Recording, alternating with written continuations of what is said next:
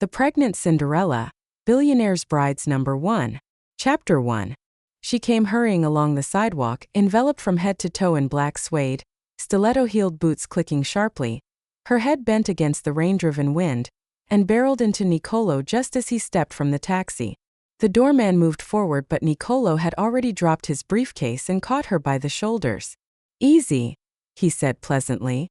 Her hood fell back as she looked up at him. Niccolò, always appreciative of beauty, smiled.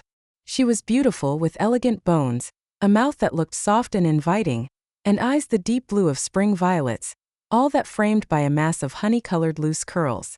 If someone had to run you down, this was surely the woman an intelligent man would choose. "Are you all right?" She pulled out of his grasp. "I'm fine. My fault entirely," he said graciously.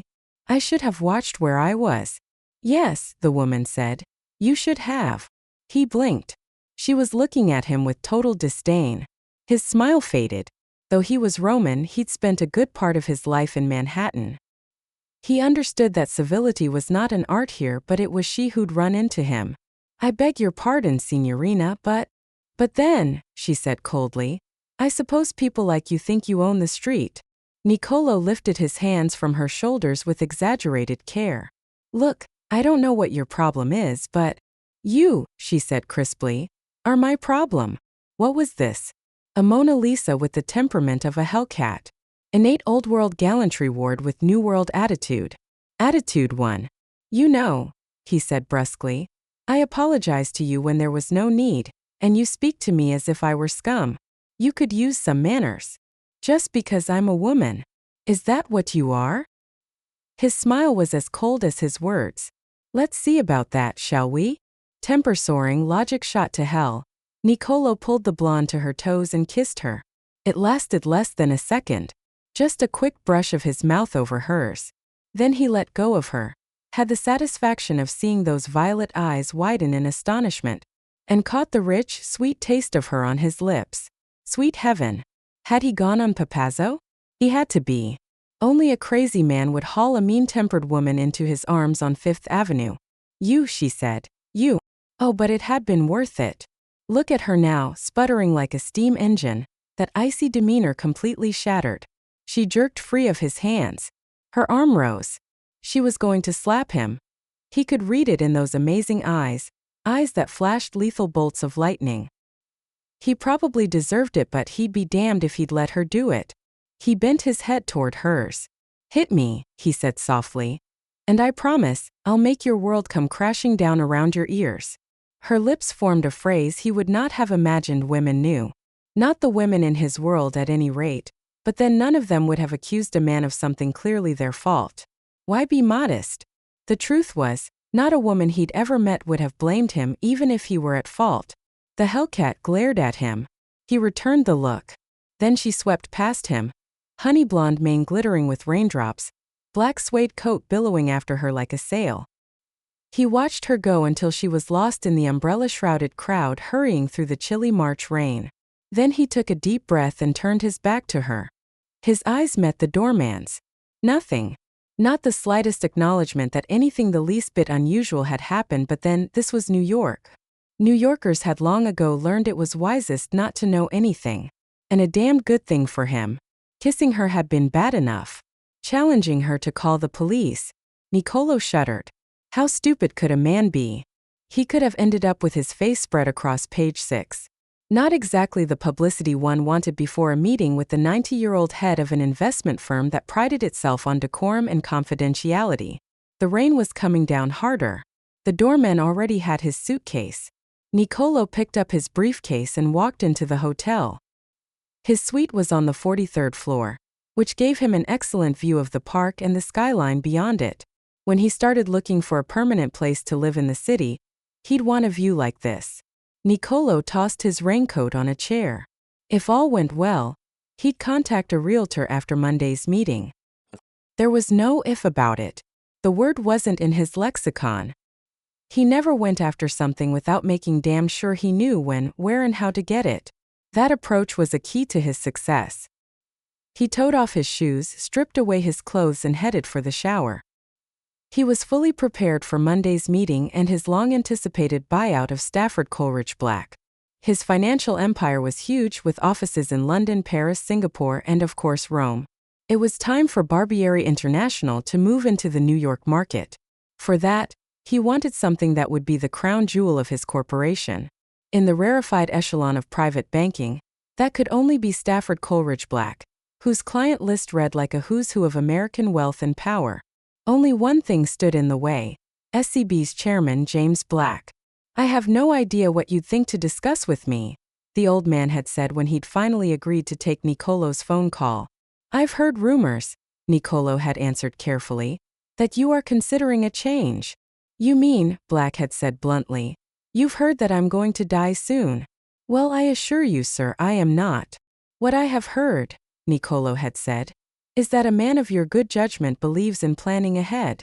Black had made a sound that might have been a laugh. Tu che, signore Barbieri? "But I assure you, any changes I might make would be of no interest to you. We are family-owned and have been for more than 200 years. The bank has been passed from one generation to another." A brief, barely perceptible pause.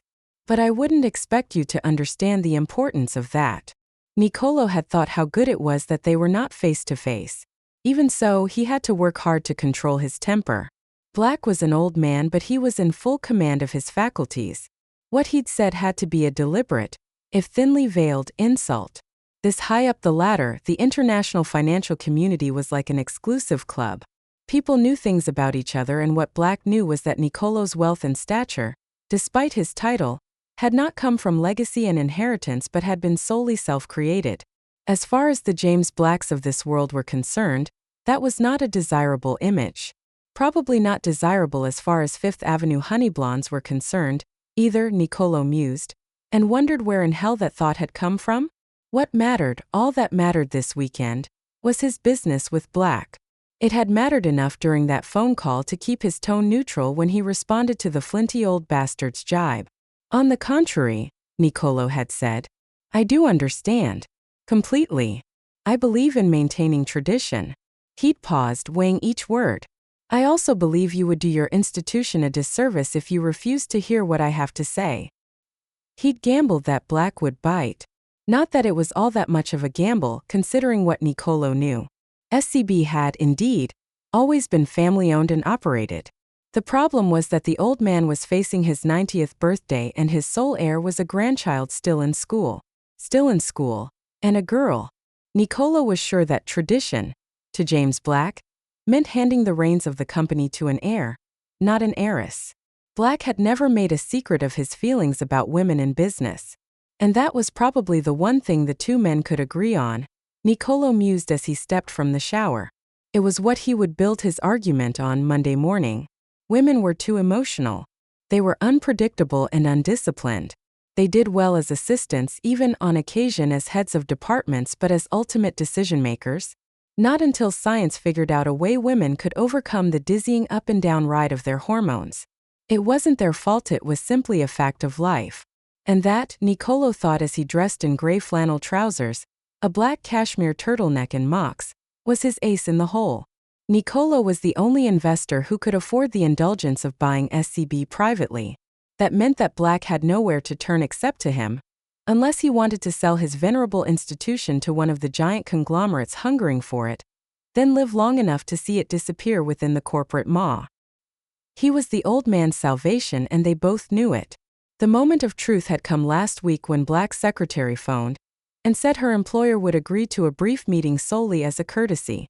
"Of course," Nicolo had said calmly, but when he hung up, he'd pumped his fist in victory. The meeting meant only one thing. The old man had admitted defeat and would sell to him. Oh, he'd undoubtedly make him dance through a couple of hoops first, but how bad could that be? Nicolo slipped on a leather bomber jacket and shut the door to his suite behind him. He wouldn't dance, but he'd move his feet in time to the music. Do just enough to placate the old bastard. Then Stafford Coleridge Black would be his. Not bad for a boy who'd grown up in not-so-genteel poverty, Nicolo thought, and pressed the button for the elevator. The rain had stopped, though the skies were gray and soggy. The doorman flagged a cab. 63rd off Lexington, Nicolo told the driver. He was meeting friends at the East Side Club. The three of them had agreed, via email yesterday, on the benefits of a quick workout, especially since both Nicolo and Damien had just flown in. Private planes or not, a man felt his muscles tighten after a seemingly interminable international flight. Then they'd go somewhere quiet for dinner and catch up on old times. He was looking forward to that. He, Damien, and Lucas had known each other forever. For 13 years, ever since they'd met at a pub just off the Yale campus, three 18-year-old kids from three different parts of the world, all of them wondering how in hell they'd survive in this strange country. Survive? They'd flourished and formed a tight friendship. They saw each other less frequently now, thanks to their individual business interests, but they were still best pals. And still single, which was exactly how they all wanted it. In fact, they always began the evening with the same toast. Life, Lucas would say solemnly, is short. And marriage, Damien would add even more solemnly, is forever. The last part of the toast was left to Nicolo. And freedom, he'd say dramatically, freedom, gentlemen, is everything. He was smiling as his cab pulled up in front of the East Side Club. It was housed in what had once been a block of 19th-century brownstones that had been gutted, completely made over and combined into one structure. A very exclusive health club. The East Side didn't advertise. No plaque or sign identified it to passers-by. Membership was by invitation only, reserved for those who valued privacy and could afford the steep fees that guaranteed it. For all that, the club was completely lacking in pretension. There were no trendy exercise gadgets, no bouncy music, and the only part of the gym with a mirrored wall was the free weight area so that you could check your reflection to see if you were lifting properly. What there were, in addition to the weights, were punching bags, a pool, and a banked indoor track. Best of all, the East Side was for men only. Women were a distraction. Besides, Nicolo thought as he inserted his key card in the front door lock, it was a relief to get away from them for a while. He had enough women to deal with in his life. Too many, he sometimes thought, when ending a relationship led to tears. He'd heard whispered, an excellent catch. He scoffed at that, but to himself, he admitted it was probably true. Why not be honest? Good evening, Mr. Barbieri. Nice to see you again, sir. Jack, Nicolo said amiably. He signed in and headed for the locker room. He had money.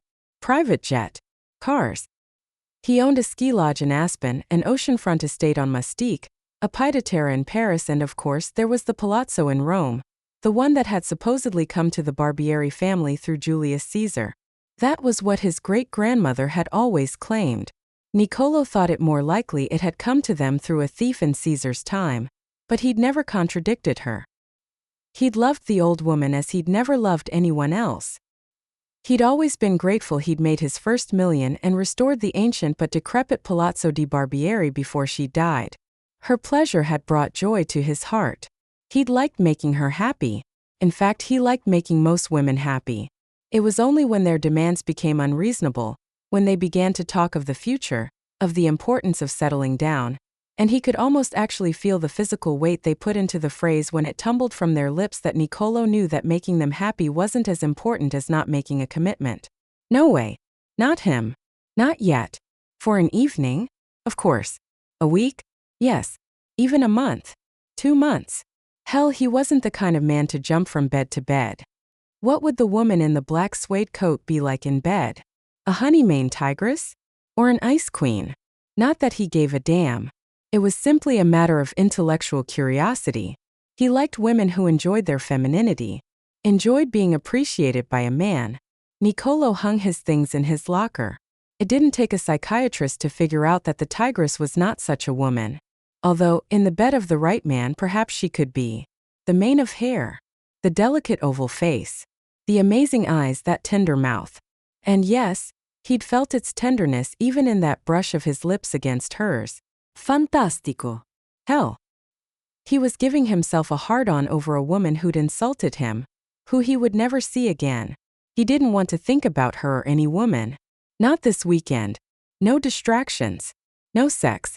Like an athlete, he believed in abstinence before going mano a mano. He needed to focus on Monday's meeting.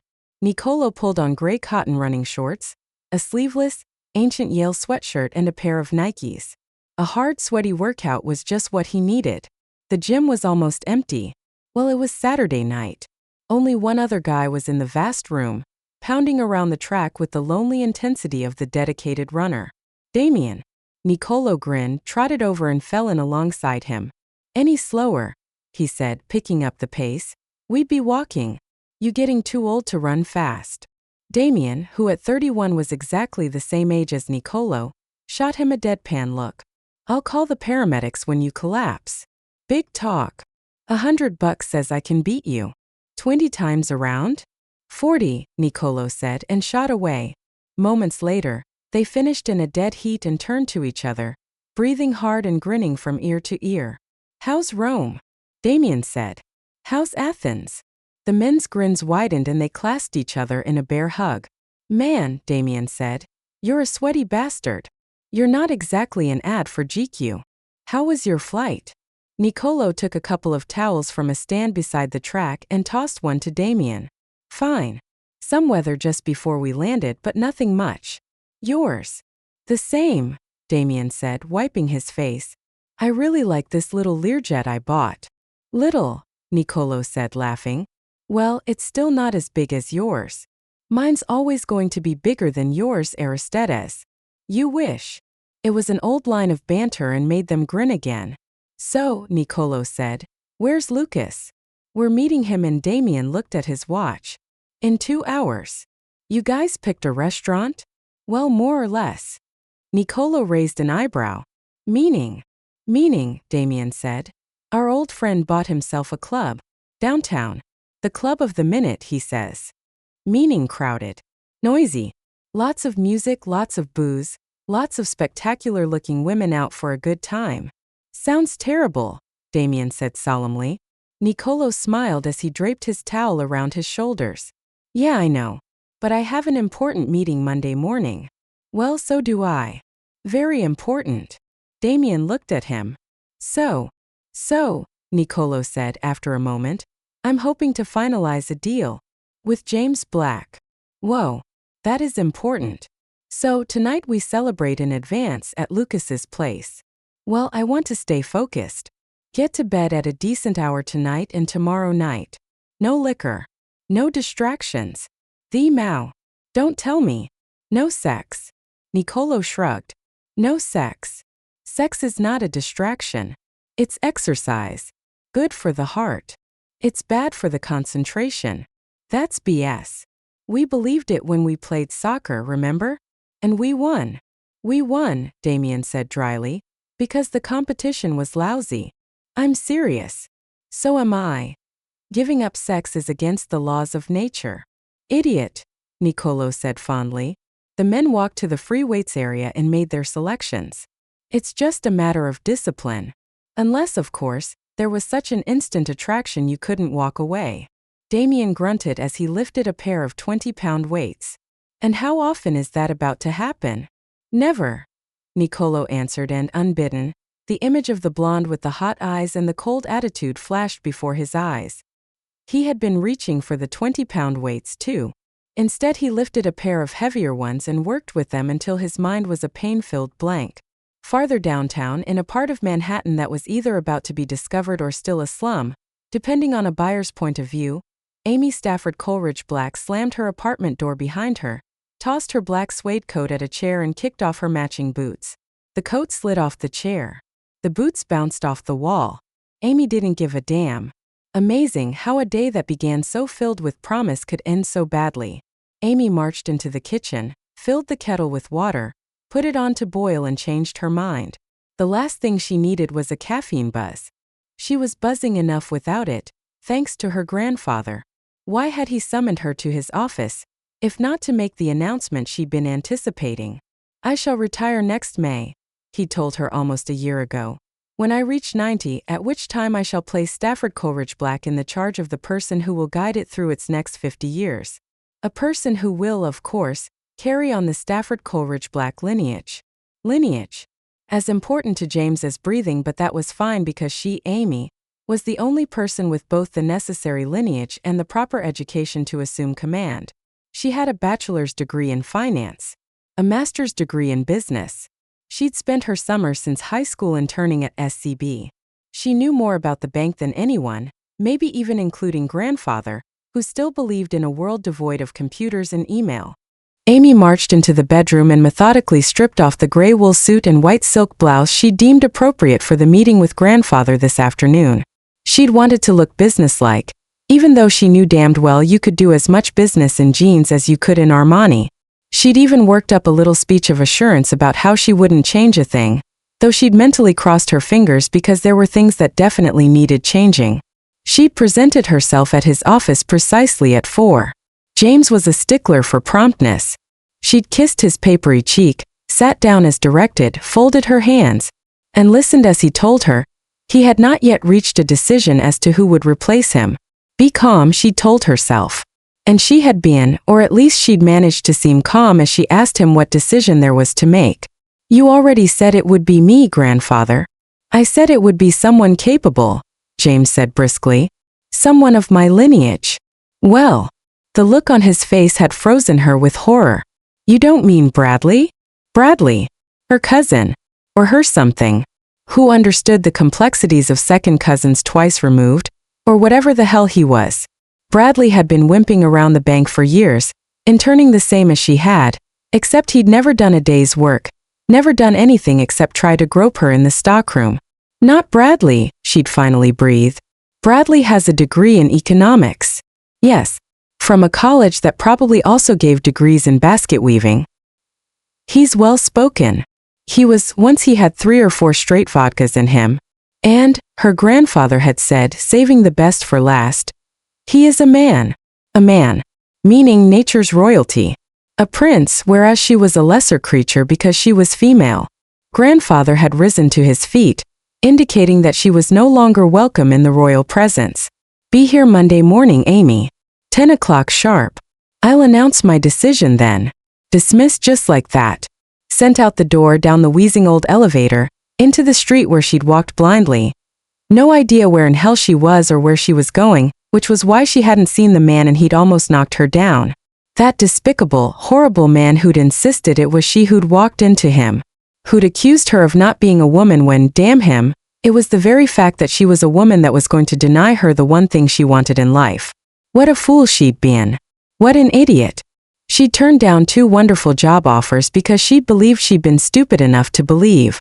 She'd been anguishing over that when the man charged into her. As if she were invisible, which she undoubtedly was because she was female. Oh, the arrogance of men. Of him.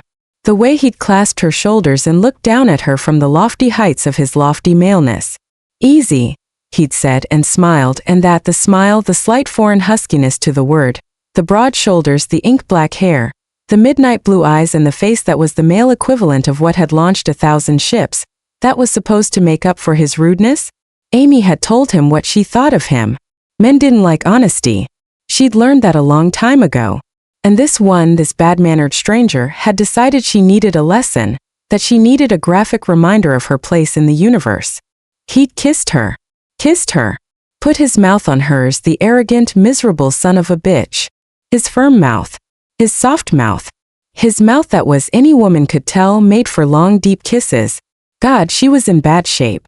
Anger, adrenaline, whatever you called it, was pumping through her veins. She was completely stressed out.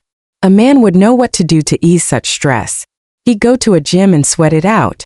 Actually, that would work for her too, but her gym, a gym for women, was closed. Hey, it was Saturday. Date night for the fairer sex, right?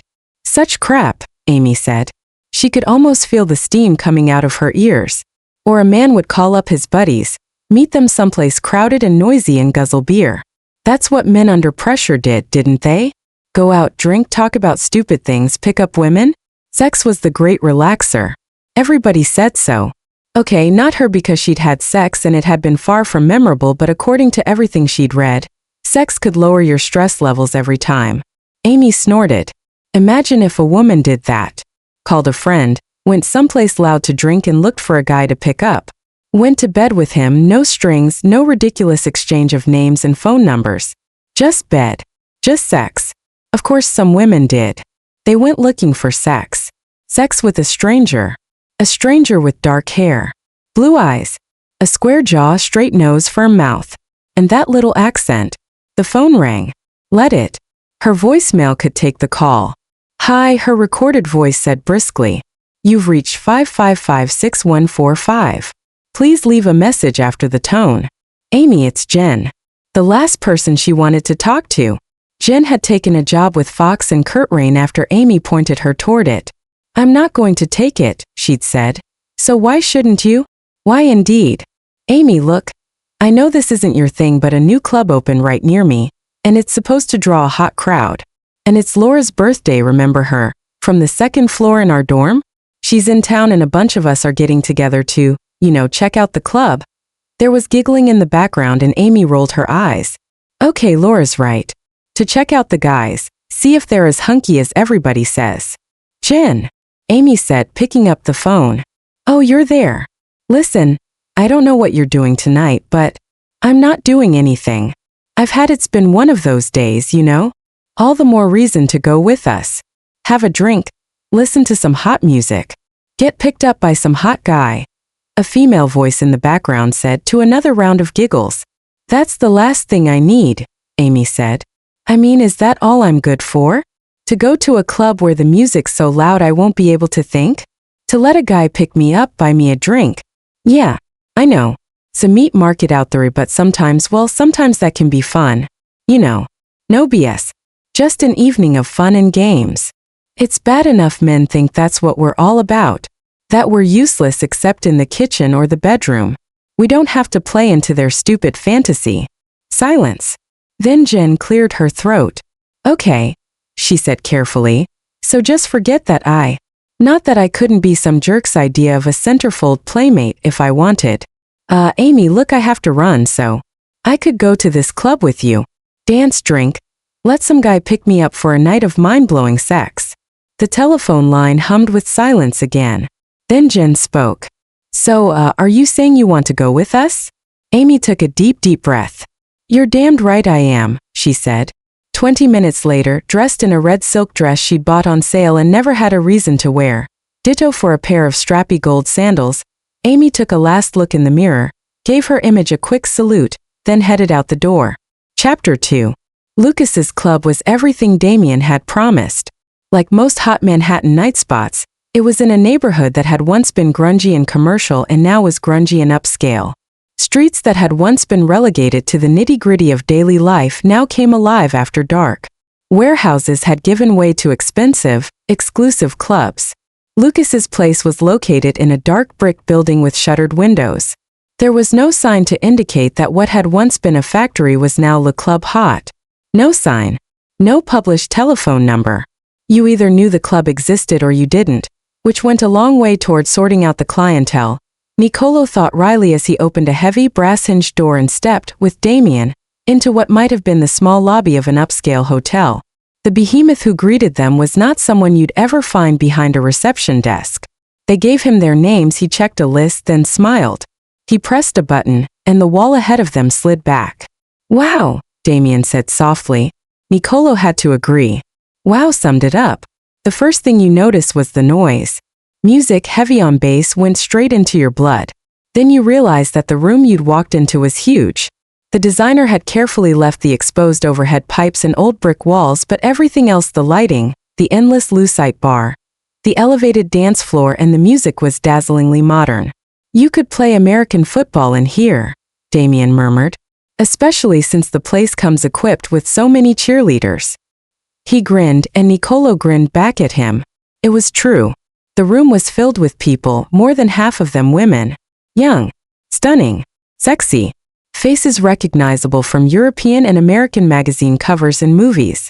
What an idiot he'd been, letting what happened this afternoon get him worked up. Damien had it right. This was what he needed. Lights, music, women. This was the way to relax.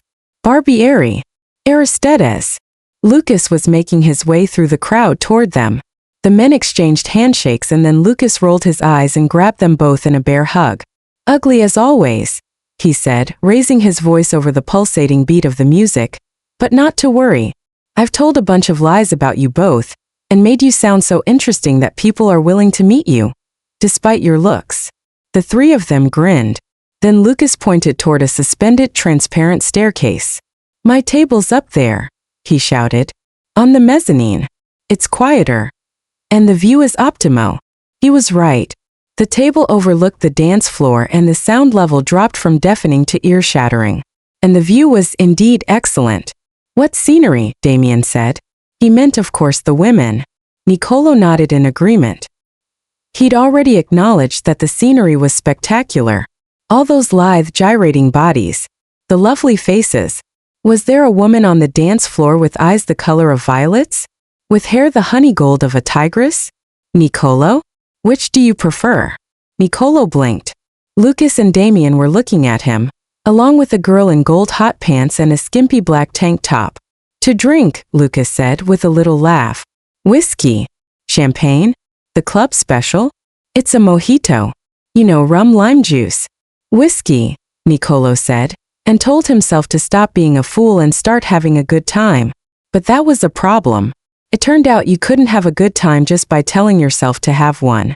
You had to relax before you had fun, and now that the woman with the violet eyes had pushed her way into his head, he knew damned well fun wasn't going to happen, no matter how much he tried. He ate. He drank. He listened while Lucas and Damien caught up on old times. The three of them hadn't seen each other in months. There was a lot to talk about and he forced himself to join in the conversation. After a while his thoughts drifted. To the woman. To how he dealt with her. The more he thought, the angrier he became. At her. At himself. What kind of man let a woman make a fool of him? Niccolò. Another blink, this time at Damien, who was watching him through slightly narrowed eyes. You okay? Yes. Sure. I told you it sits this meeting Monday and… Lucas snorted. My friend, you're as transparent as glass. What's on your mind is a woman. No. It wasn't true. Well, yes. There was a woman on his mind, but not in the way Lucas meant. There were no women in his life to think about. He'd ended an affair a month ago, and grazie a Dio that he had. The lady in question had been like so many others, beautiful and accommodating at first, then simply beautiful and boring. But then, that was in the nature of things, or was it? Somehow, he couldn't envision the blonde with the violet eyes ever being accommodating or boring. She would always be a challenge. Any other woman, given the situation, would have accepted the apology he'd offered. Hell, any other woman would have done more than that. He was always lucky with women. They liked him and he liked them. So, any other woman would have smiled and said it was nice of him to say it was his fault, but really it was hers. And he'd have understood her smile, returned one of his own and said, well, perhaps they might have a drink while they decided who owed whom an apology.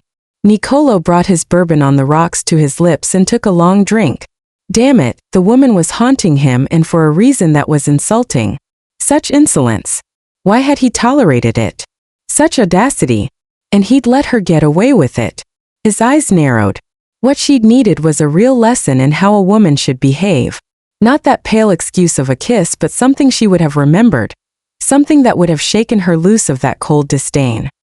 He should have dragged her against his body, taken her mouth, parted her lips with his and filled her with his taste.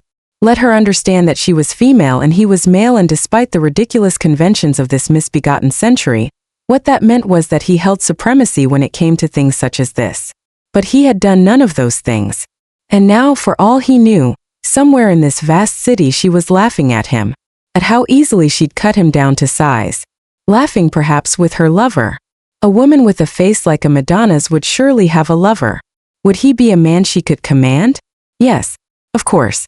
And what a pity that was, because what the lady needed was a lover whose touch would make her tremble, whose kisses would melt her icy hauteur, who would make love to her until she begged for mercy. Barbieri. Niccolò forced the darkness away, looked at the expressions on his friends' faces, and realized that he had held his glass so tightly it had shattered. Whiskey puddled on the table. Murda, he growled, and dabbed furiously at the spreading pond of golden liquid with a napkin. Never mind that. Did you cut yourself? Had he? Niccolò checked. No. Not a scratch. He forced a laugh and held out his hand. See? Relax, Race. There won't be a lawsuit. But Lucas wasn't buying into the poor attempt at humor. Amigo, I'm not the one who needs to relax. You're wound tighter than a spring. Niccolò thought about denying it, but what was the point? These men knew him too well. You're right. I am. And I'm sorry I'm spoiling your evening. He pushed back his chair. The truth is, I can't keep my mind on things tonight, so I'm going to head back to my hotel. I told you that meeting. We've known you too long to fall for that. Tough negotiations don't stress you, Barbieri. You live for them. Laughing, Damien nudged Lucas in the ribs with his elbow. It's a woman. Admit it. Niccolò gave a deliberately careless shrug. Maybe if he made light of it. Okay, he said. It is. But I'll get over it. Of course you will. Lucas leaned closer. And I know the quickest way to do it. It's like drinking, Niccolò. Remember back in college? The hair of the dog cure after too much partying? You wake with a hangover, you get rid of it by taking a drink. Well, you have a woman on the brain, you cure that by. Lucas, a soft voice purred. Darling Lucas, here you are. We've been looking everywhere. 5 women had materialized beside the table. All stunning. All smiling as if they'd found the lost treasure of the Amazons. The hair of the dog, my man, Damien whispered, and Niccolò thought, why not? Chairs were dragged over. Introductions were made. Champagne corks popped. After a few minutes, one of the women, her name was Vicky, turned to Niccolò. Lucas tells me you're a royal. Niccolò looked over her shoulder. Lucas grinned and winked. Lucas is a comedian, he said. I'm famous too. She giggled. Well, not yet, but someday. Maybe you've seen me? I've been in a list of plays, or TV shows, or something. He didn't know, didn't care, and stole a surreptitious glance at his watch.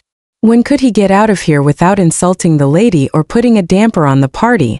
Not that she wasn't beautiful and friendly.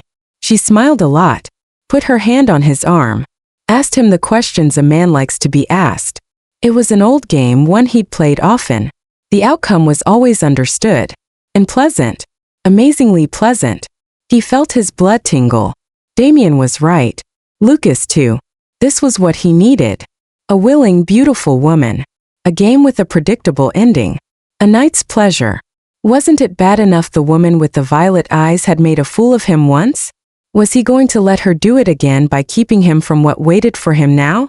Niccolò pushed back his chair. Took Vicky's hand. Dance with me.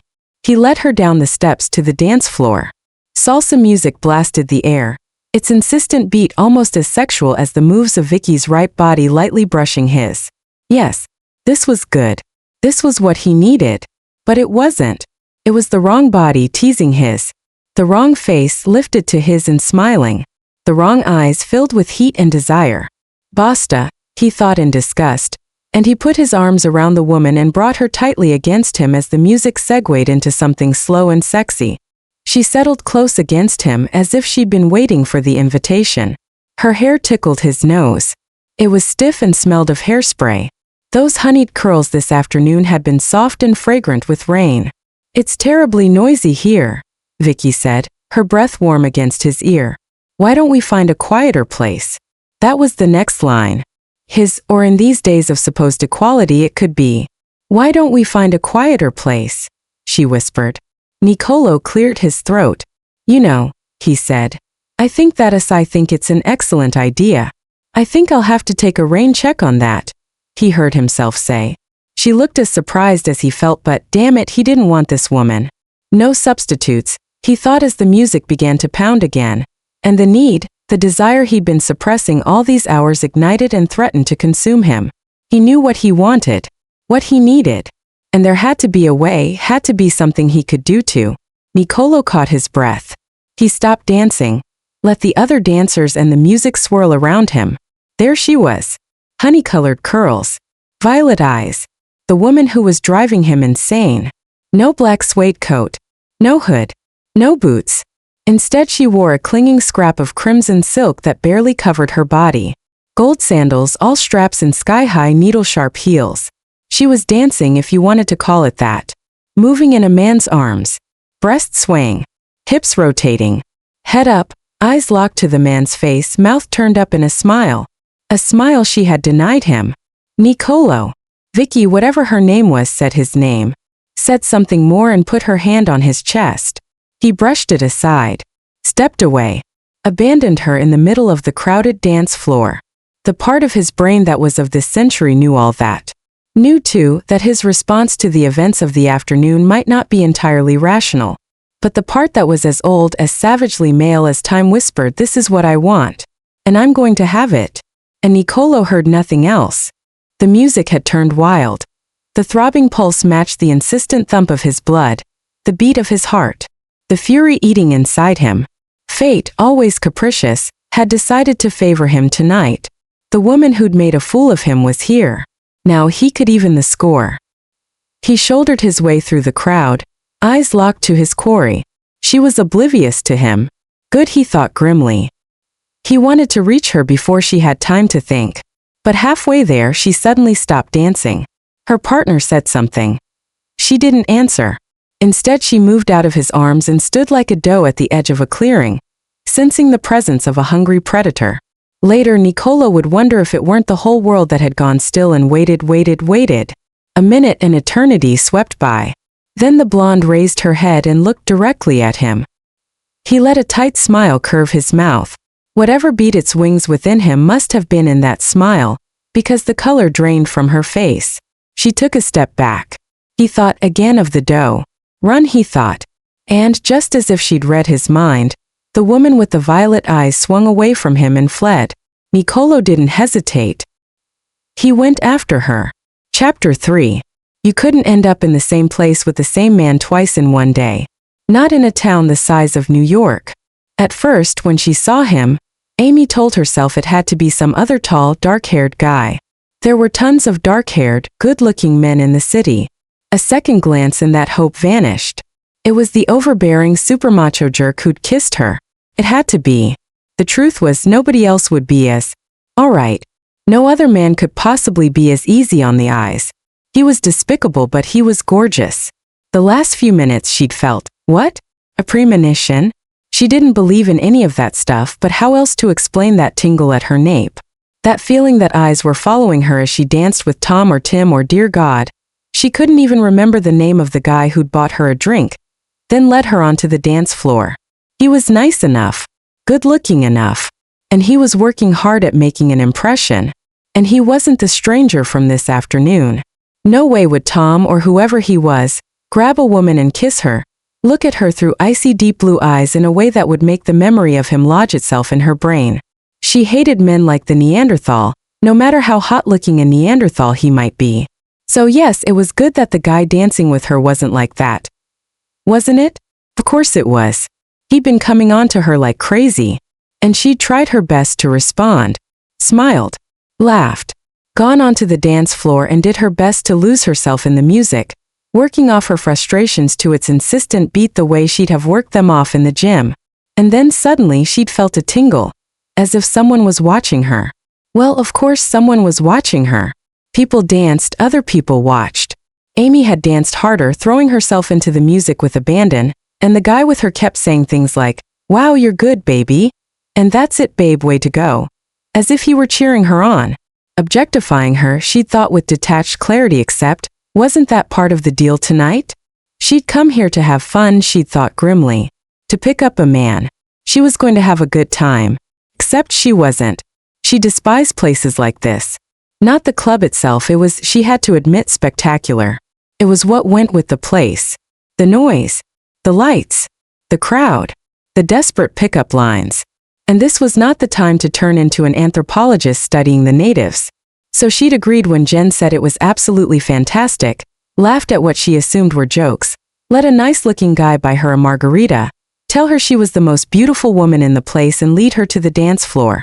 And tried not to cringe each time Ted or Tim or Tom called her baby. And worked really, really hard at pretending she was having fun when the truth was she didn't belong here, didn't want to be here, certainly didn't want to go home with Ted, Tom, Tim, or anybody else for a night of meaningless sex. She'd never treated sex casually. Never had a one-night stand. Never, not once. Why on earth had she thought she'd want to now? Because a sly voice inside her had whispered, you thought it just might make you forget the stranger. The one with the hard, beautiful face and the body that was all muscle. The one who kissed you as if he had the right, as if he could kiss you, do anything to you that he wanted. That you wanted. And that was when Amy felt the tingling, looked around and saw him. The stranger from this afternoon. watching her with what could only be fury in his eyes. He was angry? At her? That was crazy. She was the one who was angry. And angry wasn't the word. She'd been the one harassed by him. By his attitude. His arrogance. His unwanted kiss. His eyes met hers. Everything faded. The insistent throb of the music, the people around her, everything. Amy stopped dancing. It was all she could do not to run. The look in his eyes terrified her. But the slow heat spreading through her veins terrified her even more. She took a long deep breath. Or tried to. For some reason she couldn't seem to get any air into her lungs. Suddenly the rage in his expression changed. Something else glittered in his dark blue eyes. Something male that she despised. The innate male determination to dominate. To dominate in bed and out. With breathtaking swiftness, she felt a rush of heat sweep through her. Her N***** tightened. A honeyed warmth spread low in her belly. No, she thought frantically, no. She'd never want someone like him to put his hands on her. His mouth on her. To take her hard and fast, again and again until she collapsed in his arms. He started toward her, heedless of the people in his way, everything about him focused with hot intensity on her. And she turned and ran. She went through the crowd blindly, banging into people, ignoring their indignant protests. Her heart was racing. God, oh God, oh God. He was the hunter. She was his prey. A sob rose in her throat, and just in time, she spotted the flashing neon sign that marked one of the club's unisex bathrooms. Jen had dragged her into it earlier. Doesn't look like a bathroom at all, Jen had bubbled. Right now it looked like a sanctuary. Amy pulled open the door, slammed it after her, started to turn the lock. Bang! The door flew open and the man burst into the room. She shrieked and fell back, reached behind her to the vanity, wrapped her hand around a heavy bottle of something. Hand lotion. Body oil. Who gave a damn what it was? It was a weapon. That was what counted. Don't, she said. Her voice shook. Was that the reason for the little smile that began at the corner of his mouth? Get out of here. Do you hear me? Go away or I'll scream. He laughed. She couldn't blame him. There wasn't a chance in the world anyone would hear her. You wouldn't hear a siren above the music. It was muted here, but it still filled the room like the beat of a giant heart. She raised the bottle over her head. One step, she panted. Just one and I'll smash you with this. He laughed. You already tried that, remember? I'm not kidding. You unlock that door and get the hell out of here or so help me. He started toward her. She let fly with the bottle but he dodged and it shattered against the wall. Listen to me. Her voice trembled. She hated herself for it, but she knew damned well there was nothing she could do to prevent it. This is a terrible mistake. You won't get away with. At first, he said, his tone almost conversational, I thought, well, that is just the way she deals with men. She'd noticed his accent this afternoon. You couldn't miss that husky, sexy quality to his voice. It seemed more obvious now, his pronunciation more careful. I told myself it was not important. Amy swallowed. Look what happened this afternoon. Still, he said in that same easy way, as if he were explaining the day's news to a friend. Still, I admit it bothered me. That a woman should be so impolite. So downright rude. But I put it out of my head. I didn't do anything. It was just something that happened. Just something that happened. He nodded. Yes, that's an excellent way to put it. In fact, that is exactly the conclusion I reached. He was inches away from her now, so close that she had to tilt her head up to see his eyes. Even in her heels he was much taller than she. And God, much bigger. But then I saw you here. You mean you followed me here? You give yourself too much importance, Kara. Do you really think I have nothing better to do than to spend my time following you? A little muscle was ticking in his cheek. I came here with friends. To enjoy the evening. He paused. And it would seem so did you. Yes. And my date will be looking for. Your date didn't move a finger to prevent you from abandoning him. Or to keep me from going after you. He paused and she saw his eyes darken. I noticed that you treated your gentleman friend differently than you treated me. I don't know what you mean. Kara, please don't try my patience. You laughed with him. Smiled when he spoke to you. Of course. I mean, I know him. Really? What's his name? Ted, Amy said quickly. No, it is not. It had been a gamble, but a good one. Nicolo watched as the woman worried her bottom lip. He guessed right. She had no idea who she'd been dancing with.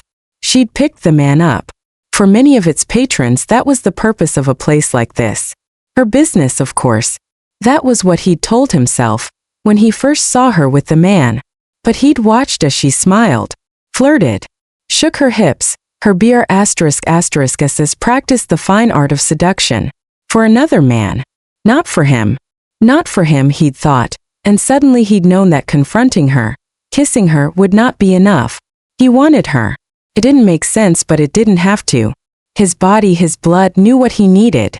And what he needed was this beautiful, condescending stranger dancing with him, dancing in his bed. Slowly he reached out, laced one finger under the thin strap of her red dress and tugged. She stumbled toward him, arms raised, hands balled into fists. He caught her wrists in one hand. Don't struggle, he said in a low voice. It will only make things worse. Please. Her voice trembled. Please don't do this. I told you this afternoon you lack manners, Kara. Let me go. Damn you. The next time something happens, as you called it, between you and a man, you will know how to respond. If you're after an apology, and if I were, would you finally offer one? She was terrified. He could see it in her face, feel it in the trembling of her body. Her gaze locked on his, and he felt a rush of disappointment. She was desperate enough so she was in fact going to apologize. And then, as a civilized man, he'd have to let her go. Wrong. Her chin lifted. Terrified or not, her eyes blazed with defiance. Only a barbarian would think that taking a woman by force is the way to get even for damage to his ego. Is that what you think? That I'm going to rape you? The muscle flickered in his jaw again. He cupped her face with his free hand and held it steady. You know better. His voice was low and husky. I saw the way you looked at me a few minutes ago. Color stained her cheeks. I don't know what you...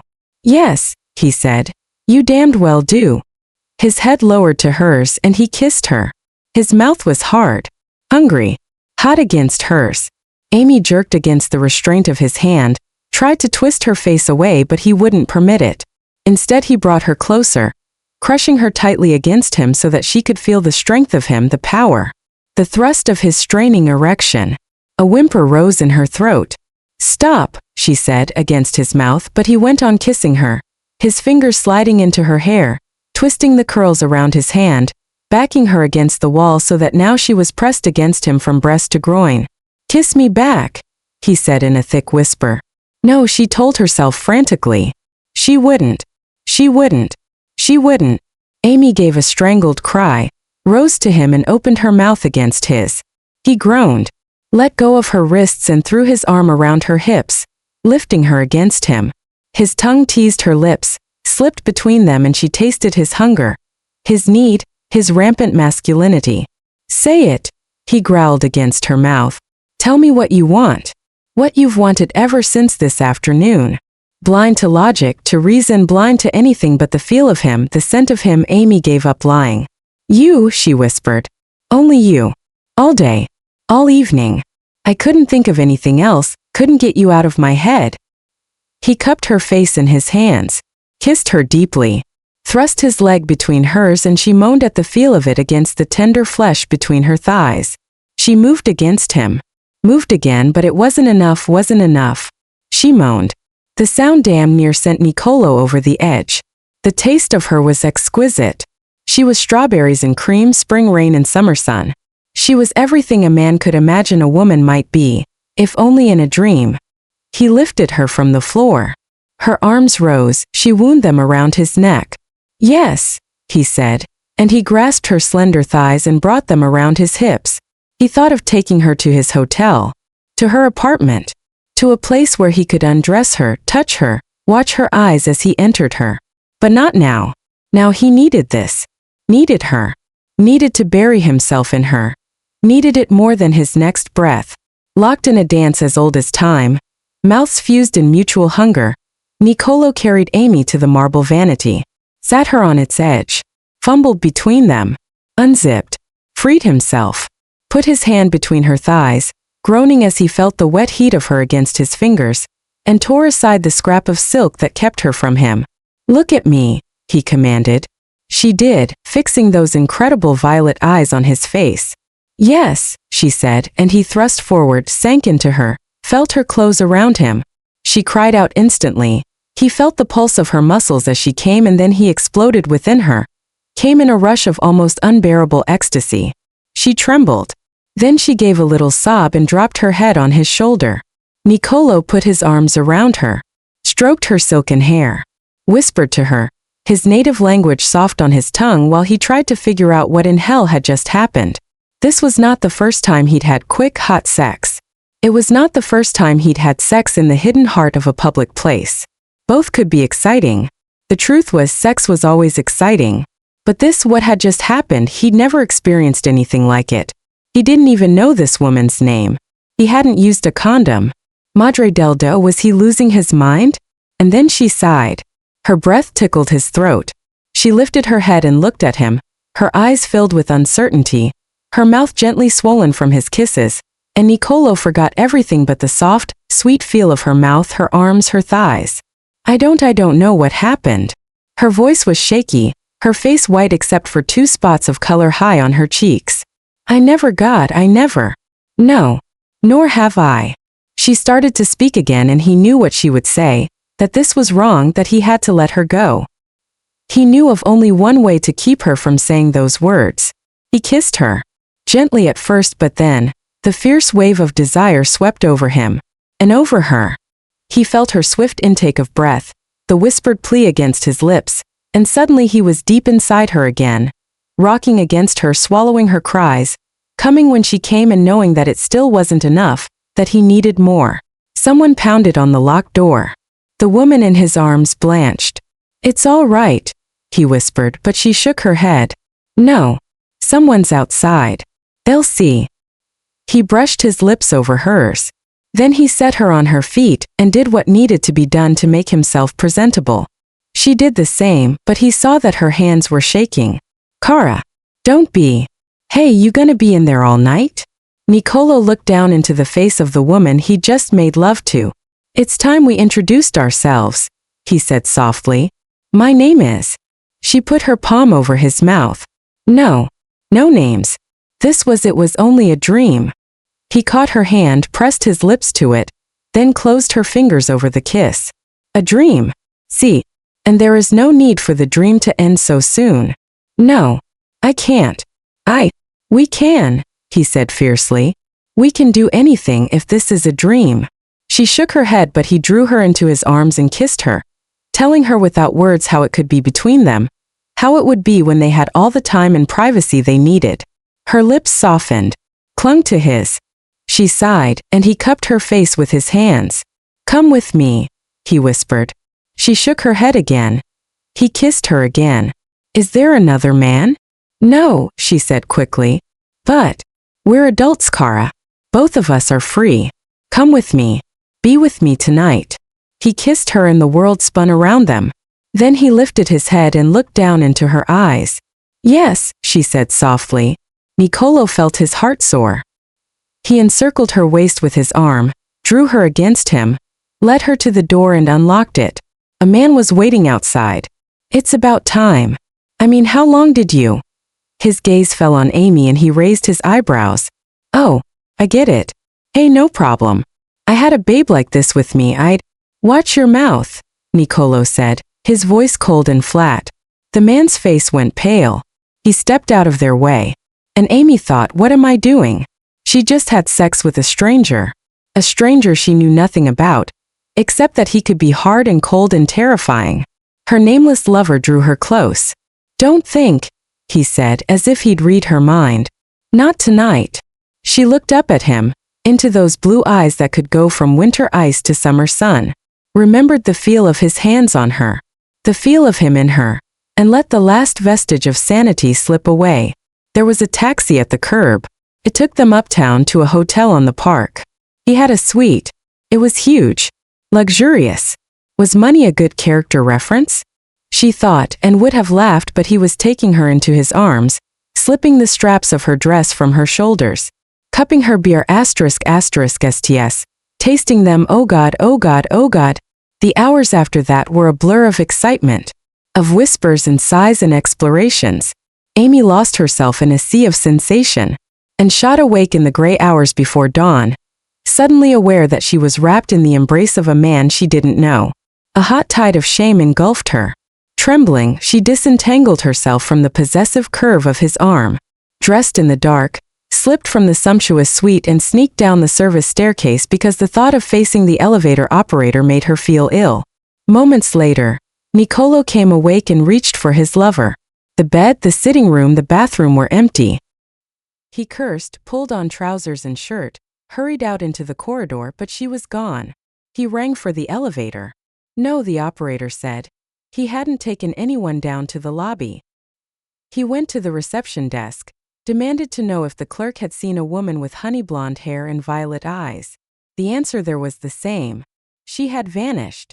As the sun rose over the city, Niccolò paced his rooms while he tried to figure out how in hell he would find a nameless woman in a city of 8 million people. The one certainty was that he would find her. Niccolò Barbieri did not believe in defeat. By Sunday evening, Niccolò had learned an ugly lesson.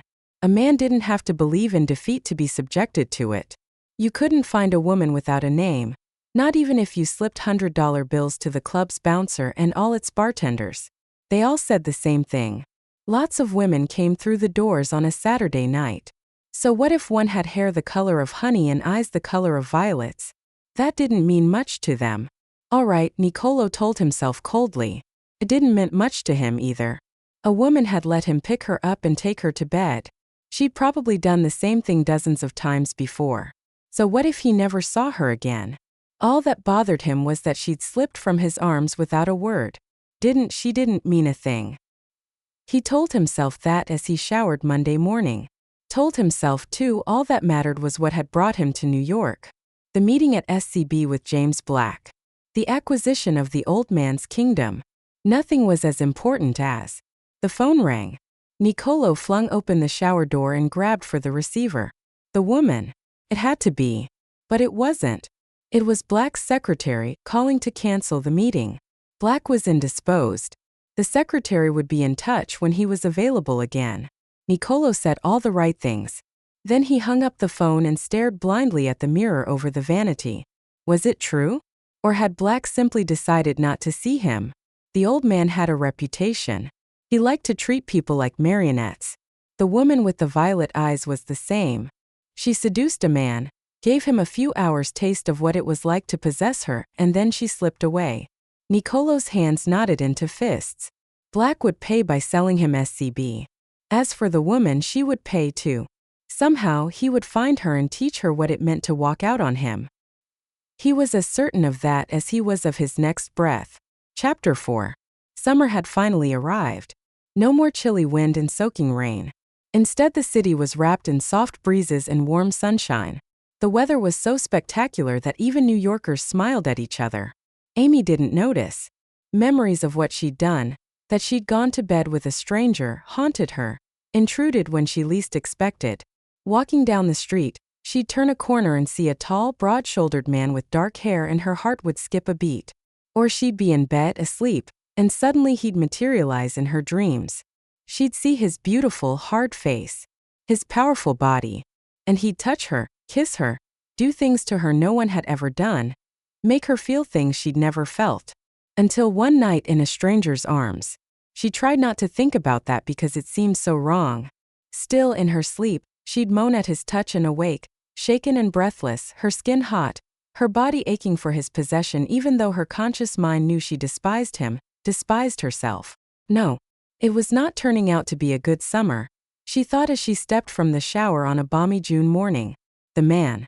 The ugliness of what she'd done. Then that same weekend, her grandfather's stroke. Her mouth tightened. Good old Bradley had rushed to the rescue. By the time she reached the hospital, her cousin was there with 2 of his SCB cronies. He had a piece of paper in his hand, James's signature scrawled across it. Something that he and his pals swore was James's signature anyway. Uncle has made me his surrogate until he recovers. He'd told her with ill-concealed triumph. Amy tossed aside her bath towel and went to the closet. She should have fought him. Hired an attorney. But she'd felt such despair that Sunday, such self-loathing, that fighting Bradley was the last thing she'd wanted to do. Bradley settled into James's office and immediately began making decisions that left her reeling. But there was nothing she could do.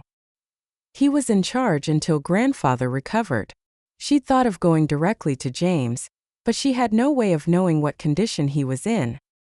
He was in seclusion at his home, surrounded by doctors, nurses, and therapists, and supposedly had left strict orders that he did not want to see visitors. Hands tied, Amy had only been able to wait and wonder. Yesterday the waiting had ended. James's secretary, Bradley's secretary, now had phoned and told her she was expected at Stafford Coleridge Black promptly at 10 this morning. "I'm sorry, Miss Black," the woman said crisply when Amy started to ask questions. "I can't tell you anything except to assure you that you'll have all the answers tomorrow." As if she needed them, Amy thought bitterly. She knew exactly what would happen this morning. Her cousin, seated behind James's imposing desk, would flash his oily smile and tell her he was in charge permanently. She'd fight him, of course, just on principle. But she'd lose. Bradley had that document and witnesses. She had nothing, certainly not the money for a protracted court battle. Lately she didn't even have the energy. She was tired all the time. Exhausted, really. Plagued by bouts of nausea. Stress, she told herself. Over her grandfather because despite everything he was her blood and she loved him. Over what would become of Stafford Coleridge Black because she loved it, too. And stress over that night. What she'd done. That she'd let a stranger seduce her. Except he hadn't. She'd gone to him willingly. Eagerly. Making love with him was the most exciting thing she'd ever done. Sex had never been like that before. Sex would never be like that again. Especially since she couldn't imagine being with another man. Amy blinked. She had more important things on her mind this morning. Yesterday, she'd finally gone to her doctor for a checkup. He'd listened to her litany of complaints, examined her, had his nurse take blood and urine samples and told her he'd have lab reports in a few days. "Not to worry, Ms. Black," he'd said briskly. "I suspect whatever ails you is simple to deal with. Vitamins," she'd thought. More rest. Fewer dreams. Still, it was hard not to worry until the lab results were in, and now, on top of everything else, she had this meeting Bradley had orchestrated. Undoubtedly so he could crow with triumph as he told he'd taken permanent control of the reins. When she was dressed cotton summer suit, low heels, light makeup, Amy looked in the mirror. The woman looking back at her was the woman she really was. Intelligent. Educated. Competent. She bore no resemblance to the woman in the bathroom mirror that night at the club. No. She would not let those memories take over this morning. Bradley was about to knife her in the back, but she'd be damned if she'd let him see her bleed. She would show absolutely no emotion today, no matter what happened. That was the plan, and it would have worked. Except for what she found waiting for her in the Stafford Coleridge Black boardroom. Grandfather, not Bradley, sat ramrod straight in his usual chair at one end of the long mahogany conference table. The stranger she'd gone to bed with was seated at the other. Nicola was not in a good mood. He was in New York for the first time since the episode 3 months before, and he'd found the night had tainted his feelings about the city. Unfortunate. He'd always enjoyed spending time in Manhattan. Now he couldn't wait to see the last of it. And he thought, with a not-so-discreet glance at his Tag Heuer watch as he sat waiting for the meeting in James Black's office to begin, he would be doing that soon. Just this one last session with Black and the deal he and the old man had worked on the past 2 weeks, via a volley of faxes and phone calls, would be completed. Yesterday, when they'd met face-to-face, Black told him there was just one last point to agree upon. Just one, he'd repeated, his voice quavering because of the stroke that had, it was said, almost killed him. "And that is," Niccolo had replied. Black had wagged a bony finger. "Nothing a smart man won't be willing to accede to, Prince Barbieri, I assure you." Niccolo had almost reminded him that he didn't use his title, but he decided to play along. Black obviously liked the idea that Niccolo was royalty. Why do anything to spoil the finalization of the deal? Not that he was concerned over this last point, especially since he was sure he knew what it was. They'd agreed on a price. On a takeover date. What could be left to discuss? Only Black's repeated concern that the company his ancestors had founded not lose its identity among Nicolo's holdings. The old man, he was sure, was going to want some sort of guarantee, and Nicolo had come up with one. He would keep the bank's name, Stafford Coleridge Black, intact. In fact, he'd almost said so yesterday in hopes of avoiding this morning's meeting, but he suspected that giving in without at least a small battle would only make Black ask for something more. So he'd agreed to today's meeting, which had meant spending another night in the city. Another night plagued by memories of how he'd let a woman make a fool of him. Dio, how ridiculous he was. He'd had a night of sex, the best sex of his life, and that was saying a great deal. A night of fantastic sex with no morning after to deal with. No female batting her lashes over coffee, telling him how wonderful he was, asking when she would see him again. Ask half a dozen men what was wrong with that scenario and they'd laugh and say there wasn't a thing wrong with it. Mind-blowing sex. No names. No commitment. A man's fantasy. Then why was it driving him insane that she'd left his bed while he slept? Why should it bother him? He still winced when he recalled how he'd gone searching for her in the hall. Made a fool of himself with the elevator operator, the night clerk. Taken a cab to that damned club and demanded answers. Embarrassing? A little. Hell. A lot. A woman should not be the one who walked out of a relationship. Even if that relationship only lasted a few hours. Yes, he knew all about the age of equality, but a woman had never walked out on him. Not under any circumstances. This one had, and he didn't like it. That was why she was in his head even now. Even when he was about to complete a deal he'd worked on, dreamed of for years. Instead of concentrating on it, he was thinking about a woman who, Prince Barbieri, who should consider herself fortunate. He'd had no way to locate her because if he had. Prince Barbieri. Sir? Few please. See, Nicolo said and cleared his throat. Are you ready to begin? I was just reading through my notes and he looked up. The world tilted. The woman with the violet eyes was standing in the doorway staring at him just as he was staring at her, as if one of them was an apparition. He saw the color drain from her face. Saw her mouth drop open. Saw the swift rise and fall of her ****sts beneath the jacket of a demure blue suit. Demure was the word for her, all right. Whoever she was, whatever she was doing here, today she was playing the part of a virgin. A muscle knotted in Nicolo's jaw. He shoved back his chair. Rose to his feet. His eyes never leaving her. She took a quick step back. Her lips formed a silent plea. No. He forgot everything. The boardroom. The old man. The deal he'd worked so long to finalize. Yes, he said grimly. Oh, most definitely yes, Kara. She shook her head. Stumbled back another step. Do you two know each other? Black asked. Nicolo swung his head toward the old man. What? I said, have you met my granddaughter before, Your Highness? Nicolo, a man who had glibly talked his way into the presence of captains of industry and heads of nations during his determined rise to the top, opened his mouth, then shut it again. Black's granddaughter? This creature who would sleep with a stranger, and then disappear into the night was his granddaughter? Yes, of course. A spoiled rich brat, accustomed to playing a seductive nymph by night and a sweet virgin by day.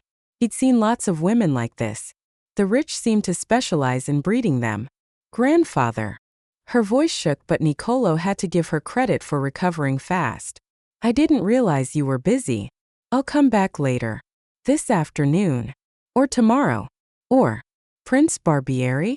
Please sit down. You too, Amy. This meeting very much concerns you. Her stricken gaze swept from the old man to Nicolo. Nicolo narrowed his eyes. What the hell was going on here? The temptation to tell Black he would not talk business in front of the woman was strong, but he suspected Black would not back down. He wanted her here, but why? Nicolo had no choice but to learn why. What a pleasant surprise, he said, his tone silken. Is it Miss Black? She nodded. That's correct. Ah. In that case, please join us. The look she gave him told him she'd regained her composure. My grandfather's already asked me to stay. I don't need your invitation. Amy. No. That's all right, Signore Black. Nicolo drew his lips back in a cold smile. Your granddaughter is right. These are your offices, not mine. But not for long, the old man said. Amy looked at him. What does that mean? Sit down, Amy, and you'll find out. Niccolò pulled out the chair beside his. An excellent suggestion, Miss Black. His voice hardened. Sit down. He saw her throat move as she swallowed. Then she raised her chin, ignored him and took the seat to the right of her grandfather. Niccolò sat down too and Black cleared his throat.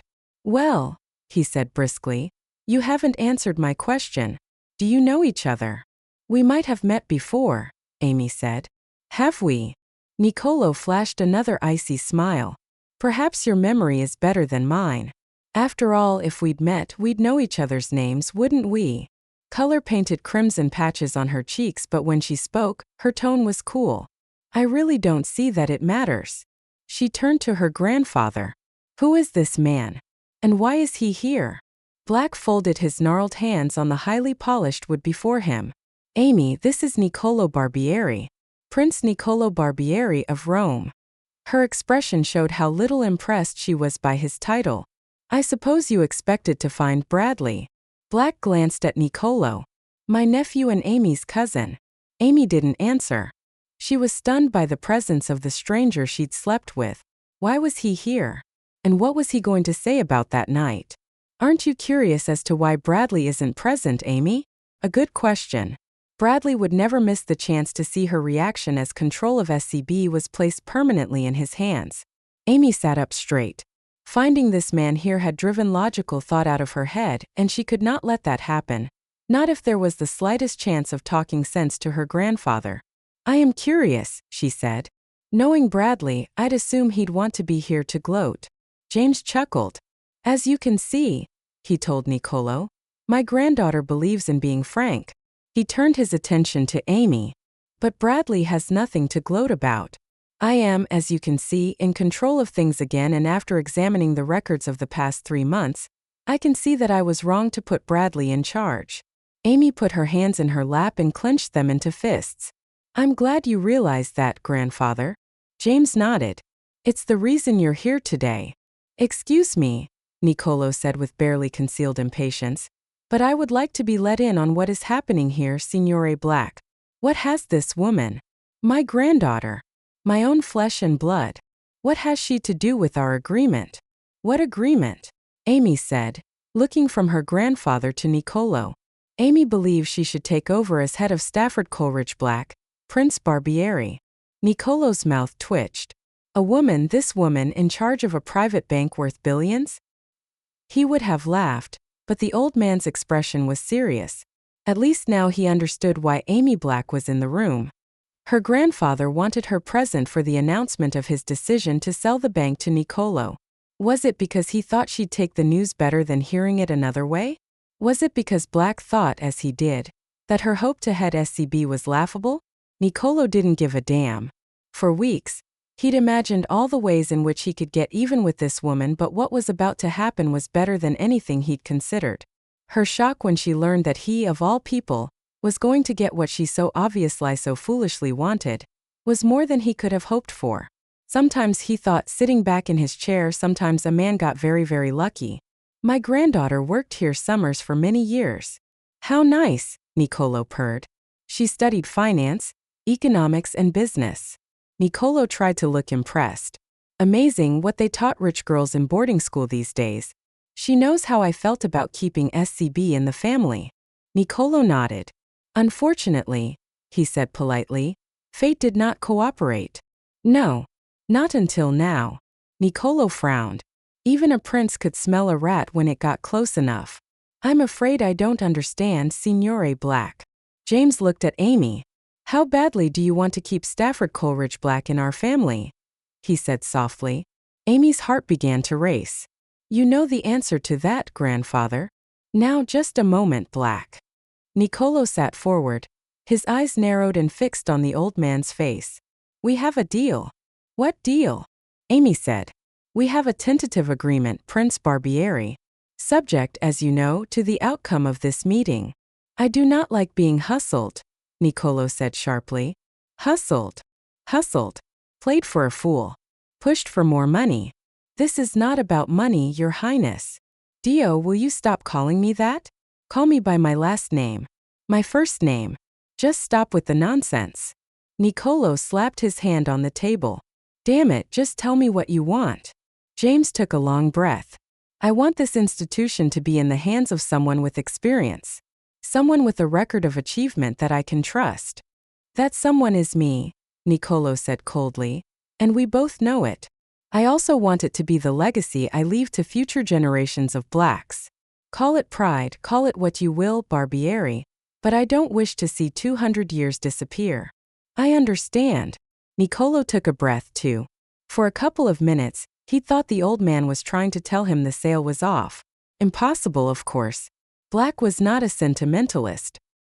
He would never leave the bank in the hands of an irresponsible female. And that is why I'm sure what I say next will please you, signore. I've decided to retain the name of the bank. It will be known as Stafford Coleridge Black, just as it has for generations. Amy snorted. Nicolo shot her a warning look. Do you find this amusing, signorina? I find it arrogant, signore. Can you actually believe my grandfather is naive enough to think you've decided to keep a name that's worth its weight in gold in financial circles as an act of kindness? Nicolo gave her a long, cold look. Then he turned to James. With all due respect, he said, in a tone that made it clear the words were a polite lie, I will not continue this meeting with your granddaughter present. With all due respect, Amy snapped. You are the outsider here, Prince Barbieri. You know nothing about this. I know everything about it. Nicolo's mouth thinned. What you know, he said slowly, has nothing to do with boardrooms or corporations or responsibility. The only person here who does not know that is your grandfather. Amy sprang to her feet. You no good, insolent son of a... Stop it. James's voice was sharp. Amy, you are to show the prince respect. Respect? If you only knew what this man is really like. If you knew the truth about him. Tell him, Nicolo said softly. Go on, Miss Black. Why not explain things to your grandfather? Amy stared at him, eyes glittering with angry tears, lips pouting with suppressed rage. Beer asterisk was rising and falling with each breath. It made him remember how she had looked that night in his arms, in his bed. With a swiftness that stunned him, he felt his body harden. Why is he here? She said, her voice rising. I demand to know the reason. James Black looked from his granddaughter to the one man he was certain could guide the company he loved through the 21st century. Bradley couldn't do it. Amy had tried to make him see that, and she'd been right. In the short time the boy had been at the helm, the company had lost clients and come close to taking dangerous changes of direction. That left only one other Black to head the bank. Amy. In the endless weeks of his recuperation, James had finally reviewed the proposals she'd made and he'd ignored. He'd been forced to admit, good. Excellent, actually. And Amy was of his blood. But she was also a woman. A young woman.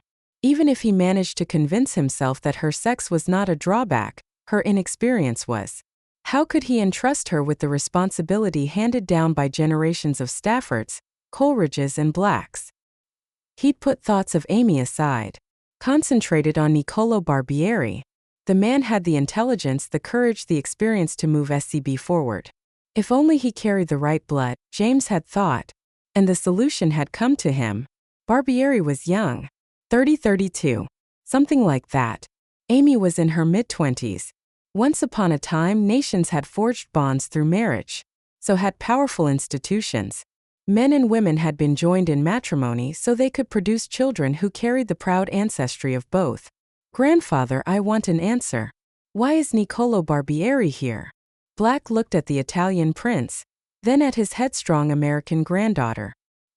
He is here, he said calmly, to make you his wife. Chapter 5. For a moment no one spoke. No one moved. Even the dust motes hovered in the silence. Then Amy collapsed into her chair and made a choked sound. Was she laughing? One glance at her and Nicolo knew she wasn't. She looked the way he felt, as if an elephant had suddenly appeared in their midst.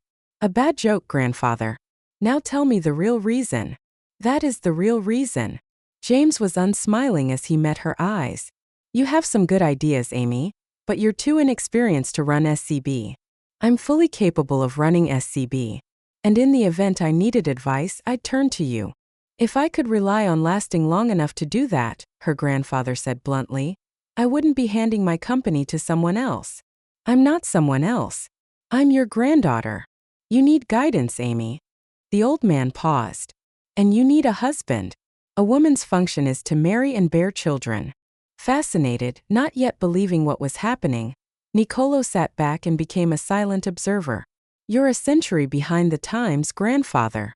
So it would seem. Which is why I'm willing to see you as second in command to a man capable of running my company. Second in command. Amy's voice rose. Do you actually think I'd agree to such an arrangement? Stafford Coleridge Black needs strong, proven leadership. It also needs, as you have pointed out many times, new blood. His Highness can provide both those things. Black fixed her with an autocratic eye. He can also provide our bank with a new generation of leaders. A flush rose in her cheeks. You speak as Ephos if I'm a broodmare. I speak sense, child, Black said somewhat more gently. You know I do. This is the perfect solution to everything. A muscle knotted in Niccolò's jaw as silence fell over the room again. The offhand comment about providing the bank with a new generation was perhaps the most infuriating of all the infuriating things the old man had said. If he took Amy Black to bed, breeding a future generation of bankers would not be the reason. What about the night you spent with her, Niccolò? A man who doesn't use a condom is a man flirting with fatherhood. A knot formed in his belly. He'd never done such a foolhardy thing before, forgotten protection in the rush to take a woman, but then he'd never done anything as crazy as making love to a stranger either. He looked at Amy. Nothing to worry about, he thought coldly. A woman who slept with a nameless man would be using protection of her own. She looked innocent now, in that demure outfit, tears glittering in her eyes, but it was all an act. An act, he thought, and felt anger overtake surprise. What a pair they were, the old man and his granddaughter. Did they really take him for such an easy mark? Perhaps it was time to remind them of who he was. Excuse me, he said, his voice dangerously soft, but perhaps I might say a word. Or would that spoil this rather amusing little scene? Your Highness. James Black cleared his throat. Maybe I should have mentioned this to you during an earlier meeting, but… Indeed, signore. Maybe you should have. I considered it, but you were afraid I'd laugh in your face. I admit, I thought it possible you might see my idea as unpalatable.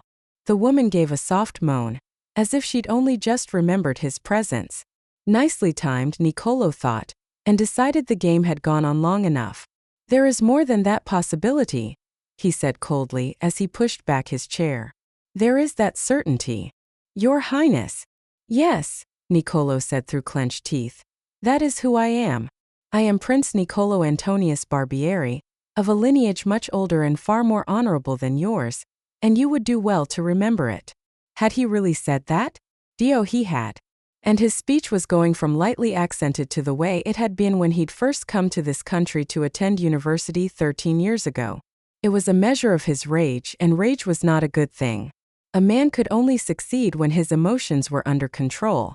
Niccolò stood and wrapped his hands tightly around the top rung of his chair. You were right, Signore Black. I would have brought this bank the leadership it needs. And someday I will surely produce the sons who will succeed me. He flashed a look at Amy, whose cheeks were crimson. Good, he thought with savage pleasure. It was a joy to see her humiliated. But I will do that with a woman of my choosing, who brings pride to my name and not dishonor. Amy's chair fell back as she scrambled to her feet and rounded the table to face him, head high, lips drawn back in a snarl. You no good, dissolute son of a bitch. I am dissolute? Niccolò let go of the chair and pounded his fist on the table. So much for self-control. No, Miss Black. I hardly think it's I who should bear that label. You think because you're a man you can keep to a different level of morality? Let me tell you something, Prince whoever you are. Do not think to lecture me about morals, Miss Black. Not unless you want me to tell your grandfather about the night we spent together. He paused and his mouth twisted. Or does he already know the salient details? All the color drained from her face. What? Your grandfather gives as good a performance as you. Not quite as enjoyable as the one you gave this spring, but still more than acceptable. James looked from one of them to the other. I'm afraid I don't understand. Of course you understand. Niccolò gathered his papers together and stuffed them into his briefcase. I am Italian. My people go back to the time of Caesar. My bloodlines flow with conspiracy. What conspiracy? Black sputtered. Which of you planned this? A smile slashed across his face. No matter. It comes to the same thing, though I admit, I choose to believe the added touch of seduction was the lady's idea. Don't, Amy said, reaching out her hand. I beg you. Don't say any more. She and I would meet, seemingly by accident. I would find her coldness enticing. Amy? What is he talking about? Then the sex. Incredible sex, but then nothing less would do. And the coup de grace. The disappearing act and the hope that I'd want more of what I had that night. Enough so that when I learned the identity of my seductress, this little melodrama could be played for its full impact. He looked at Amy. That was a nice touch, by the way, that I'd never marry this man routine. My compliments. If I hadn't known better, I'd have believed it. Her eyes, the color of pansies in the rain, pleaded with him to stop. For one brief moment, he remembered how terrified she'd been when he followed her into the bathroom at Lucas's club. How worried that someone would see them.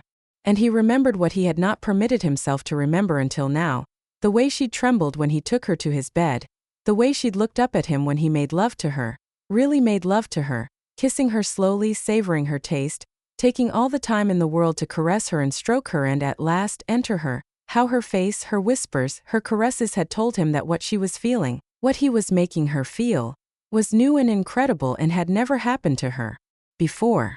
Liar, Niccolò thought, and anger became rage so fierce it slammed into him like a fist. Wasted effort, he said roughly. You understand, Black? I'm not interested in you or your bank or your slut of a granddaughter. Amy whipped her hand through the air and slammed it against his jaw. Niccolò grabbed her wrist and put enough pressure on it to make her yelp. Don't, he said, his voice soft with malice. Do you hear me? Don't do anything you will regret. I couldn't regret anything more than being with you that horrid night. She was shaking now, her eyes glistening with hatred for him. That was fine. Let her hate him. God knew, he hated her and the despicable old man who sat watching them. James Black was sick, all right, but it had nothing to do with his stroke. His sickness was moral depravity. The old man loved his damnable bank more than his granddaughter, who he'd sent to seduce him. The night had been a travesty of passion. All of it. The deep kisses. The sighs. The way she'd framed his face with her hands and brought his mouth to hers while her dark gold hair spread in abandon over his pillow. Cursing, Niccolò reached for her now, dragged her to her toes and crushed her mouth beneath his. She cried out and it only made him more furious, hearing the cry, remembering how differently she had cried out in his arms that night. The old man said something in a sharp voice. Niccolò ignored him. He went on kissing Amy Black until her cry became a moan, until her mouth softened and clung to his. Then he flung her from him, grabbed his briefcase and strode from the room. Amazing what an hour in a quiet place could do for a man's disposition. An hour and 3 bourbons straight up. Niccolò looked at the half-inch of amber liquid that remained in his glass, sighed and pushed it away. He was much calmer. Still furious at the Blacks and the ugly game he'd been dragged into, but at least he had regained his equilibrium. What he needed now was coffee, perhaps a bite to eat. Then he'd go to his hotel, phone his pilot, have him ready the Learjet. A few hours and he'd be home. Goodbye, New York. Goodbye, James Black. Goodbye, acquisition of Stafford Coleridge Black. He could live without all of them. The city, the crazy old man, the bank. There were other private banks in the United States, maybe not quite as suitable for his purposes, but they would do. He still had the shortlist from which he'd ultimately chosen SCB. As soon as he returned to Rome, he'd tell his people to begin researching them in depth all over again. It wasn't as if he'd fixated on this one financial institution. As if he'd fixated on this one beautiful woman. A lying, scheming, bitch of an immoral woman. And damn it, he didn't know why what had happened should have made him react with such rage. The bartender caught his eye. Did he want another drink? Niccolò shook his head, then mouthed the word coffee. The guy nodded. He'd been around long enough to know that the days of the old robber barons were not over. Scandals in the world of high finance erupted as frequently as squalls over the Mediterranean. Seemingly intelligent men did amazingly stupid things to advance their own interests. James Black was no different. Neither was his granddaughter, who had been willing to sleep with a stranger to whet his appetite for a dynastic merger. "Your coffee, sir." Niccolò looked up. Grazie. "Will there be anything else?" See, what was with all this Italian? When in Rome, or in this case New York, yes, he said. "A sandwich. What kind would you like?" "Anything. Roast beef is fine." He smiled. "Something to keep the bourbon company, assai?" More Italian, he thought as the bartender moved off. A clear sign he was still distressed, though surely not anywhere near as much as before. The whiskey, now some much-needed logic, were working their magic. The simple fact was that Black was a man who would do whatever was necessary to get what he wanted. So would his granddaughter. Niccolò drank some coffee. And really, how different did that make her from some other women he'd known? Women who dressed in a way meant to gain a man's interest. Who went to bed with a man and performed whatever tricks they imagined might win them points. Who lied to a man's face, promised love and devotion forever, all in hopes of landing a suitable husband. Of all the women he'd known, Amy Black was the last woman in the world he would ever consider marrying. Her morals were lacking, and it wasn't because she'd slept with him that night. It was because she'd done it as part of an act. Niccolò took another mouthful of coffee. Maybe his ego demanded it. Maybe his male pride required it. Whatever the reason, he'd wanted to believe that the woman with the violet eyes had felt the same uncontrollable hunger he had felt. That she could no more have kept from making love with him than she could have stopped breathing. That what had happened that night was the most exciting memory of her life, and that they had created that memory with equal passion and desire. He could see her now, that night in his bed. Eyes dark with pleasure. Skin fragrant with her need. "Your sandwich, sir." Niccolò blinked. Had he ordered a sandwich? "Would you like anything else?" "More coffee." Niccolò pushed the plate aside, rose to his feet and dropped a $100 bill on the table. "No," he said brusquely, and added what he hoped was a polite smile and a hurried, "Grazie." It wasn't the bartender's fault that what he wanted, what he damned well would not be denied, could not be found in this bar. Amy sat slumped on the sofa in her apartment, face buried in her hands. Her anger was gone, replaced by a terrible emptiness in her heart. "Let me explain," grandfather had said. Explain what? That he'd been willing to sell her to a foreigner to get what he wanted for his precious bank? She'd fled his office, ignored his voice calling after her, stumbled into a taxi and gone home. She'd never harbored any illusions about her grandfather's feelings for her. His lack of feelings, she amended, with a bitter smile. She'd accepted it. What other choice did she have? He'd taken her in after she'd lost her parents. He'd raised her. Or maybe it was more accurate to say he'd paid a series of nannies and housekeepers to raise her. He'd sent her to the best schools. He'd seen to it she had tennis and skiing and riding lessons, all the things his fortune could buy. But he'd never really loved her. What he loved was his bank and the dead Staffords, Coleridges and Blacks who'd founded it. Everything else, including her, was secondary. Even so, she'd never dreamed him capable of such a cold-blooded scheme. That he'd want to marry her off to a stranger. Except, Niccolò Barbieri. Prince Barbieri was not a stranger. He was the man she'd made love with endless times in a few short hours. How could she have done that? Climaxed in his arms when she hadn't even known his name? Nausea roiled in her belly. Amy clamped her hand to her mouth, raced to the bathroom and reached it just in time. A couple of moments later, pale and shaken, she flushed the commode and sank down on the closed seat. God, she felt awful. She was tired of throwing up, tired of just plain feeling tired. This time at least she had a reason for feeling so rotten. Who wouldn't after today? That son of a bitch. Prince Barbieri. Prince of Darkness was more like it. To call her AA. She couldn't even think the word. How could he believe she deliberately seduced him? Offered herself as bait for her grandfather's vile proposition? She'd slept with Niccolò Barbieri because she'd been upset, anxious, stressed. Amy groaned and put her face in her hands again. She'd slept with him because she'd wanted to. Because he was the most exciting man she'd ever seen, and because she'd fantasized about him all that afternoon. That was why she'd refused to exchange names. To make what had happened real would have meant despising herself for what she'd let him do. And ever since that night, she'd wanted him to do it all again. No wonder he'd looked at her with such loathing today. She loathed herself. But to believe she'd deliberately. The ringing of the phone made her jump. She didn't want to talk to anybody, especially her grandfather, and that was probably him calling. He was furious at her.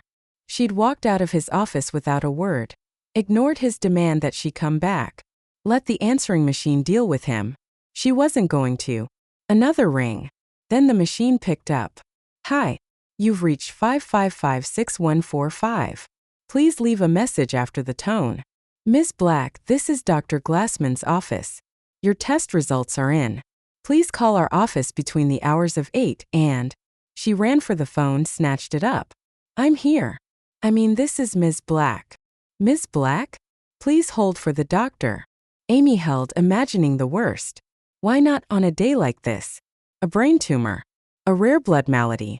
Or her breath caught at how stupid she was not to have thought of it sooner. Or an illness of the kind people got these days from having unprotected sex. No, not that. Whatever else he was, she could not imagine the Prince of Darkness having that kind of disease. "Ms. Black? Dr. Glassman here." Amy listened. And listened. Then she put down the phone and stared blankly at the wall. She'd thought right. Niccolò Barbieri hadn't given her a disease. He'd given her a baby. She sat motionless for hours, wrapped in her robe, oblivious to the passage of time. What to do? What to do? She was single, unemployed, living on temporary jobs because she refused to let her grandfather support her. No money, no prospects, this small apartment in a not very good neighborhood. This time it wasn't the phone that beat shrilly against the silence, it was the doorbell. Amy ignored it. Whoever it was would go away. The UPS man with a package, the super to drill a peephole in the door. Something she'd been requesting for months. The bell rang again. And again. Whoever was out there was persistent. Amy sighed, rose to her feet and went to the door. She undid the locks. The chain. Cracked the door an inch. And felt the blood drain from her head. "No," she said. "No." "Yes," Niccolò growled, and just as he had that fateful night, he put his shoulder to the door and forced it open. Chapter 6. They said time diffused anger. The hell it did.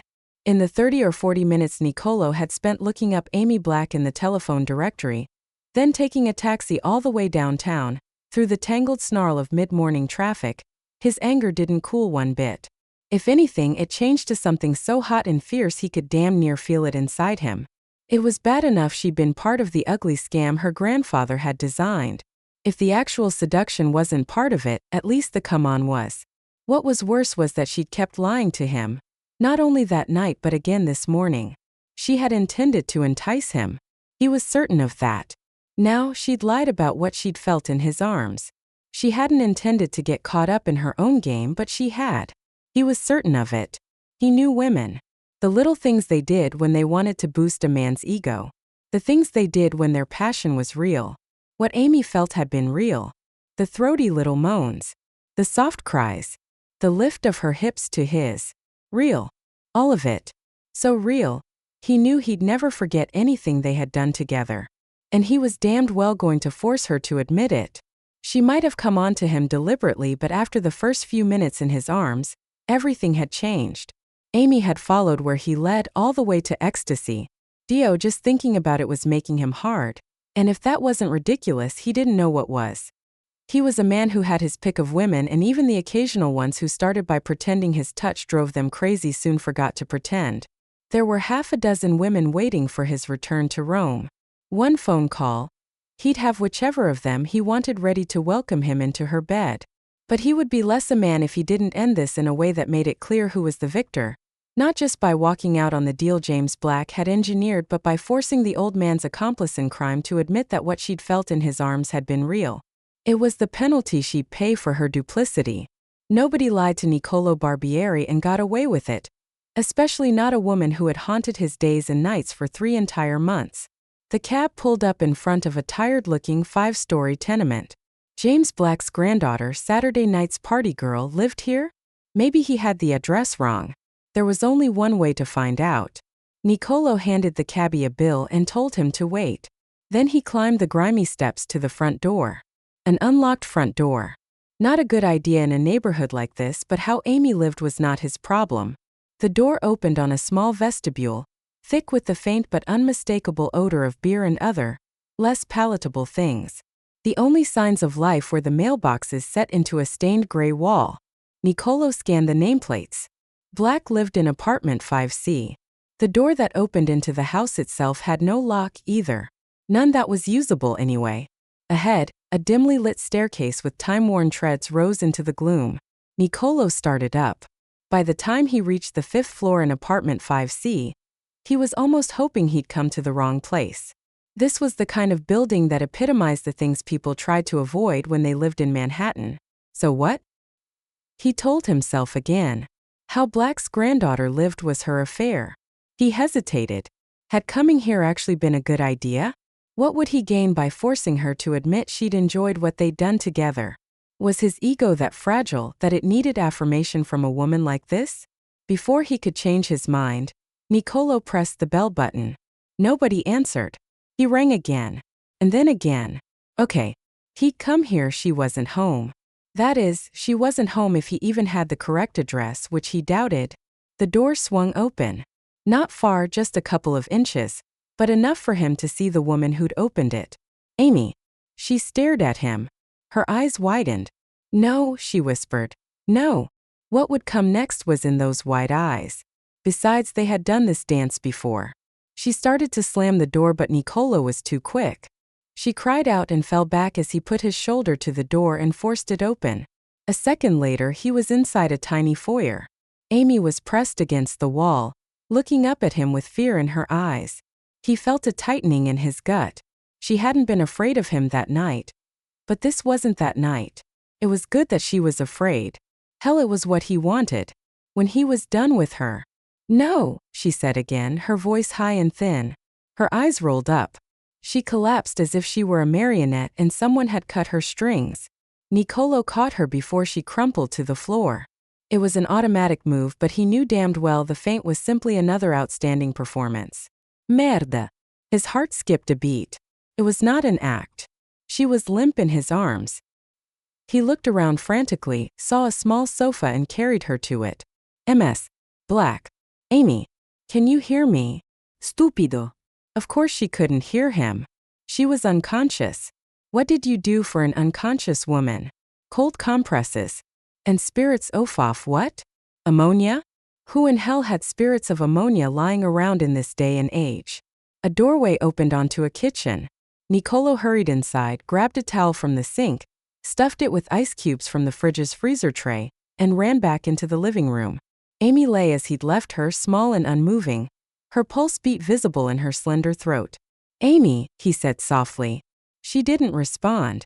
Nicolo knelt beside her, slipped his arm around her shoulders and lifted her to him.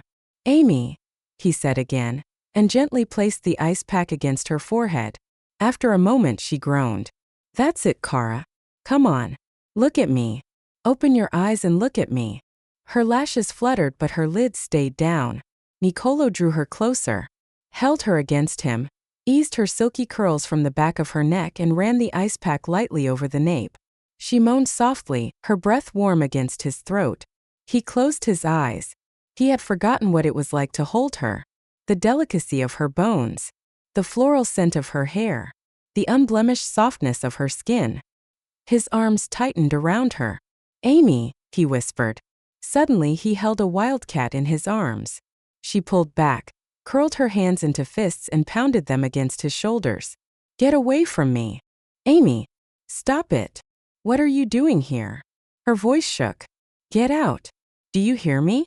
Get out. Nicolo grabbed her wrists in one hand. Damn it, you fainted. Would you rather I'd left you lying on the floor? I'd rather never see your face again. His mouth thinned. He let go of her and rose to his feet. My sentiments exactly, Ms. Black. Where's your telephone? What do you want with the telephone? I'm going to phone for an ambulance. Then it will be my pleasure to walk out that door and not look back. No. Amy sat up quickly. Too quickly. The room seemed to give a sickening lurch and the all-too-familiar nausea sent a rush of bile up her throat. I don't need an. Dio, look at you. You're white as a ghost. I am fine, she said carefully as she rose to her feet. The room tilted again. She took a deep breath, then slowly let it out. Thank you for your help, Prince Barbieri. Now, get the hell out of my apartment. Not until I know you're all right. Why would you give a damn? Why? Well, let's see. I rang the bell. You opened the door, saw me and did an excellent imitation of a Victorian swoon. His smile was lupin and all teeth. I'm sure you'll forgive me if I tell you I can envision a scenario in which you end up accusing me of somehow causing that swoon. He meant it as an insult, she knew, but Amy could only think how close to the truth he'd come. I just thanked you for your help, didn't I? You're a superb liar, Niccolò said coldly. Or did you think I'd forget that? We've been all through this. Yes, we have. And you lied. His eyes narrowed as they met hers. You told your grandfather I seduced you when we both know that what happened in that club, and in my hotel room, was by mutual consent. Amy stared up at him. His face might have been the stone face of a Roman emperor, his eyes unseeing and unfeeling. It was impossible to imagine she'd slept with this man. He was indeed a stranger. Is that why you came here? To hear me admit that I let you seduce me? That you let me seduce you? Niccolò folded his arms and gave a hollow laugh. Such clever phrasing. Amy's legs were like rubber.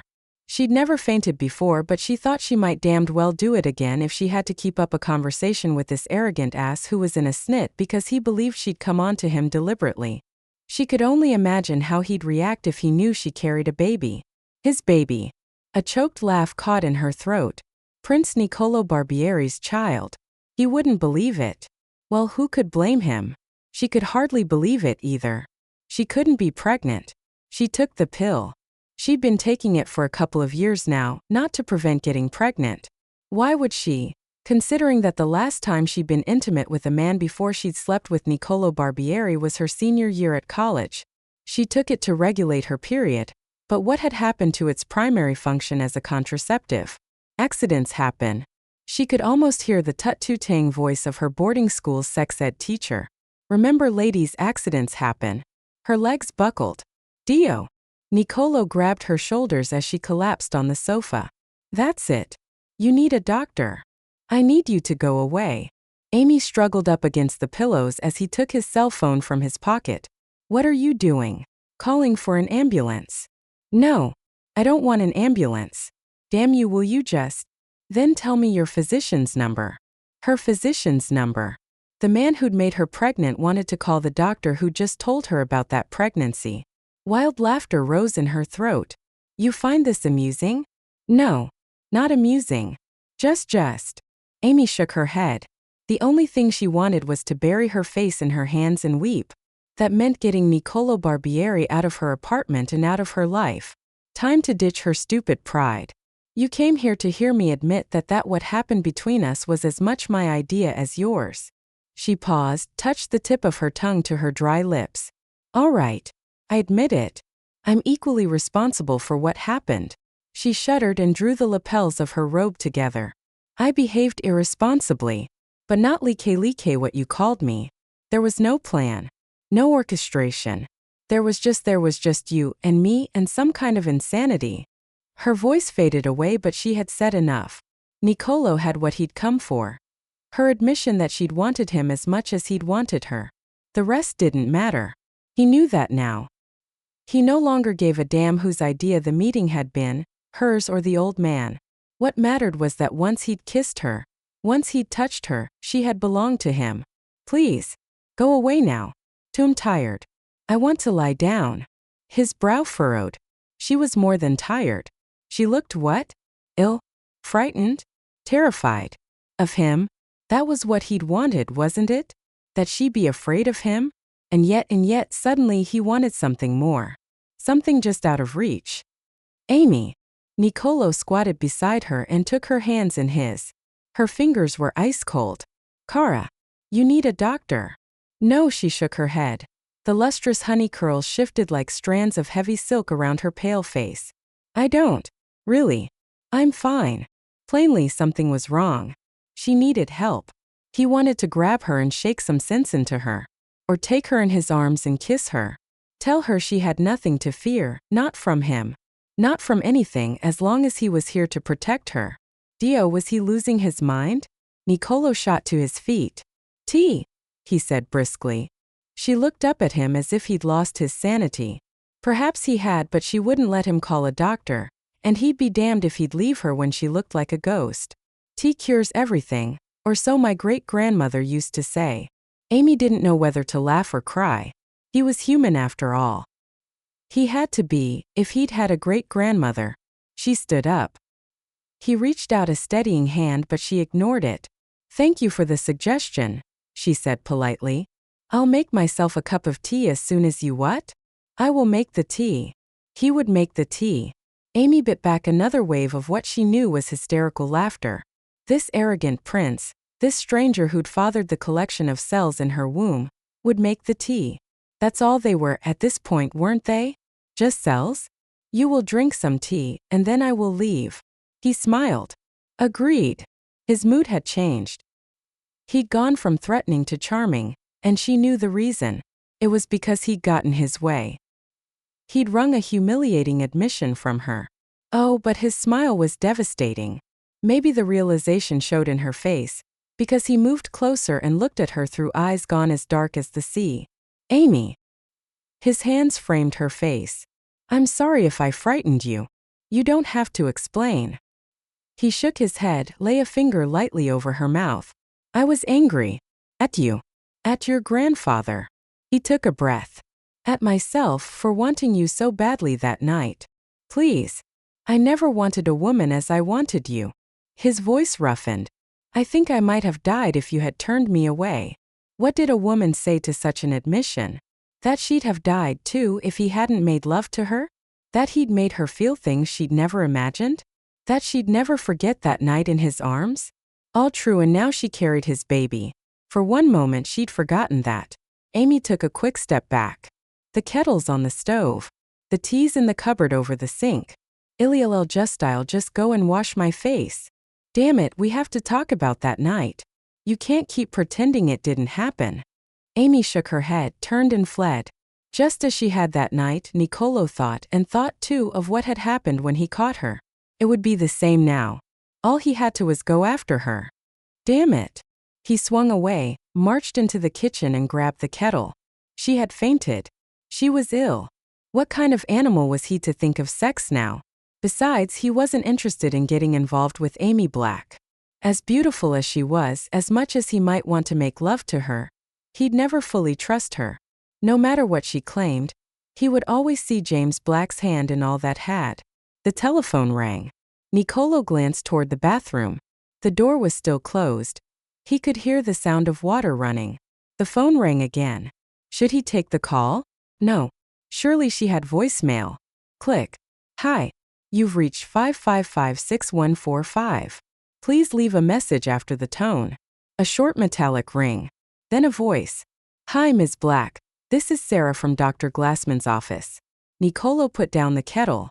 He knew he shouldn't listen to a private message, but what was he supposed to do? Put his hands over his ears? Besides, this was from a physician. Now perhaps he'd know why Amy had fainted. Vitamins. And iron. I meant to tell you that when we spoke earlier. Also, the doctor thought you might want a recommendation for an OBGYN. An OB-GYN? What in hell was that? Absolutely fine, but it's always a good idea to start with an obstetrician early in your pregnancy, and of course you're already in your 3rd month. The floor tilted under Niccolò's feet. Pregnant? 3 months pregnant? What did it mean? What in hell did it mean that a woman he'd had sex with 3 months ago was? Amy flew past him and slapped the machine to silence. Her face had gone from white to red. Get out, she said. Her voice trembled as she pointed her finger at the door. Damn it, Barbieri, do you hear me? Get out. Get out. Get. And with cold, relentless clarity, Niccolò knew. He knew exactly what it meant. He had put a child in Amy Black's belly. Chapter 7. Amy tried to tell herself this was all a bad dream. Any second she'd wake up safe and in bed. No phone messages from a receptionist who didn't understand the meaning of privacy. No Niccolò Barbieri staring at her like a man who'd just seen his life flash before his eyes. Most of all, no baby growing inside her belly. But it wasn't a dream. Everything that was happening was hideously real. From the red light blinking with impersonal determination on her answering machine to the man standing in her tiny kitchen, dwarfing it with his size. With his fury. As if he had anything to be furious about. It was she who was pregnant. She who would agonize over the life-changing decisions ahead. She who would pay the price for one night's madness. Male and female. Yin and yang. Poets made the balance sound romantic, but it wasn't. Men led. Women followed. That was what the world expected and what too many women accepted. She'd always known that. She'd watched her father treat her mother like an amusing, if sometimes trying, possession. Her grandfather had done his best to deal with her the same way, but she hadn't permitted it. She'd never permitted it. Until the night she fell into the arms of this stranger who stood watching her through accusing eyes. At least she had herself under better control now. She took a steadying breath. There was no point in letting him see how upset she was and looked straight back at him. Goodbye, Prince Barbieri. It was like speaking to a statue. Explain yourself, he growled. Explain herself? The cold demand chased away whatever remained of her nerves. She didn't need to explain herself to anyone. It's a small apartment, she said evenly. Do you really need me to explain how to get to the front door? Her attempt at sarcasm backfired. The look on his face grew even colder. That call. That private call, you mean? That too got her nowhere. You are pregnant, he said flatly. Amy said nothing. Niccolò took a step toward her. Answer me. You didn't ask a question. His eyes narrowed.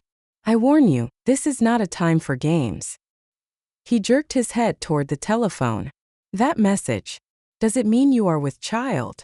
Such an old-fashioned phrase. Another time she might have found it charming. Now, she found it a measure of how much Niccolò Barbieri belonged in a world that was as far from her own as Earth was from the moon. That message was for me. I have no intention of discussing it with. He was on her before she could finish the sentence, his hands hard on her elbows as he lifted her to her toes. You are 3 months pregnant. His grasp on her tightened. 3 months ago you slept with me. I told you I am not going to discuss this. You will discuss whatever I wish when it concerns me. He lowered his head until his eyes were on the same level as hers. How many other men were you with 3 months ago? Oh, how she hated him. And yet, he had every right to think that way about her. She'd gone into his bed with no more planning than the slut he'd called her. With less planning, she thought, or she wouldn't be pregnant. I asked you a question. And I told you to get out. Amy's voice trembled. She hated herself for the show of weakness. You have no right. You will answer me. How many others were there? She wrenched free of his hands. 100. 1,000. 10,000. Are you satisfied? The expression on his face was terrifying. She didn't care. Let him think whatever he liked. Let him think anything, so long as he went away and left her alone. I assume, he said, his voice clipped. That is an exaggeration. Still, all things considered, do you actually know who the father is? She'd asked for the insult by her behavior that night and by her answer a moment ago. Still, it took all her control not to launch herself at him and claw out his eyes. Whoever it isn't your problem. That is not an answer. It's the only one you're going to. He caught her again, pulled her roughly into his arms and kissed her savagely. Does that shake your memory, Amy? Does it remind you that I have every right to demand answers, or have you forgotten I spent half the night spending myself inside you 3 months ago? Her face flamed. I hate you, she said, struggling against his iron grip. You're a bully. You're disgusting. He kissed her again, harder than before, his lips, his teeth, his hands all a harsh reminder of his power. I am all that and more. Now answer the question. Who fathered the child you carry? Was it me? Her mind raced. All she had to do was say no. That would be the end of it. And yet, how could she? She didn't care about lying to Niccolò, but lying to the tiny life within her. There was something terrible in that. She knew thinking that way was crazy, but everything that had happened today was crazy. Why not this too? Besides, the truth wouldn't change anything. This was her responsibility. She wasn't naive. She knew how these things went. In school and then here in the city, she'd known women who'd been in the same fix. Things always ended the same way. The men denied being responsible, or, if confronted by irrefutable proof, made some kind of settlement to avoid a nasty legal action and then went on with their lives. The women ended up making decisions that would affect them forever. Abortion, adoption, single motherhood. Choose the one you hoped would be best for your baby, then live with it. This would be no different. Considering that Niccolò hadn't already run out the door, his solution to the problem was surely going to be money. Not that she gave a damn. She was not weak. She could handle this on her own, and to hell with Niccolò Barbieri. The sooner he understood that, the better. Is this baby mine? He demanded. Amy looked up in defiance. You're goddamned right it is. Except for the almost painful tightening of his hands on her flesh, he showed no emotion. You are certain? An ugly question, but she didn't flinch. Absolutely. There was no one else who could have. No. Because I promise you, Amy, I will demand blood tests. What you'd want is a DNA test, she said coldly. They're a much more reliable proof of paternity, according to a law class I took in college. She smiled thinly. But bothering with the test would be a waste of time. His lips drew back from his teeth in what might have been an attempt at a smile. That decision will be mine. It will not be yours. His accent was growing more and more pronounced. She'd already figured out that was a sure sign he was having trouble controlling his temper. Too bad. She had a temper too. And there was a limit to how many insults a woman, even an imprudent one, had to take. Believe me, Prince Barbieri, I've only done a few foolish things in my life. Amy jerked free of his hands. And going to bed with you rates as number one. His face darkened. Insulting me at a time like this is not wise. Then don't insult me by calling me a liar. You asked the question. I answered it. Unfortunately, you don't like the answer, but that doesn't change that fact that it was you who made me pregnant.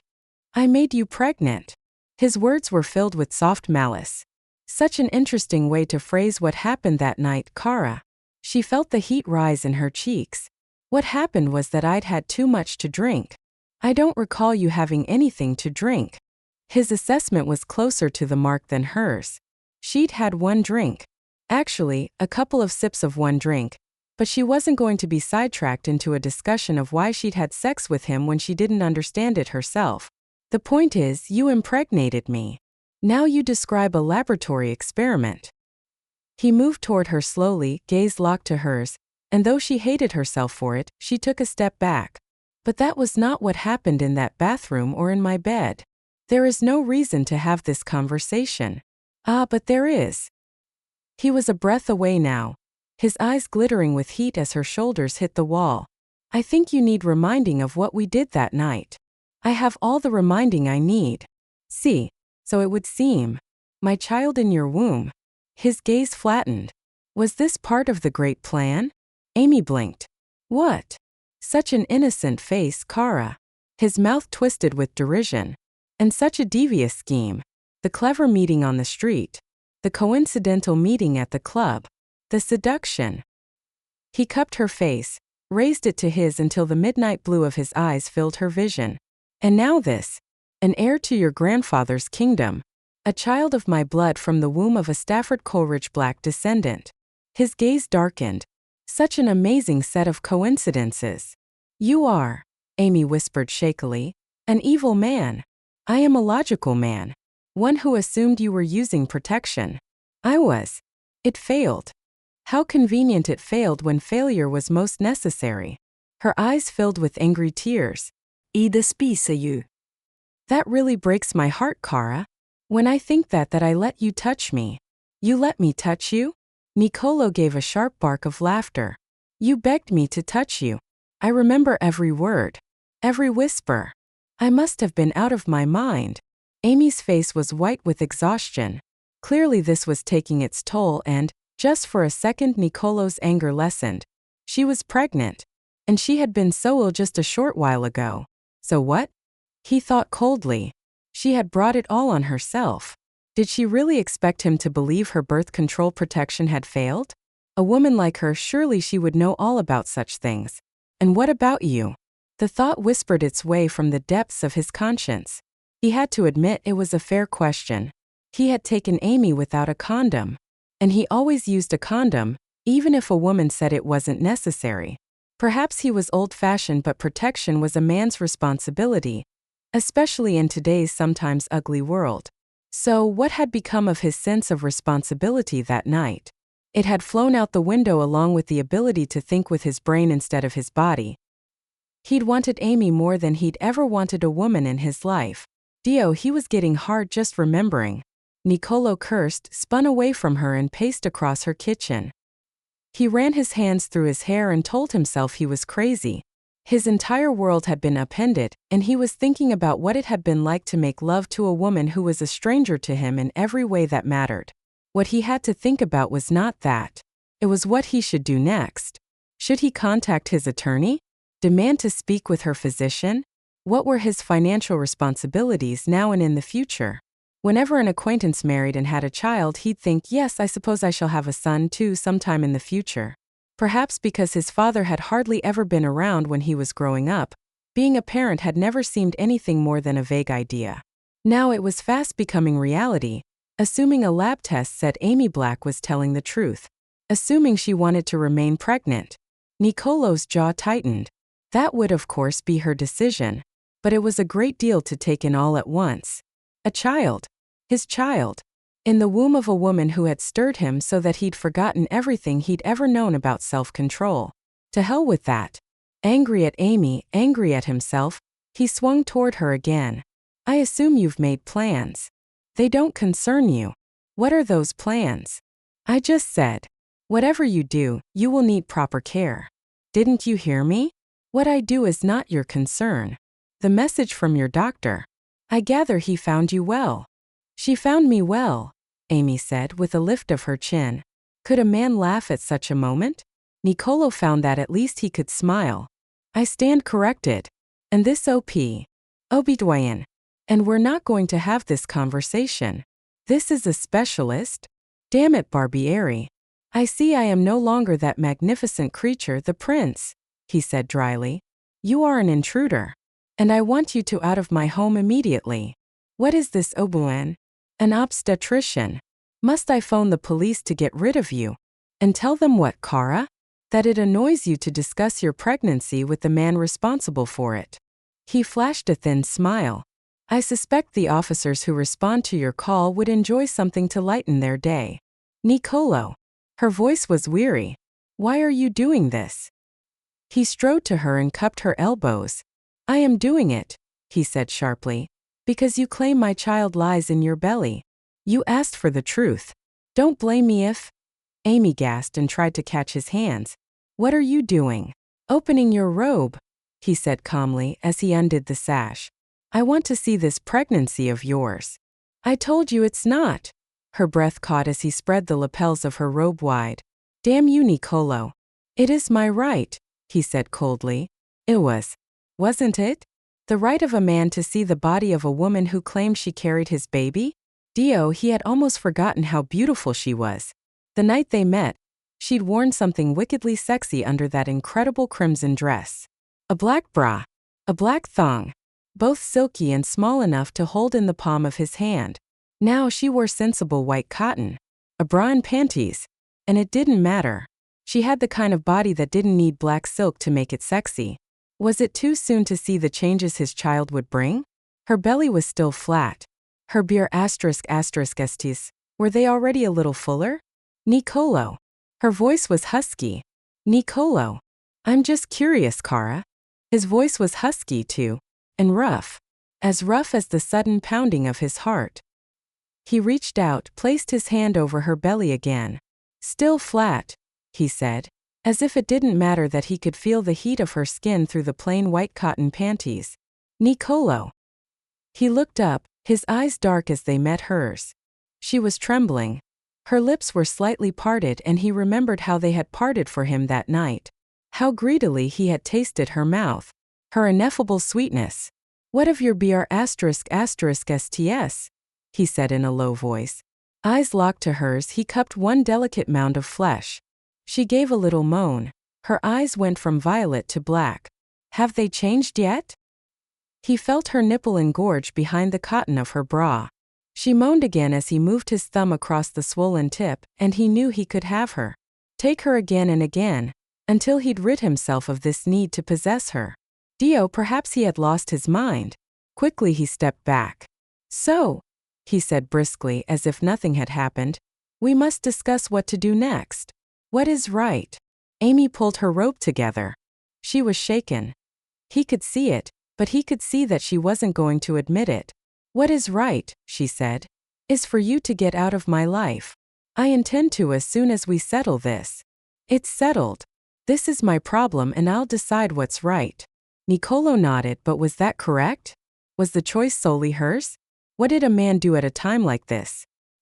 He'd never had to make the decision, but he knew the obvious answers.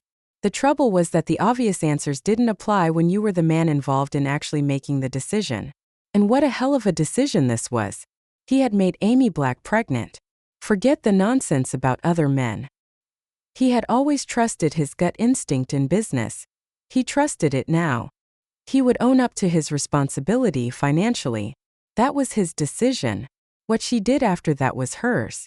Niccolò reached into his pocket, took out his checkbook and a gold pen. I don't want your money. He looked up. Amy was watching him, her eyes almost feverish in her pale face. You said you will do whatever is right. And so shall I. He uncapped the pen. 500,000. Will that be $500,000? His eyebrows rose. Is it not enough? Amy flew at him and slapped the checkbook and pen from his hand. Get out, she growled. Get out, get out, get. Damn it. Niccolò snarled, grabbing her wrists before she could slug him. Are you insane? Do you think your money can change what's happened? That it can buy back my dignity. Tears of anger rose in her eyes to glitter like jewels on her lashes. I don't want your money, Niccolò. I don't want anything from you except your promise that I'll never see your face again. Her tears fell on his hand like the rain that had fallen on them both the day they'd met. He suspected he would never forget that meeting or Amy. Her defiance. Her passion. Her determination. An inadvertent smile lifted the corner of his mouth.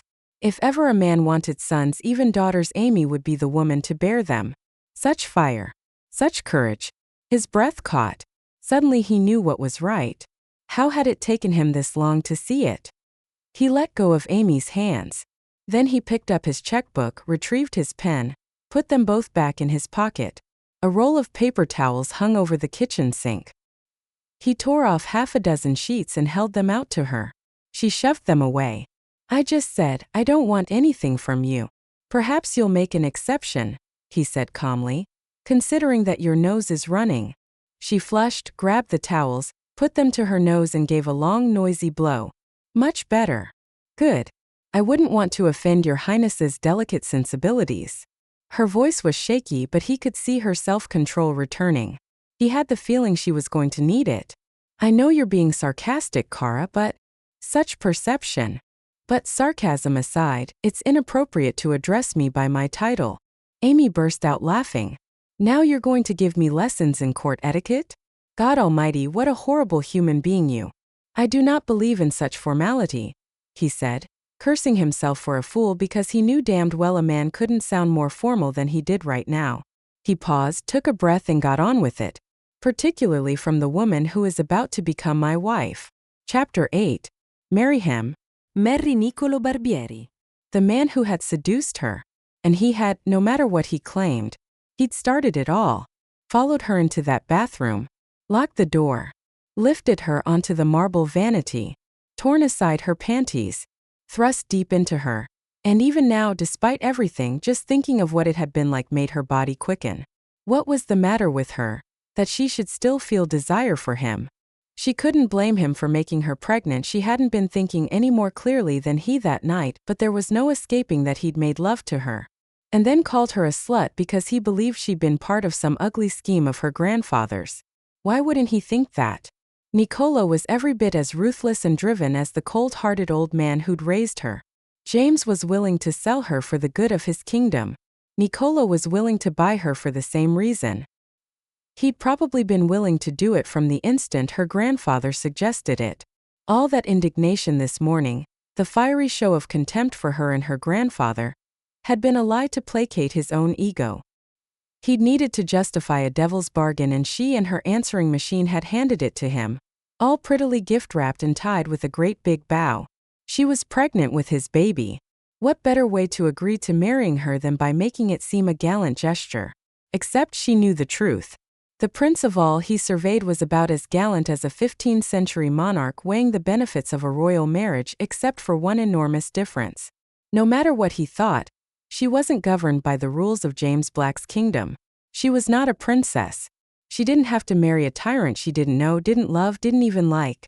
Well, Cara, has my proposal swept you off your feet, or shall I take your silence as wholehearted agreement? Amy looked up. Niccolo's words were sarcastic, but his eyes were cool and watchful. He had to know she wasn't going to agree, or maybe he didn't. He was just arrogant enough, imperious enough, to assume his proposal, and wasn't that an amazing thing to call? It was everything a woman in her situation could want. She almost laughed. He was in for one hell of a surprise. Learning she was pregnant, having to make all the tough choices that came next without anyone to help her, was the most terrifying thing that had ever happened. Only one thing could possibly be more frightening: marriage to a man like the evil prince. Amy tossed her head, as if none of this was worth discussion. I have lots to say, she said evenly. But for both our sakes, I'll stay with thanks but no thanks, and oh, by the way, don't let the door hit you in the butt on your way out. Good, she thought. Not original but concise. She'd have liked it better if he showed some reaction, but he didn't. No look of surprise. Not even anger. All he did was smile, and God, she hated that smile, the all-knowing insolence of it. Perhaps proposal is the wrong word, he said smoothly. At least we can agree on that. Decree is the word that came to my mind. Amy smiled too and lifted her chin. There's only one problem. You may be a prince, but I'm not one of your subjects. Your ridiculous pronouncements don't mean a thing to me. So much for my attempt at being gallant. She'd been right. And what was that tiny twinge of regret all about? She knew she was a pawn in a game played between Niccolo and her grandfather. Now he knew that she knew it. Dark knight takes pawn. Checkmate. That's unfortunate, Amy. Another of those quick, infuriating smiles lifted one corner of his mouth. The easiest path to a goal is generally the preferable one. And the easiest path to the door is right behind you. Goodbye, Niccolo. I hope I never have the misfortune of seeing you again. Still no reaction. Damn it, she wanted one. Didn't the man know when he was being insulted? Apparently not. Instead of heading for the door, he picked up the things he dropped and took a little black notebook from his pocket, flipped it open, found the page he wanted, and frowned. Wednesday, he said briskly. His frown deepened. No. On second thought. Another glance, a nod, and then he scrawled something with the pen. I must be in Rome by Wednesday, but I am free tomorrow. The pen and notebook went back into his pocket. He folded his arms and looked at her, his expression unreadable. Will 10 in the morning be suitable? I have no idea what you're talking about. For our marriage, Cara. What else have we been discussing? Amy laughed. That finally got a reaction. Oh, if looks could kill. You find this amusing? Actually, I find it incredible. I'm sure people trip over their feet in an effort to please you, but here's a newsflash, Prince. Her laughter faded. Her face became as stony as his. I am not marrying you. You are pregnant. I am pregnant. I am pregnant, she repeated, pounding her fist between her bare asterisks for emphasis. And I am perfectly capable of handling the situation myself. What happened is my responsibility. A little while ago you were busy saying it was mine. I was wrong. He drew himself up. I am the man, and such things are a man's duty. Another time the ridiculous speech might have made her roll her eyes. Not now. He meant it. Or wanted to think he meant it. Or wanted her to think he meant it.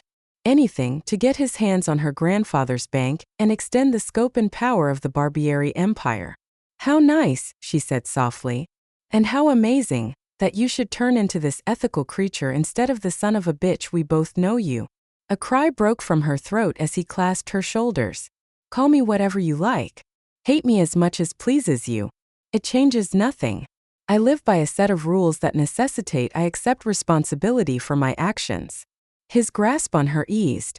"Perhaps it took me a while to accept that, but what I learned just now took me by surprise. Have you ever counted how many times you use the words I and me and my? Try it sometime. You might be surprised. Oh, and here's another thing that might surprise you." She pulled free of his hands. "Did you think I wouldn't notice that marrying me will drop Stafford Coleridge Black right into your hands? An undeniable fact, I agree." "Then let me be more direct." Amy's eyes were hot with warning. "I will not marry you under any." Niccolò cursed, grabbed her, hauled her into his arms and captured her mouth with his. It was sudden. She had no time to think, no time to do anything except let it happen. No time to keep her lips from parting hungrily under the pressure of his. When he drew back, she stood motionless, heart racing, body tingling, while he watched her through narrowed eyes. "There is an American expression," he said softly. "Win-win. Do you know it, Kara? It is the perfect way to describe what I have in mind. I know what you have in mind, and I don't want any part of it.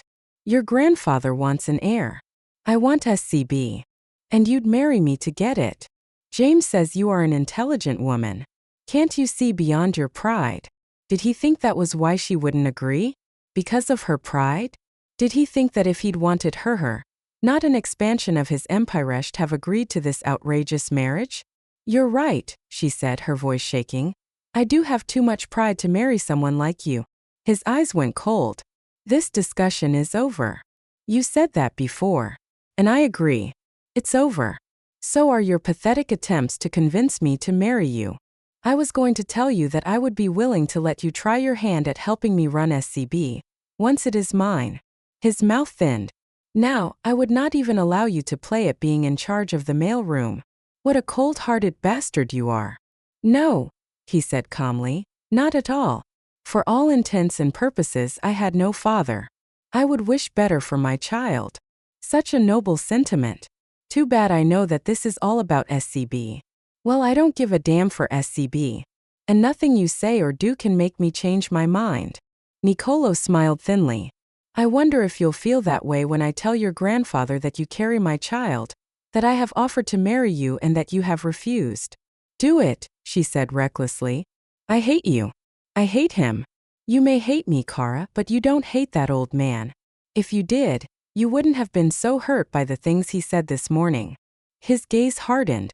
"Your grandfather hasn't much longer to live," he said bluntly.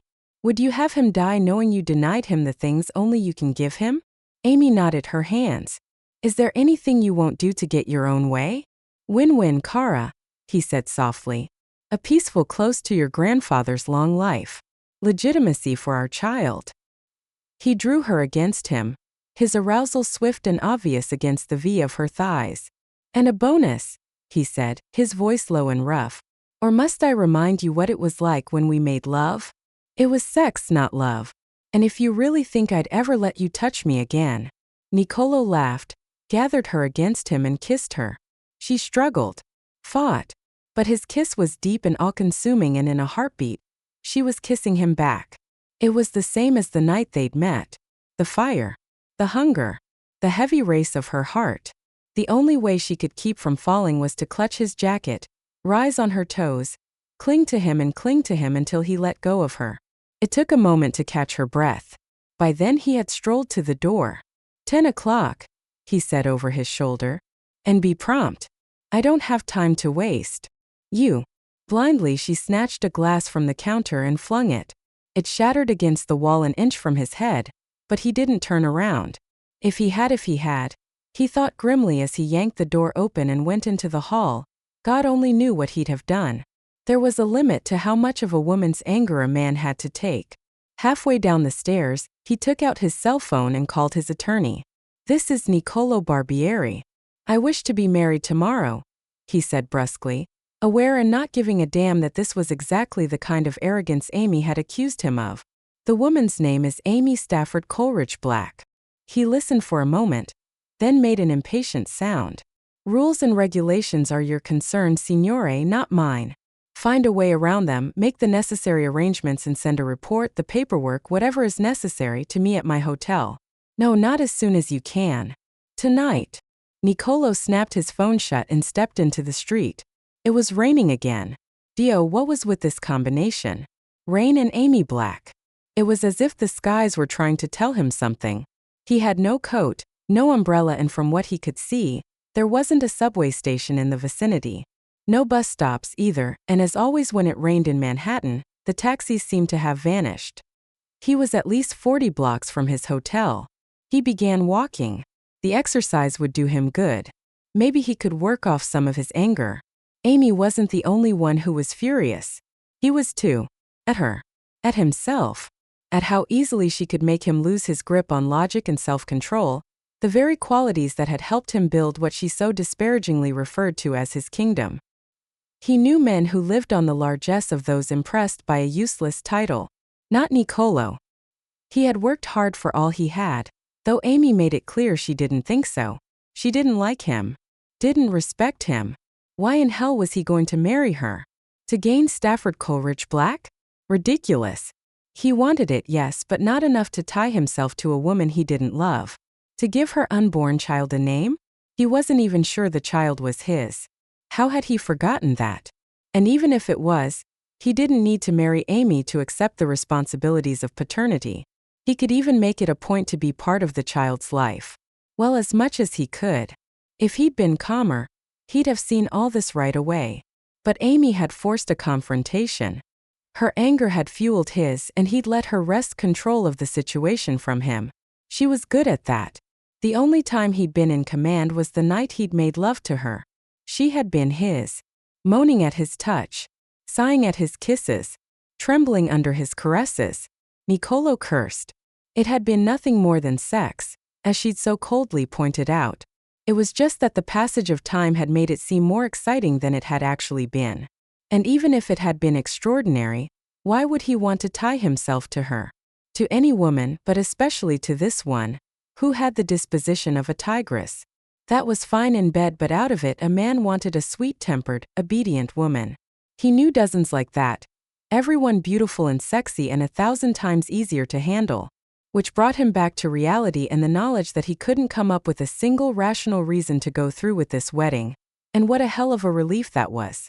Nicolo slowed his steps. The rain had stopped. The sun was out. Taxis prowled the streets again. He hailed one, got inside and told the driver the name of his hotel. He would go to Amy's apartment at 10 tomorrow morning because he had said that was what he would do, but when he arrived, he'd tell her he'd changed his mind, that he didn't want to marry her. He'd tell her the rest too, that he would support the child and her of course and in general do the right thing. Problem solved. Nicolo folded his arms, sat back and smiled. He was soaked to the skin but he was happy. Hours later, the bellman delivered a thin manila envelope from Nicolo's attorney. A note inside assured him that all he had to do in the morning was take the attached documents and his prospective bride to a building in Lower Manhattan, ask for a particular judge, and he and the lady in question would be married within the hour. That there was no longer a prospective bride was beside the point. The papers were simply a reminder of how foolish he'd almost been, and he shoved them aside. He went to bed at 11. At midnight, he got up and paced the confines of the suite. When he lay down again more than an hour later, he fell into troubled sleep. His dreams were murky and unpleasant, involving a small boy wandering the somber halls of Stafford Coleridge Black in search of something nameless and elusive. Each time the child was on the verge of finding it, Nicolo woke up. At dawn he gave up, phoned down for coffee, rye toast and the Times and the Wall Street Journal. Showered, shaved and dressed in chinos and a navy shirt with the sleeves rolled up, he sat by the sitting room window to have his breakfast and read the papers. The coffee was fine. The toast was dry. So was the writing in both the Times and the Journal. Why else would he be unable to focus on any of the articles? Nicolo tossed them aside and checked his watch for what had to be the 10th time since he'd awakened. 7:30. Too early to show up at Amy's door and tell her she could forget about marrying him. He could imagine how happy that would make her. She might even smile, something he hadn't seen her do since the night he'd taken her to bed. He was happy too. If he was feeling grim, it was only because he wanted to get the damn thing over with. 7:45. 7:50. 7:57. Murda! Nicolo snarled and shot from his chair. He could arrive at Amy's any time he wanted. There was no right time to deliver good news. Besides, she didn't have to be ready. She wasn't going anywhere. Traffic was heavy and it was almost 8:30 when he climbed the steps to Amy's building. Yesterday's rain hadn't done much to clean the grungy stoop. The first thing he'd do would be to buy her a condo in a decent neighborhood. This was not a fit place to raise her child. He paused outside her apartment, then rang the bell. He rang it again. She might be in the shower, getting ready for his arrival. Or knowing Amy not getting ready. It almost made him smile. Whatever else she was brave. He'd never known a woman to stand up to him before. He knew damned well yesterday's argument wasn't over. The second she opened the door and saw him, she'd lift her chin in that way she had and tell him what he could do with his marriage proposal. He'd let her rant for a few seconds and then he'd say, "There is no proposal, Kara. I have decided I would sooner live with a scorpion than with you." The door opened. Everything he'd anticipated was wrong. Amy didn't lift her chin. She didn't rant. And even though he'd shown up more than an hour early, he could see that she had been waiting for him. She wore a simple yellow sundress and white sandals with little heels. Her hair was pulled into a ponytail. Her face was bare of makeup and her eyes were suspiciously bright as if she'd been crying. She looked painfully young, heartbreakingly vulnerable and incredibly beautiful. For one wild moment, Nicolo imagined taking her in his arms, telling her she had nothing to be afraid of, that he would be good to her, that he would take care of her. He frowned, then cleared his throat. "Amy, I have come to tell you." "What?" "More threats." Her chin rose now, just as he'd expected. "Let me save you the trouble." She took a shaky breath. "I thought it through." She gave an unsteady laugh. "Actually, it's all I thought about since you left yesterday. And you're right, Nicolo. I have no choice but to marry you." He stared at her in disbelief. "Say something," he told himself. "Tell her you've changed your mind. You were right. About my grandfather. I want to hate him but I can't. He raised me. He gave me all the things he believed I needed, and if I needed more, his love, his respect." Amy stopped the rush of words. Why bare her soul?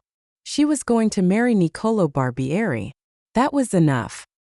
"He's old," she continued, her voice low, "and growing frail. I don't want to look back after he's gone and know I denied him the only things he ever asked of me. The bank in your hands," and color rose in her cheeks, "and your child." Nicolo said nothing. After a few seconds, Amy cleared her throat. "So I'll marry you. But..." His smile was thin. "Don't look so surprised, Kara. One would have to be deaf not to have heard that unspoken word. This marriage, it will be in name only. A legal convenience that will end on my grandfather's death." Amy waited, trying to read Nicolo's expression, but it told her nothing. "No sex," he finally said, his voice silken. She nodded. "None. And tell me, Kara, what am I to do when I want sex?" The seemingly subservient woman of the last few moments disappeared. Amy's eyes flashed with her old defiance. "You'll do whatever you must, but you'll be discreet about it." Nicolo burst out laughing. She felt her hands ball. How she wanted to slap that laugh from his face. "Let me be sure I understand this. I marry you. I give you my name, my title. And at some point in the future, we divorce and I end up with alimony payments and child support. In return for all this, you will not complain when I keep a mistress. Is that right?" He didn't wait for an answer. Instead, he swept her into his arms and drew her against him. "Here is how it will be," he growled. "You will be my wife. You will be available to me whenever I wish. Night, day, anywhere, anytime. If I also want a mistress, I will have one. I won't marry you under those conditions. See, you will. And if there is a divorce, it will be because I have wearied of you." She tried to wrench free. His hold on her tightened. "And before you say, 'No, Nicolo, I won't marry you under those conditions,' consider this." He leaned toward her, eyes glittering. "I can take this child from you the day it's born. Do not shake your head. I am Prince Nicolo Antonius Barbieri. No court would deny me the right to my own flesh and blood. Is that clear?" "You know, good, evil, vicious bastard," she hissed. You son of a. Nicolo captured her mouth with his, kissed her again and again until she trembled in his arms. Then he picked up the small suitcase near her feet and jerked his head toward the door. Chapter 9. Some women dreamed about their weddings. Would the day be sunny? What kind of gown? Would it be sweet and romantic like something Scarlett would have worn in Gone with the Wind? Or would it be sexy and sophisticated? And then there was all the rest. The setting, the attendants, the guests, the flowers. Amy was glad she'd never wasted time on such silly dreams, otherwise what was happening now might make her weep. A high-ceiling room in a tired municipal building. A judge who'd seemed surprised to see them until his secretary whispered something in his ear. A pair of witnesses plucked from the clerical staff. And Nicolo, her stern-faced groom, standing beside her.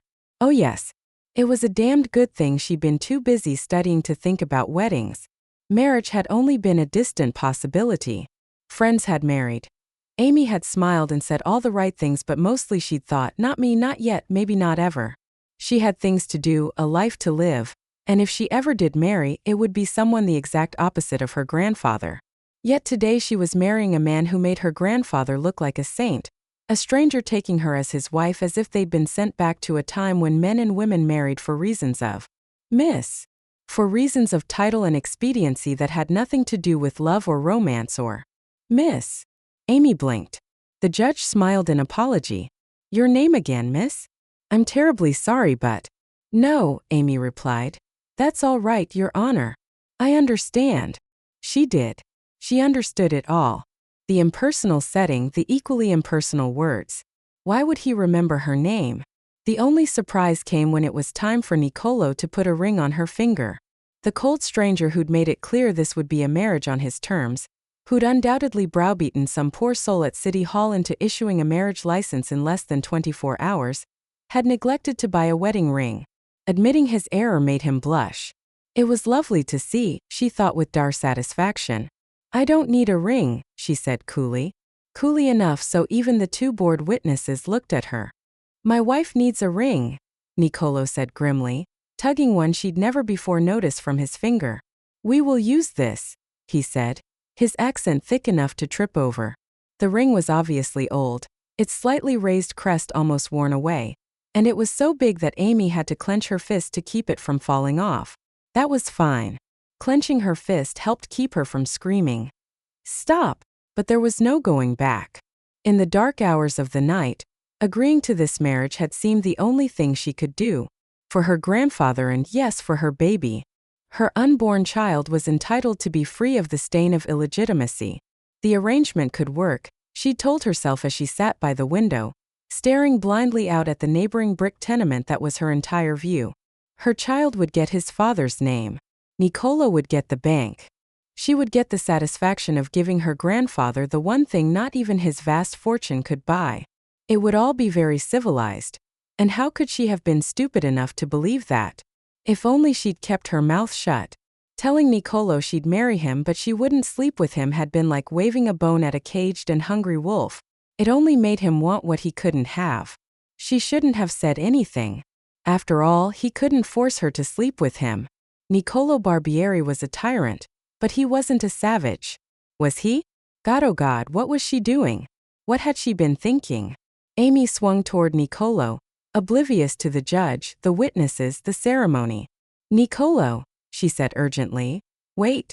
Husband and wife, the judge said, and offered an election year smile. Congratulations, Prince Barbieri. Oh, and Princess Barbieri, of course. Sir, you may kiss your bride. Nicolo looked at her. His eyes told her he knew exactly what she'd been about to say. The proof came when he bent his head and put his mouth to her ear. To the onlookers, it probably looked as if he was whispering something tender, but it was hardly that. Too late, Cara, he murmured, the words a steel fist in a velvet glove. Then he shook the judge's hand, thanked the witnesses and drew Amy's arm through his. Time for the newlyweds to be alone, he said, with a little smile. The judge and the witnesses laughed politely. Amy trembled. He told the taxi driver to wait by circling the block. The cab appeared just as they came down the courthouse steps. Nicolo opened the door, motioned Amy inside and climbed in next to her. Kennedy, he said. The General Aviation Facility. Amy stared at him as the cab pulled into mid-morning traffic. What? The airport. The area where corporate jets are. I know what Kennedy is, she said impatiently. But why are we going there? Nicolo raised a dark eyebrow. Where did you think we would go, Cara? His smile was silken. Are you in such a rush to be alone with me that you hoped we'd go to my hotel? No way was she going to let him draw her into that kind of conversation. Amy folded her hands in her lap. I asked you a question. Do you think you could give me a straight answer? His smile faded. We're going home. Home. She stared at him blankly. They hadn't discussed where they'd live, but then, they hadn't discussed much of anything. Did you think we would live in New York? That was precisely what she'd thought. My home is in Italy, he said brusquely. In Rome. My house is there. My corporate headquarters. Don't look so stricken, Cara. New York isn't the center of the world. It was the center of her world. Didn't he see that?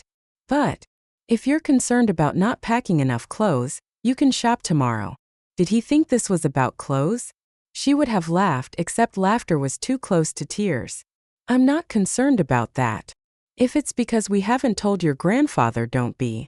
I'll call him from the plane. Nicolo. Amy swallowed dryly. She had to find the right way to say this without sounding as if she was begging. I've lived here all my life. And I, he said coolly, have lived in Rome. Yes, I know that, but you are my wife. His voice had turned hard. Even the cabbie, sensing something, reached back and closed the privacy partition. But surely, if you wish, I will consider the purchase of a flat in New York. Why tell her he'd decided on that when he first became interested in buying SCB? But my primary residence will be Roma. But, stop sounding like a motorboat, Nicolo said impatiently. You are my wife. You will behave as such, and you cannot do that from a distance of 3,500 miles. Amy felt the blood drain from her head. Nicolo, please. This discussion is at an end. Nicolo folded his arms and turned his face to the window. What discussion? Amy said bitterly. You don't discuss things, you make pronouncements. He gave her one final unyielding look. Get used to it, he said. After that there was silence. Hell. Nicolo glowered as he stared blindly out the window. He was certainly doing his best to prove Amy right and be just what she had called him. A no-good bastard. A son of a bitch. He was sure she'd have used other names, far more colorful ones if only she'd known them. But what did she expect? First she told him how much she hated him. Then she told him she'd marry him. Then she said he was never to touch her. He was the one with a title, but his wife had been a princess long before she'd met him. A Park Avenue princess, accustomed to giving orders and getting her own way. And he had married her. He must have been out of his mind. How in hell had he let it happen? He'd come to his senses last night, realized he didn't have to marry this woman. He didn't need her grandfather's bank. He hadn't needed a child either, but since one was on the way, he'd finally figured out that he could do the right thing for it without marrying its mother. Not much of a way to think about one's bambino, but then, he didn't know the sex. Damn it, he didn't even know if it was his child. What in hell had happened to him, to make him do something so impetuous as marrying Amy, just because she said the baby was his? Why believe her? Anything was possible with a woman who screwed like a bunny and wouldn't even exchange names. Except he knew he was the father.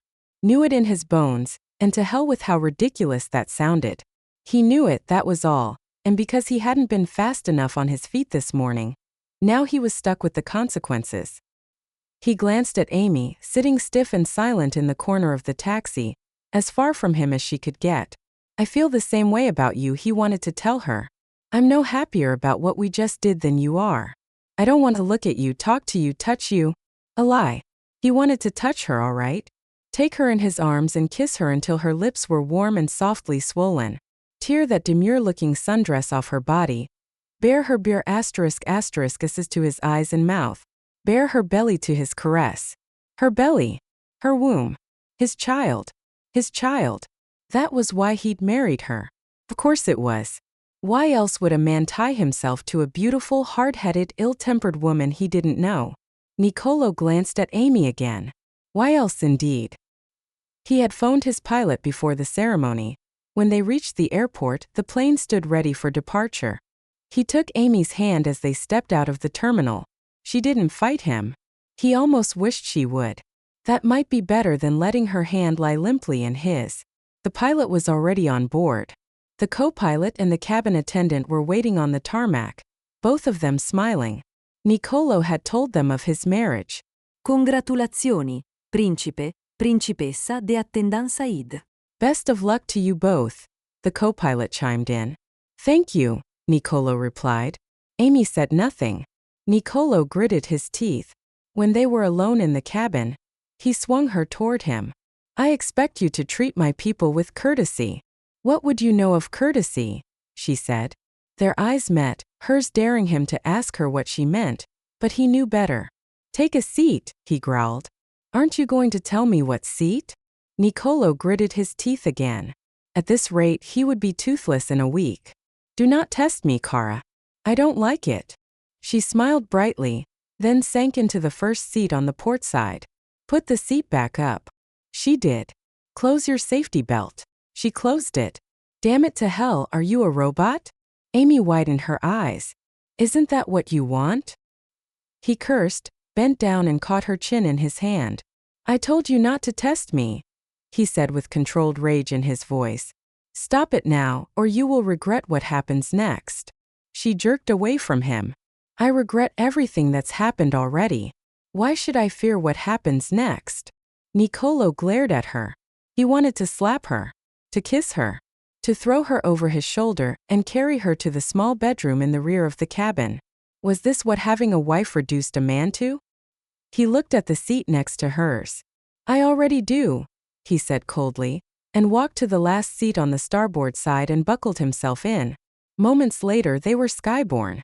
Once they'd reached cruising altitude, Nicolo used the plane's satellite phone to call James Black. At first, the old man didn't believe him. Married? Impossible, he scoffed. There are laws. No one can get married so quickly. Amy and I are married, Nicolo said coldly. And then, because he couldn't contain the words, I expected you to be delighted by the information, Signore. After all, it was part of your plan. An excellent plan, Your Highness, as I'm sure you now agree. There is more. Of course. The papers transferring ownership of the bank to you. I'll start the procedure tomorrow. Nicolo ran a hand through his hair. Amazing. He just told Black his granddaughter was married, and all the old man could think about was his damnable bank.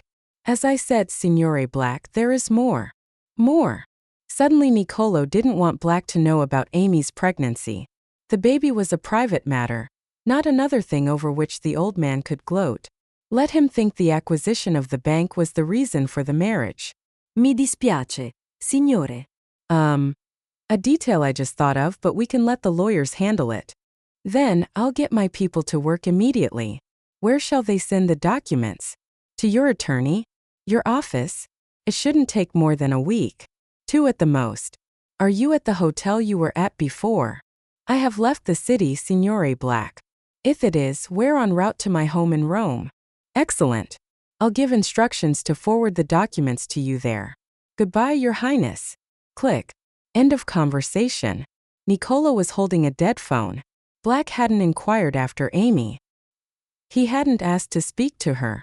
Nicolo put the phone aside. As far as her grandfather was concerned, Amy was a gambit in an intricate business maneuver. At least the old man would not be able to use her anymore. He looked at the front of the plane. At Amy, at his wife, who sat so rigidly in her seat. What was she thinking? In less than 2 days, her world had turned upside down. Her grandfather had all but told her that her only value was as a lure. She'd learned she was pregnant. She had been coerced into marriage. And yet she remained proud, strong, defiant. Nicolo imagined going to her, taking her in his arms, telling her that everything would be all right, that she could trust him to take care of her, that he what? He had used her too. He'd wanted the bank and now he had it. Nicolo put back his seat, shut his eyes and did his damnedest not to think. An hour out of New York, the attendant, a pleasant young woman who'd been with him for several years, appeared with a bottle of Dom Perignon and a pair of flutes. "I hope you don't mind, sir," she began. "But we all thought—" She fell silent, her eyebrows reaching for the sky as she took in the seating arrangements. "Thank you," Niccolò said quickly. "But my wife is exhausted and I didn't want to disturb her. Perhaps we'll have the champagne later." "Of course, sir." He smiled. Or hoped the way he curved his lips at least resembled a smile. Had he actually just explained himself to an employee? He didn't explain himself to anyone, ever. "If we change our minds," he said, still straining to sound polite, "I'll ring." The attendant knew a dismissal when she heard one. "Yes, sir," she said, and started back toward the cockpit. Amy stopped her. "Wait," he heard her say. The attendant leaned over the seat, listened, then smiled. "That's very kind of you, Principessa." Grazie. Niccolò waited a few minutes after the attendant left. Then he walked up the aisle and took the seat next to Amy's. Her face was turned to the window. "Are you awake?" The truth was he didn't give a damn one way or the other. He was tired of her silence, her coldness, of the way she'd made him look foolish during the ceremony, and again now. It was time he made things clear. She was his wife. She would treat him with respect at all times. "Did you really think I could sleep? Your behavior continues to be unacceptable." She looked at him then, and the despair he saw in her eyes was like a knife to the heart. That pain, knowing that she held him solely responsible for it, made him even more angry. "Perhaps you didn't hear me," she said, as politely as she might speak to a servant. "I apologized." "Perhaps you whispered your apology," he said coldly, "because I didn't hear it. I meant that I apologized to Barbara, the cabin attendant. It was sweet of her to bring champagne, and I wanted her to know I hadn't meant to be rude. You were right. There's no reason for me to be discourteous to those who work for you." He could almost hear the part she left unsaid, that there was every reason to be discourteous to him. In the name of all the saints. All right. He had to calm himself. Not take every word, every intonation as a personal affront. She was his wife. They had to find a way to make the best of things. He would offer a conciliatory gesture. "Well, that was generous of you." He hesitated. "Would you like to join me for dinner?" She turned her face to the window. "I'm not hungry. It's another 3 hours until." "I said, I'm not hungry." So much for conciliatory gestures. And that tone of voice. When had she begun using it? Did she know what an insult it was to be spoken to that way? She had surely grown up with servants, and after watching how she just dealt with Barbara, he damned well bet she'd never treated an employee or a servant as she was treating him. If he'd whisked her away from a life of deprivation, she might behave differently. What an ugly thing to think. Still, she might at least show some interest in him. In her new life. In where he was taking her. He didn't know why that should matter, but it did. "I live in Rome," he said, after the silence became too much. "In the oldest part of the city. The palazzo's been in my family for centuries, but it wasn't in very good repair until I don't care." Niccolò didn't think. He reacted. Grabbed her, hauled her out of her seat and onto his lap. She started to scream, and he captured her mouth with his, thrust his tongue between her lips, slipped his hands under her skirt. She bit him, beat at his shoulders with her fists. It didn't stop him. Nothing would. He had taken enough. Her panties tore in half and she cried out, the sound muffled by his kiss. "Such a lady you are now, Cara," he said against her mouth. "Such an elegant, bloodless gentlewoman with everyone except me." "Niccolò, if you do this, you'll what?" "Scream. Go ahead. You'll only embarrass yourself." I.am. Niccolò Barbieri. The sooner you learn what that means, the better. He kissed her again and again, his hand moving against her flesh under her yellow skirt, cupping her, touching her, hating himself for what he was doing, hating her for what she had reduced him to, wanting what had happened between them that first night, that magical night, to happen again. But not like this. His kiss softened. The stroke of his fingers became tender. He whispered Amy's name between gentle kisses, and all at once, she sighed against his mouth. Her arms went around his neck. Her lips parted beneath his, and the petals of the sweetly feminine bud between her thighs began to bloom, the dew of it sweet and welcome against his palm. Niccolò groaned. shifted Amy so that she was straddling him, reached for his zipper, and realized that even as she kissed him, his wife was weeping as if her heart might break. Niccolò went still. Then he groaned, though not with desire, and folded her into his arms. "Don't cry," he murmured. "Please, Illinois mio amante, don't cry." He whispered to her, soft English words giving way to softer ones in Italian, as he rocked her gently against his heart and stroked her honey-colored curls back from her face. Gradually Amy's sobs faded. She sighed deeply. He felt her breathing slow, and knew she was asleep in his arms. Niccolò sat without moving, his heart filled with a sweet, soaring emotion. Tenderness, he thought in surprise. Tenderness. Time slipped by. Finally, carefully, he depressed the button that reclined the leather seat. He lay back, drew Amy even closer until she was lying in his arms, her body softly pressed against his. This woman fate had brought into his life. This wife he hadn't wanted. This wife he didn't want. She sighed, curved her arm around his neck. He felt the warmth of her breath, the warmth of her. Something shifted inside him. Niccolò closed his eyes and buried his face in Amy's hair. He held her that way until he knew they were on their approach to Rome.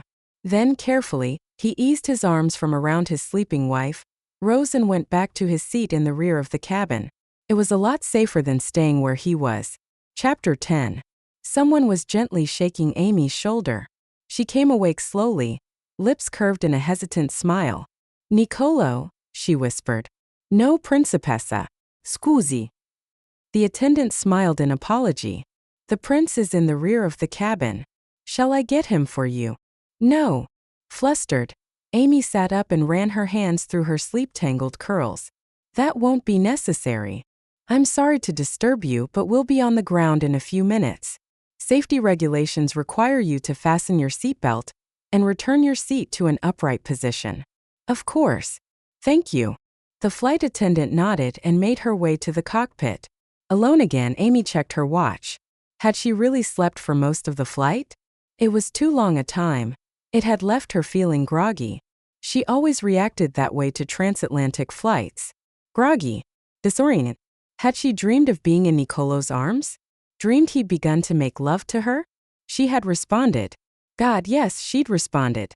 And started to weep, knowing it was wrong. Wrong to want him, to need him, to yearn for his possession. "Sure," he'd murmured, going from passion to tenderness in a heartbeat, holding her close, rocking her in his arms, promising that she had nothing to fear, that he would always take care of her. It had to have been a dream. If Niccolò had tried to make love to her, she wouldn't have let him. And he'd never have been satisfied with simply holding her in his arms. He hadn't married her for that. He'd married her for the bank, for the child in her womb, for sex. The plane gave a gentle lurch as the wheels touched the runway. Amy undid her seatbelt. By the time she rose to her feet, Niccolò was at her side. His hand closed around her elbow. "Thank you," she said politely, "but I'm perfectly capable of managing on my own. Are you always this gracious, Cara? Or is it something you reserve for me?" Amy jerked away from him and walked to the door. The pilot and co-pilot smiled and touched their hats. Buonanotte, principessa. Principessa. That was who she was now. Was the title supposed to make up for the loss of her independence? She forced a smile, wished them a good evening too, and went down the steps to the tarmac. It was night. She'd known it would be. Still, the sense of disorientation swept over her again. She must have swayed. Stumbled. Something, because Niccolò gave an impatient snort and put his arm around her waist. "I said. I know what you said." He drew her close and led her toward a black Mercedes that waited a few yards away, a uniformed driver standing rigidly beside it. At their approach, he snapped his heels together, saluted and opened the rear door. Apparently the sight of his employer half-carrying a woman through the night was not unusual. Sede benvenuta, principe.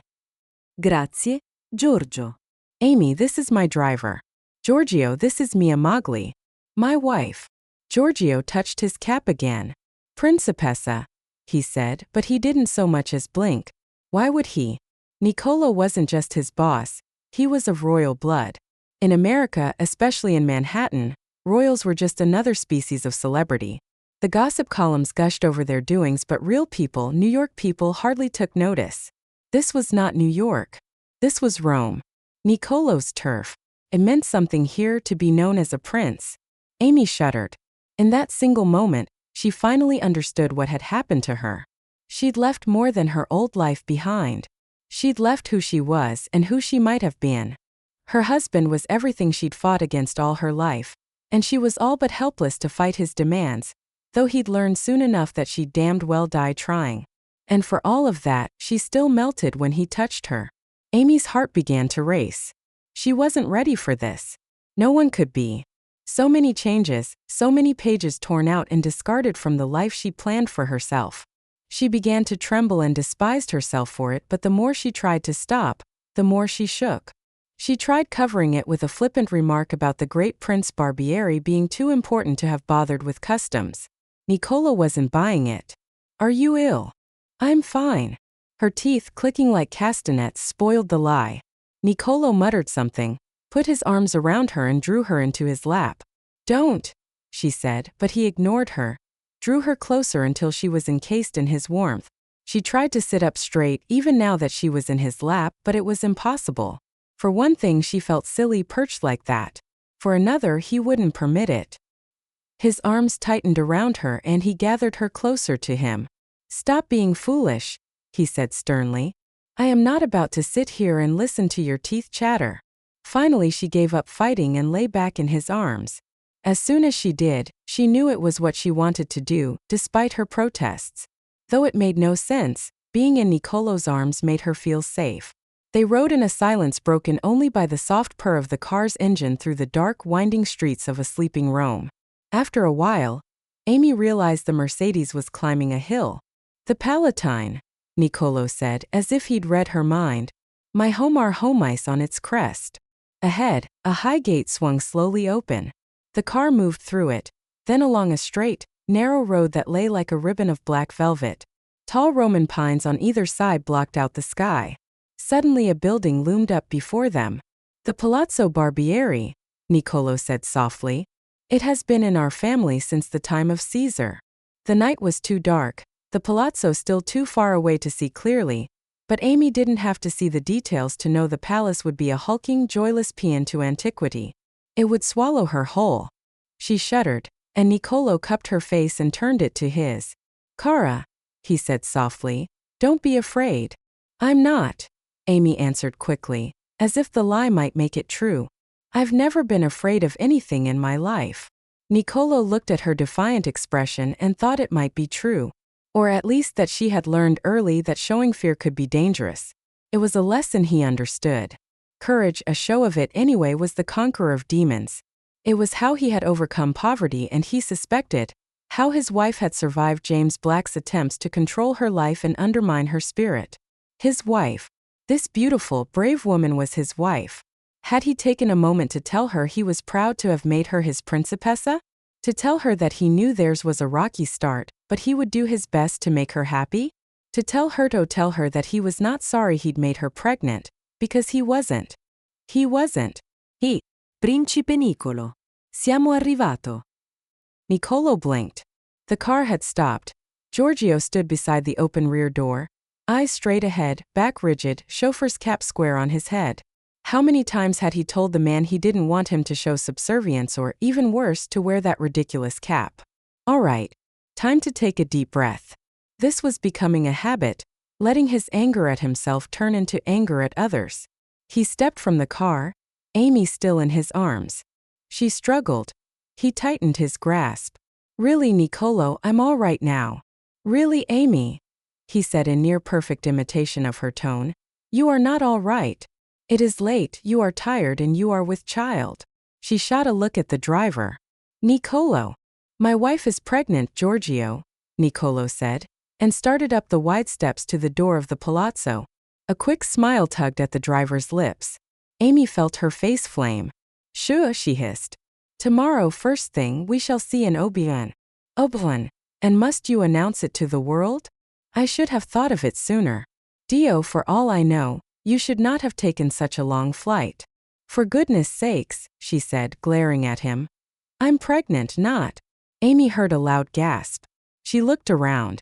The palazzo doors had swung open on an enormous entrance hall, and she had made her announcement to 7 people, all of them staring at her and beaming.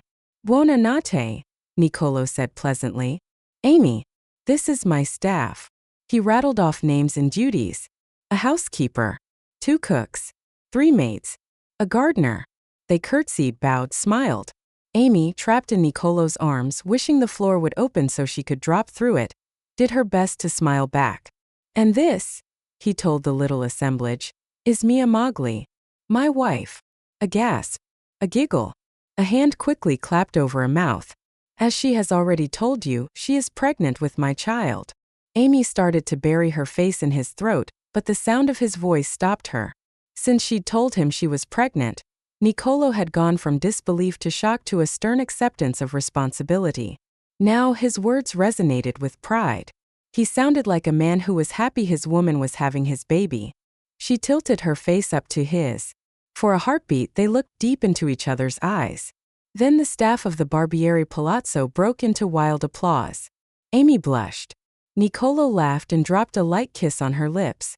Then he carried her up the stairs. A sweet moment, she thought in surprise, after a day of darkness. But it didn't last. He carried her down the hall, through another pair of massive doors, put her on her feet. And everything changed. They were in a bedroom. His bedroom. You didn't need a sign on the wall to tell you that. The room was huge and handsome, assuming your idea of handsome involved a marble fireplace big enough for an ox roast flanked by a pair of burnished by-time leather sofas, a thing on the wall that was surely a crossbow, and a bed the size of Amy's entire apartment back in Manhattan. Niccolò had already shut the door and tossed his jacket on a chair. Say something, she thought, search frantically for something clever, and instead blurted, "This is your room." He looked at her as if she were a not terribly bright 5-year-old. How clever of you, Cara. She needed to be calm. After all, he'd been very civilized just a few minutes ago. And where? She cleared her throat. And where is mine? I told you. My memory is excellent, he said coolly. His hands were at his belt buckle. I know what you told me. That we would have, what is it called? A marriage of convenience. Yes. And you, the belt fell open. Must you do that? Do what? You're undressing. He pulled his shirt over his head. Muscles rippled in his forearms and biceps. Don't look, she told herself, but only a fool would have averted her eyes from the wide shoulders, the silky covering of coal-black hair on his broad chest, the washboard abs, the burgeoning male beauty she knew made up the rest of him. See, I am undressing. It's what I generally do when it's late and I'm tired. His eyes met hers. And ready for bed. Her knees turned to water. Her heartbeat accelerated. Don't look. Don't answer. Don't let him draw you into this game. Aren't you ready for bed too, Cara? He came toward her, the look on his face more powerful than any aphrodisiac. Slowly he reached out, trailed a lazy finger the length of her throat. Amy, he said in a low, husky voice, come to bed. She stared at him, hypnotized by his words, his eyes, by the intensity of her own desire, because she wanted him, wanted him, wanted him.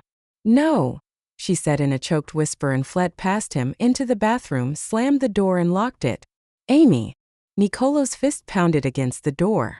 Amy dragged in a sobbing breath and closed her eyes. Amy, open this door. She shook her head as if he could see her. She would not open it.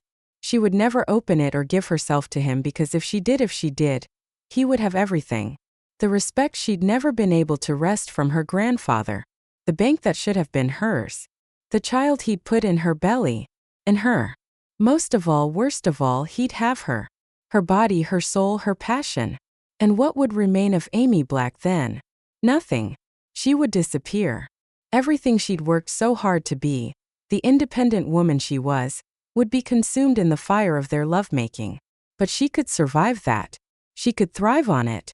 Oh, she could. If only what Niccolò felt for her was more than desire. If what he felt was, if what he felt was. Amy, damn it.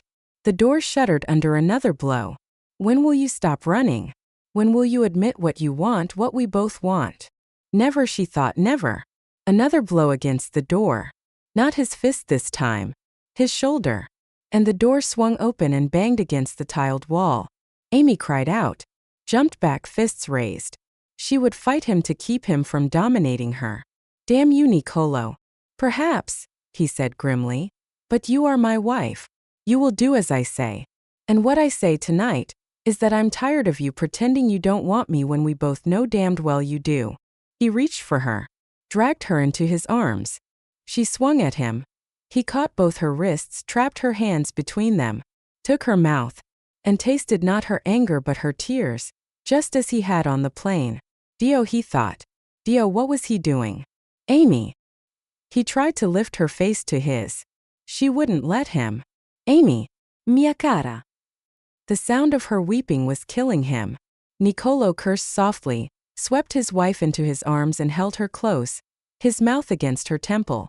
Don't cry, he whispered. Amy, Illinois mio tesoro, I beg you don't cry. She was pregnant, ill and exhausted, and all he'd thought about was himself. Slowly he gathered her to him, rocked her against him, pressed light kisses into her hair. Little by little, her weeping stopped. Good girl, he said softly. Nicolo stepped out of the bathroom and carried her to the bed. He sat down, his back against the silk pillows, his wife in his arms, his cheek pressed to the top of her head. Forgive me, amante, he whispered. You were very brave today and I have repaid that bravery with terror. Amy drew in a staggered breath. Nicolo reached to the night table, took a handful of tissues from a box and brought them to her nose. Blow, he said softly. She did. The sound made him smile. Such a big sound for such a delicate female, he said. I'm not delicate. He smiled again. Her voice was small but still.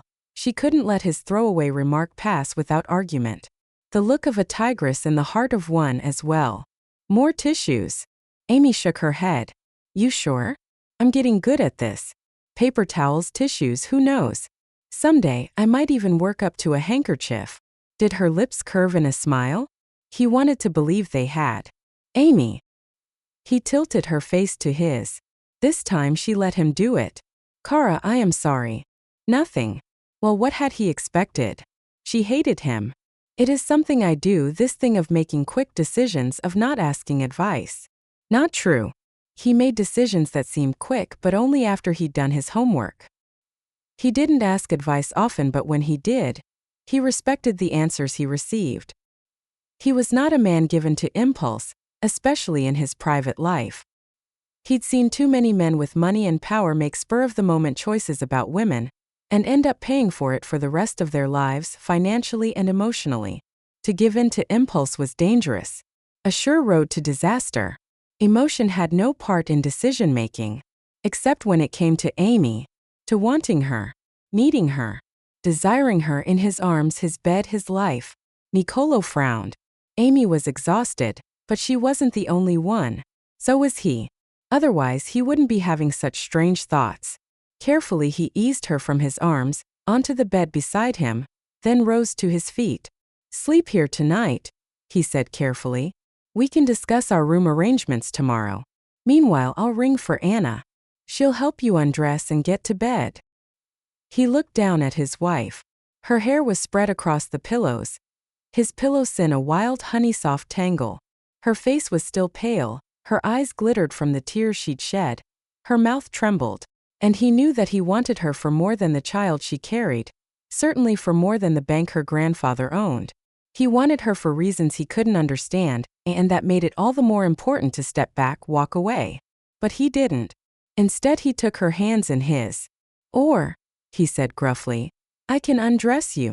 I can put you to bed and lie with you, Cara. Not to make love to you, but to hold you in my arms as you sleep, and to promise you that I will honor you, care for you, that I will not frighten you again. He wasn't sure what he expected her to say. Anything from no to are you insane? Would probably have suited. But when she finally answered him, it was in a whisper so soft he had to bend his head to hear it. I feel safe when you hold me. He swallowed. You should, Cara. After all, I am your husband. Their eyes met. Amy smiled. Nicolo smiled back. Then he went to his closet and returned with a pair of burgundy-colored silk pajamas. Stand up, he said softly. Amy obeyed. turned her back so he could unzip the yellow dress, strip it from her. Under it, she wore only a scrap of white lace. Niccolò swallowed again, decided that leaving the bit of lace would probably be the only intelligent thing to do, but why worry about intelligence? A man who stripped a woman naked, then didn't touch her, had no claim on intelligence. Carefully he hooked his thumbs in the panties.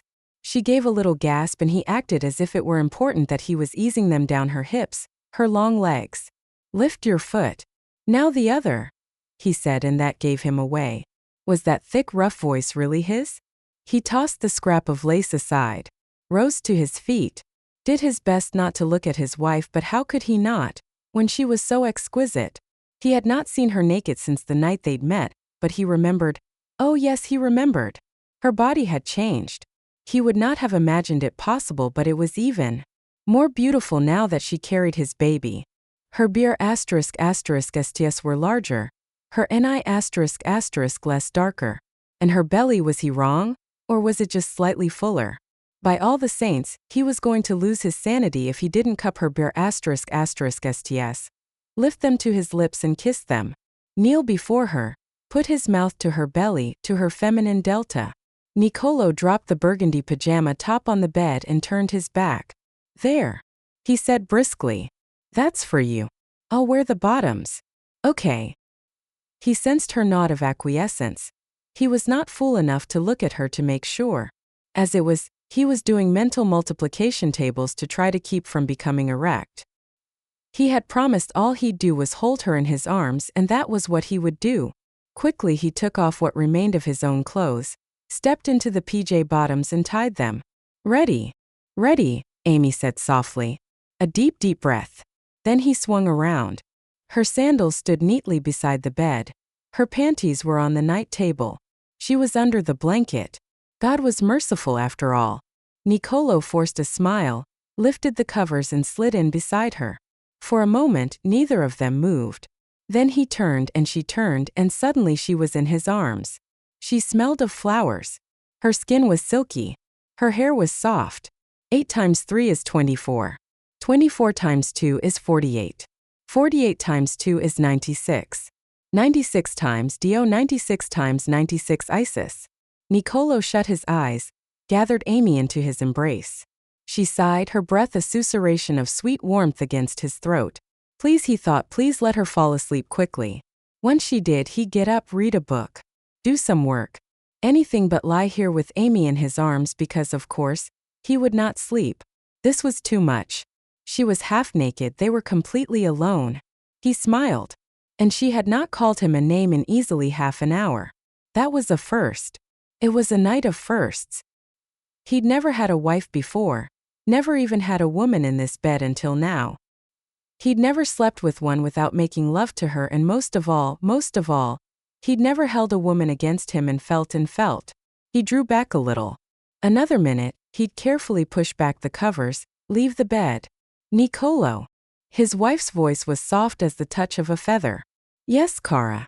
Did I fall asleep in your arms on the plane, or was it a dream? Niccolò brushed his lips lightly over hers. It was not a dream, Amante. You slept just like this. And I hated to leave you. I'm sorry you did, she whispered. A second later she was asleep. Get up, Niccolò told himself, you damned fool, get out of this bed right now. Instead he rolled onto his back, taking Amy with him, her head nestled in the curve of his shoulder, her arm thrown lightly over his chest. He stared up at the ceiling, at a tiny bit of moonlight caught in the ancient fresco of cherubs and fawns. 96 times 96, he whispered into the darkness, is 9,216. Then, to his amazement, he closed his eyes and slept. Chapter 11. Sometime just before dawn it began to rain. The windows were all open. A breeze ruffled the curtains and brought with it the scent of the gardens that surrounded the palazzo. Amy was warm and safe in Niccolò's arms, her body sprawled half over his, hearts beating in unison. She was asleep. He was awake. Awake and enduring the sweetest kind of torture. The feel of her against him. The whisper of her breath against his naked shoulder. The gentle weight of her thigh over his. Niccolò was trapped halfway between the heaven of holding his beautiful wife in his embrace, and the hell of knowing he had promised he would not touch her. It had seemed an easy promise to make. Amy was exhausted. She was pregnant. And he had no wish to risk the fragile peace that had sent her into his arms hours before by doing something foolish. Except, he hadn't expected her to drape herself over him like this. To sigh so sweetly each time she shifted against him. He hadn't expected to want to wake her with his kisses, with his caresses, and tell her that somewhere between yesterday and today, he had gone from feeling like a man in a trap to a man who had met his destiny. A destiny he welcomed. Niccolò frowned into the darkness. How could that be? His life was perfect. The pauper prince had made himself one of the world's richest men. He was respected, admired. He had everything a man could possibly want. And now he had more. A child on the way. And a wife. Amy. Bright. Articulate. And exasperating. But Dio, what courage she had. Choosing a life she didn't want, a life that was the opposite of the one he knew she desired, because it was the right thing to do. Amy, who excited him more than any woman he'd known. Was she his destiny? Not that he believed in such things. A man was born into the world. Beyond that, the life he lived was his own. You made choices, walked a path you controlled. Or maybe not. Was there a force people called fate? Did it wait for the chance to scoop you up and put you on a different path? A path you'd never intended to follow? Was that what had happened to him? 2 days ago, he'd been Niccolò Barbieri, prince of a royal house of Rome. A man who headed a financial empire. Who answered to no one. Amy sighed and burrowed closer. Now, he was Niccolò Barbieri, husband and soon-to-be father. It was an impressive responsibility, one he surely hadn't planned or wanted. And yet it felt right. The baby in Amy's womb. Amy in his arms. In his bed. Amy his bride. His wife. His. Niccolò frowned. Carefully he eased his arm from her shoulders, his leg from beneath her thigh. He needed a cup of espresso. Or a walk around the garden. Or maybe he'd turn on his computer, check his email. Yes, that was what he would do. In the confusion of the last few days, he'd damned near lost touch with his office. He had never done that before. He sat up, rose from the bed and ran his hands through his hair. This was not good, this disruption in his life. He had a company to run, people who looked to him for direction. He had to get back on track. He would shower, turn on the computer. His housekeeper would be up soon. Over a quick breakfast, he'd talk with her, ask her to explain the functions of his household to Amy when she came down, arrange for Giorgio to drive her to whatever shop she wished. Oh, and he would contact his physician, ask him to recommend the best OBGYN in Rome. No more of this nonsense. Of putting everything aside just because he'd made a woman pregnant and married her. Niccolò. He swung around. Amy was sitting up against the pillows. He could see her clearly in the rain-washed light of dawn. Her eyes filled with uncertainty. Her cascade of tousled curls. The outline of her BR**** under his pajama top. This was his wife. His woman. His Amy. Everything else flew out of his head. Something swept through him. An emotion so powerful it made his breath catch. Yes, Cara, he said softly. Smiling, he went to the bed and sat down next to her. I'm sorry. I didn't mean to wake you. Amy pushed her hair away from her eyes. I didn't mean to sleep so late. No, sweetheart, it isn't late at all. The sun's barely up. I just couldn't sleep anymore. Jet lag, she said with a little smile. See, he said, because that was easier than explaining what had driven him from the bed, and what had now brought him back to it. Go back to sleep, Cara. You need your rest. No. She went white. Oh. She shot from the bed so quickly that he had only risen to his feet by the time she slammed the bathroom door after her. Go away, she gasped when he flung it open, and then she bent over the commode and retched. Niccolò's heart turned over. He cupped her shoulders, steadied her until the spasm passed. Then he turned her in his arms, despite her protests. I will take you back to bed, he said firmly. And you will stay there until the doctor arrives. I'm not sick. This is just a thing that happens to some women when they're pregnant. She looked up with a shaky smile. I'll be fine once I wash up. You'll see. She was right about the vomiting. He knew that much. He also knew that he'd been terrified seeing her suffer. Nicolo, please, go away and let me clean up. Amy watched him consider the situation and wondered if this was how he looked in his office, so dark, determined and brooding. Finally he nodded curtly, took a new toothbrush from a drawer in the vanity, showed her where the towels were, the comb, the hairbrush. Nicolo, Amy said gently, I'll find everything on my own. I promise. She had to swear she would call him if she felt ill, that she wouldn't lock the door so he could reach her quickly if necessary. Finally she was alone. She showered, washed her hair, brushed her teeth, wrapped herself in a huge towel, and tried not to think about the man waiting in the next room. Her husband. She had slept in his arms all night, close to him, warmed by him, comforted by his presence. She'd also been awake when he'd awakened this morning. She'd wanted to tell him that, but she'd been mortified to find herself draped half over him. Besides, what did you say to your husband when you didn't know him? Good morning didn't seem to cut it. Especially when what you really wanted to do, what you really wanted was not to say a word but to clasp his face, bring his mouth to yours, kiss him and tell him that you changed your mind, you didn't want to be his wife in name only. Amy shut her eyes, took a deep breath, opened the door. With luck, Nicolo would have dressed and gone by now. He hadn't. He was standing in the middle of the room, bare-chested, arms folded, eyes almost black as he looked at her. Are you better? She nodded. I'm fine. His gaze swept over her. The towel was big, but that gaze made her feel naked. We will see a physician today. Really, You're beautiful. His voice was husky. The sound of it, that look in his eyes, made her heart turn over. No. I haven't dried my hair. And I'm already gaining weight. And, where is this weight? My ****sts. My belly. Not much, but I want to see. A heavy silence descended on the room. Amy's eyes met Nicolo's. I want to see the changes my child has made in you, he said softly as he started toward her. He stopped inches away, his hands now at his sides, his eyes hot on hers. Let me look at you. Nicolo. Her tongue felt thick. She swallowed again. I don't think. That's right. Don't think. He reached out, grasped the edge of the towel she clutched to her *****sts. It is a husband's right to see his wife. And before she could muster a shield of anger at that bit of arrogance, he added a single word that left her defenseless. Please. Amy took a deep breath. Then slowly she let go of the towel. For what seemed an eternity, Nicolo stood still. Didn't touch her. Didn't do anything but sweep his eyes over her nakedness. Then he cupped her *****, feathered his thumbs over her *****, ran his hand down her ribs and over her belly. He looked up at her, and what she saw in his face made her heartbeat stumble. Amy, he said thickly, my wife. My beautiful, amazing wife. The next instant she was in his arms.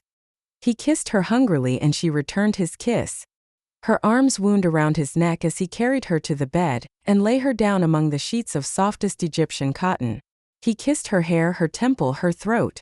Her soft moans, the way she lifted herself to him, stoked the flames he tried so hard to control. He told himself he would be gentle. She was pregnant. She'd been ill. She needed tenderness, not the fire that burned within him. And then her lips parted. The tip of her tongue stroked into his mouth and Nicolo was lost.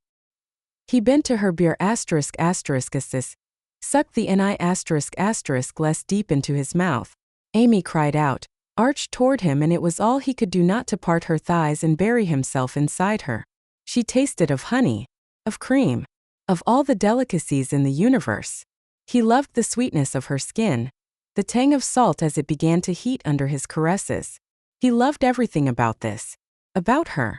The way she responded to him, without holding anything back. That first night, their coming together had been wild, almost savage, but now he realized she'd let him be the aggressor. Now she was the one telling him with every motion, every sigh that she wanted him. Wanted this. Wanted all he could give her and more. Her hands explored his shoulders, his chest. She kissed his throat, touched her tongue to the hollow where he knew his heart must be racing. Nicolo, she whispered, and her fingers brushed the tip of his straining erection. He let her explore him, loving her touch, her caution, her yes, her innocence, but when her hand closed around him, he knew it was time to take control of her and of himself. "No," he said roughly and caught her wrists, pinned them high over her head, held her captive to his lips, his teeth, his kisses until she was sobbing with need. "Please," she whispered. "Please." Niccolò tore off his pajama bottoms, kicked them away, knelt between his wife's thighs and kissed that tender flesh. She cried out, arched to him again, and he brushed the back of his hand over the honey-colored curls that guarded her femininity. Amy cried out, bucked under him, and he caught her wrists again, this time in one hand, and used the other to touch her. She was wet, fragrant with arousal. She was sobbing, pleading, and he was going to explode if he didn't take her soon. Her clitoris was swollen with passion, and when he finally let go of her wrists, slipped his hands under her bottom and brought her to his mouth, her taste was exquisite. Amy cried out, and he moved up her body, spread her thighs wide, and she wrapped her legs around his hips. "Now," he said, and entered her on a long, hard thrust. Her cry was high and sweet, and all he had ever yearned for. He surged forward again, and she screamed, flung her head back, and came apart in his arms again and again as he held her, as he caught her mouth with his and drank in her sobs. "Nico," she whispered against his mouth, and he shot over the edge, let go of who he was, who he had been, all of it lost in the warm, welcoming body of his wife. A lifetime later, Niccolò stirred. Amy was still beneath him, and he began to roll away from her, but she put her arms around him and held him close. "Stay," she whispered. He wanted to. He would stay like this forever if he could. "I'm too heavy for you, cara mia." "I don't care." She sounded so determined it made him smile. "Let's try reversing things." He rolled onto his back and took her with him so that she was sprawled on top of him. "How's that?" She gave the kind of long sigh that reached straight into his heart. "It's wonderful." Oh, it was. More than wonderful, he thought, wrapping his arms even more tightly around her. They lay that way for a few minutes, until his heartbeat and hers had slowed. Then he cupped the back of her head and brought her mouth to his for a tender kiss. "Are you all right?" he said softly. Her lips curved against his. "I'm very all right." Niccolò grinned. "I agree completely, Principessa. In fact, another kiss longer than the last. You are wonderfully all right." "I liked what you called me," he said, stroking the curls back from her face. Amy propped her chin on her hands. "What I called you?" "Si. Nico." He smiled. "No one ever called me Nico before." "Never. Never. My governesses always referred to me as Principe." He chuckled. "Except for one daring Englishwoman who called me Master Niccolò." "Were there many governesses?" He nodded. "My parents were always traveling. My great-grandmother lived with us, but she was already very old when I was born, so I was raised by governesses. And whenever my parents came home, they'd find fault with the governess of the moment and fire her. They were that awful? Some were better than others, but none were awful. Then why?" Niccolò sighed. "It took me a while to figure it out, but I finally realized it was jealousy. My mother would see my attachment to a governess, and that was the kiss of death." Amy framed his face between her hands. "If your mother wanted you to love her, why didn't she stay home and take care of you herself?" "It was just the way they were, cara. She and my father. Their lives were all about self-gratification. No responsibility. No money either. The palazzo was falling down around my ears by the time I inherited it, but that was how they lived, on their titles and the largesse of their friends. And now," Niccolò lifted his mouth to hers for a kiss. "And now, amante mia, it no longer matters. They are both gone. A plane taking them to a polo match in Palm Springs." "Oh, I'm sorry." "It's all right, sweetheart. To tell the truth, I didn't know them well enough to miss them. A child shouldn't grow up that way." The fervor in her voice made him smile. "No, I agree." He stroked his hand down her back. "And you, cara? How was life with James Black? Or do I not have to ask?" Amy sighed. "He took me in when my parents died. I'll always be grateful to him for that. I was very little, you see, and there was no money. My father had married a woman grandfather didn't find suitable, and, Niccolò said, trying to control his sudden anger. He did his best to make your father pay for it, and to hell with how it affected you or your mother. There was a time Amy would have defended her grandfather.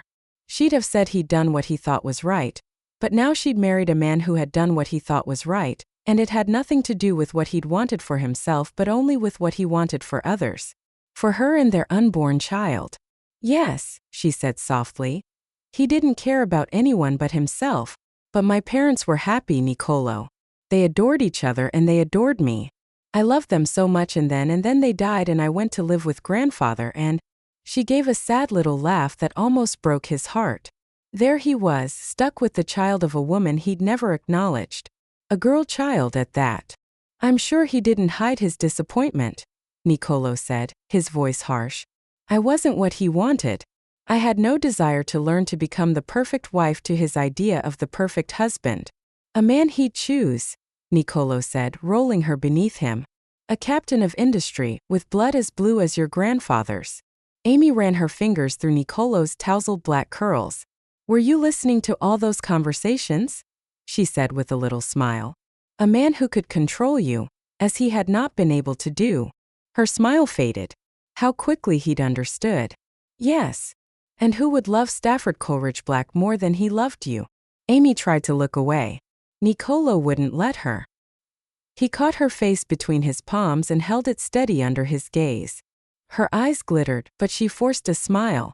And he got what he wanted, she said lightly. From the blue blood all the way to Stafford Coleridge BL. Niccolò silenced her with a deep, passionate kiss. I married you, he said fiercely. Not your grandfather's financial empire. It's all right. You don't have to try to make it sound as effusive. I married you because you carry my child. And because you are a strong, beautiful, fascinating woman. Please. Her voice trembled. You don't have to lie. No lies, Cara. Not now, not ever. Do you really think I'd have married you to get my hands on that damned bank? Even as he spoke the words, he knew they were true. He had married Amy because she was going to bear his child, and because what? The answer was tantalizingly close. For now, all he could come up with was the way to prove to his wife that he wanted her. Tomorrow, he said, I will contact your grandfather. I will tell him that I do not want his bank. But you do want it. I won't let you do that for me. I am doing it for me, Cara. Because I am happy. He saw the smile that lit his bride's face and his heart seemed to expand within his chest. I am very happy, he said softly. And it has nothing to do with your grandfather's bank. Niccolò shifted his weight so Amy could feel what lying against her had done to him. I'm happy because of this, he whispered. My child in your womb. And you, anima mia, forever in my arms. What does that mean? Anima mia. He smiled. It means that you are my soul. Tears glittered on Amy's lashes. Was it possible to go from despair to joy so quickly? The answer came a heartbeat later, when Niccolò slid deep inside her. Yes. Oh yes, it was possible. Nico? Amy whispered. Nico. Then for a very long time, there was no sound but the gentle patter of the rain and the softness of the lover's sighs. Chapter 12.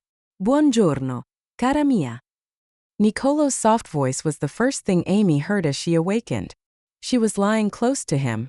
He was on his belly, smiling down at her as her eyes fluttered open. Her heart turned over. What a perfect start to a new day. To a new life. Buongiorno, Niccolò, she said softly.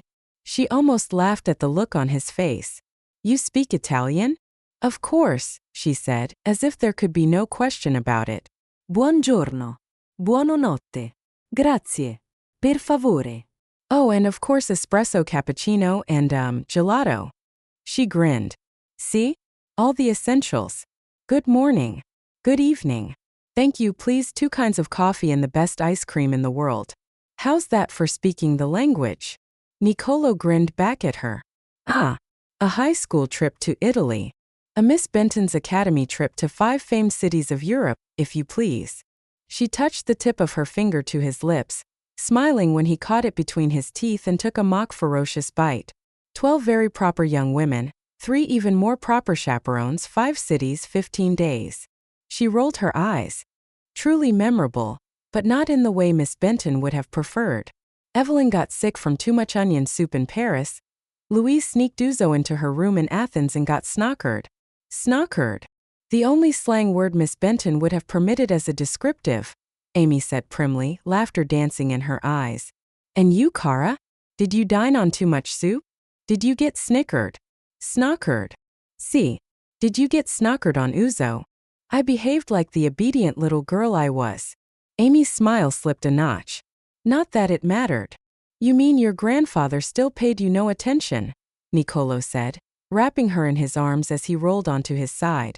I mean, obedient or not, I was still the wrong sex for a black grandchild.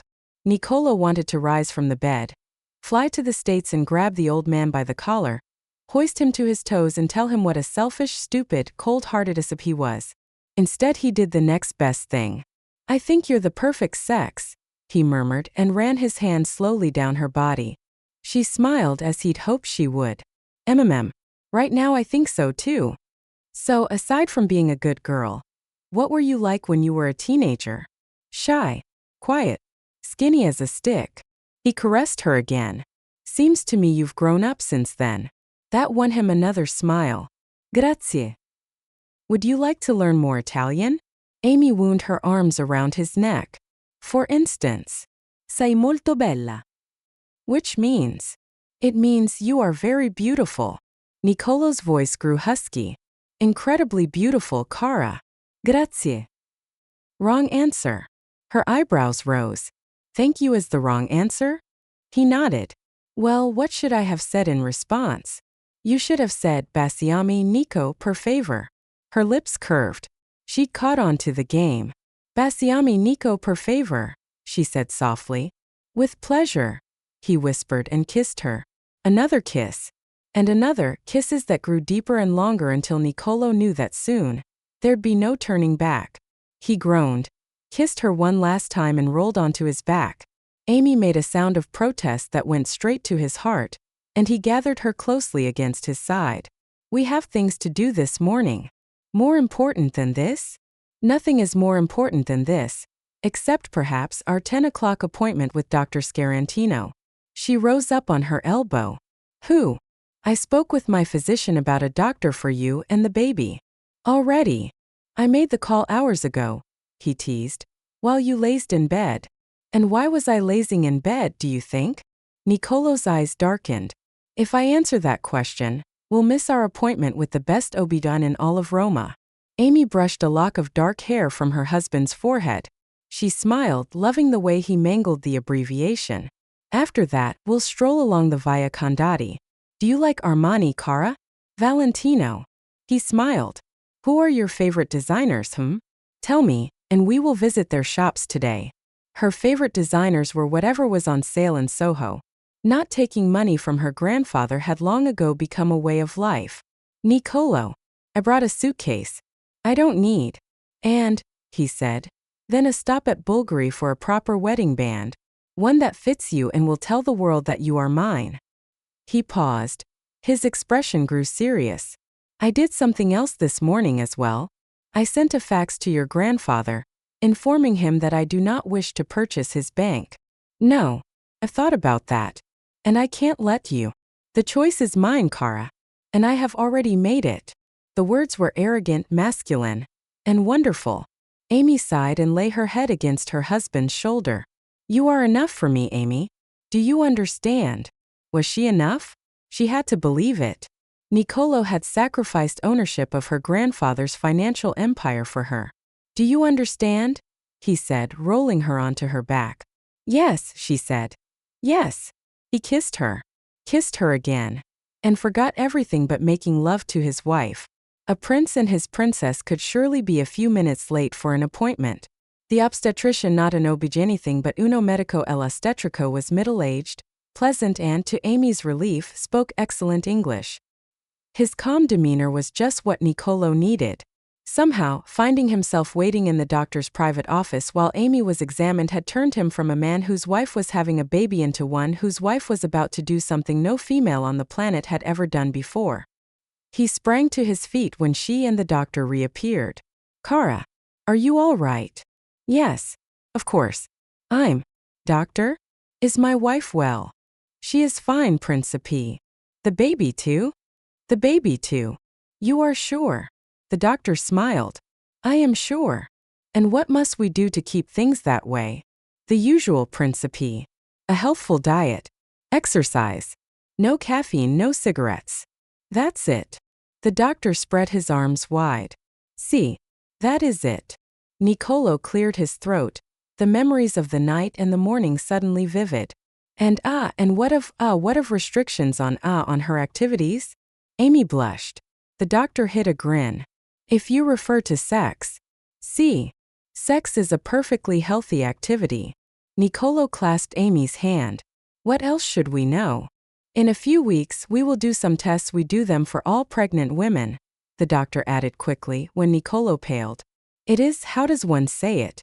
Pro forma. Ultrasound. Blood work. Nothing out of the ordinary. You are sure? I am quite sure. Moments later on the sidewalk, Amy stopped and turned to Niccolò. I didn't want to embarrass you in front of the doctor, she said quietly, but if you wish they could do an additional test. For DNA. To prove to you that this baby is.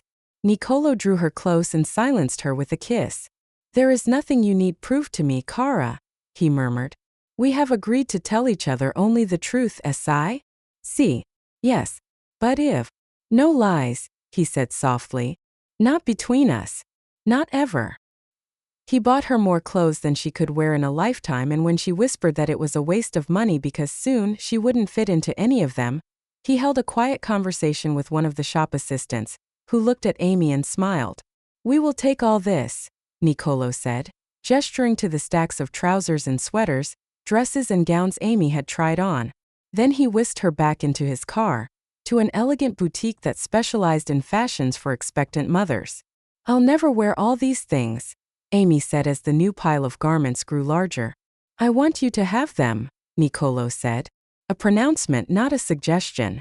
That was how her husband faced the world, with authority and determination.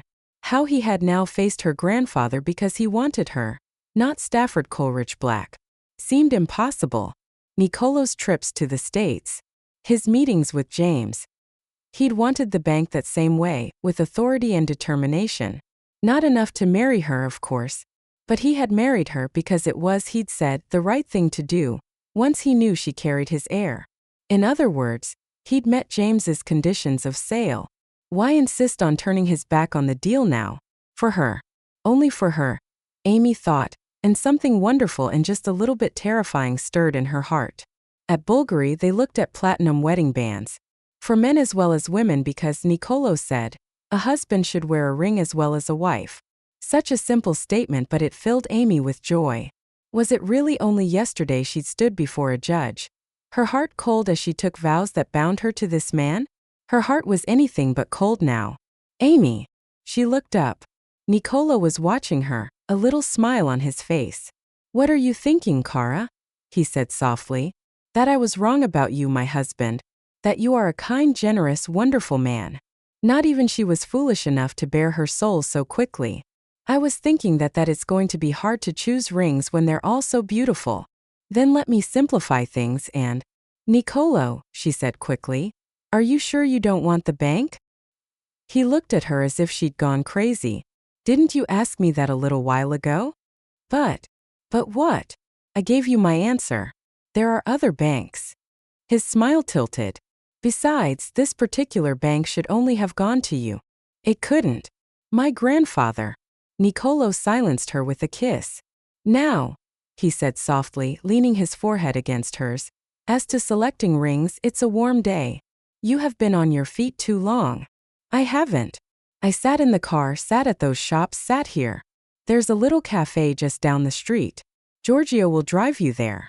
Giorgio will not drive me just down the street. Fine. Then you will walk there, take an umbrella table, order espresso for me and a lemonade for you. Amy shook her head. I think I've just been had. Niccolò gave her the kind of grin that made her blush. As soon as we get home, Cara, he whispered. I promise. For now, wait for me at the cafe. He paused. Please. How could she resist after that? Amy rose on her toes and pressed a light kiss to her husband's mouth. The cafe was crowded, but she found a table shaded by a bright yellow Cinzano umbrella. dutifully ordered Nicolo's espresso and her cool drink and waited. Moments later, she saw him coming toward her. She began to smile, but the smile turned to astonishment. "Nicolo, what are you doing?" A silly question. He had dropped to his knees before her. That not only got her attention, but it got everyone else's.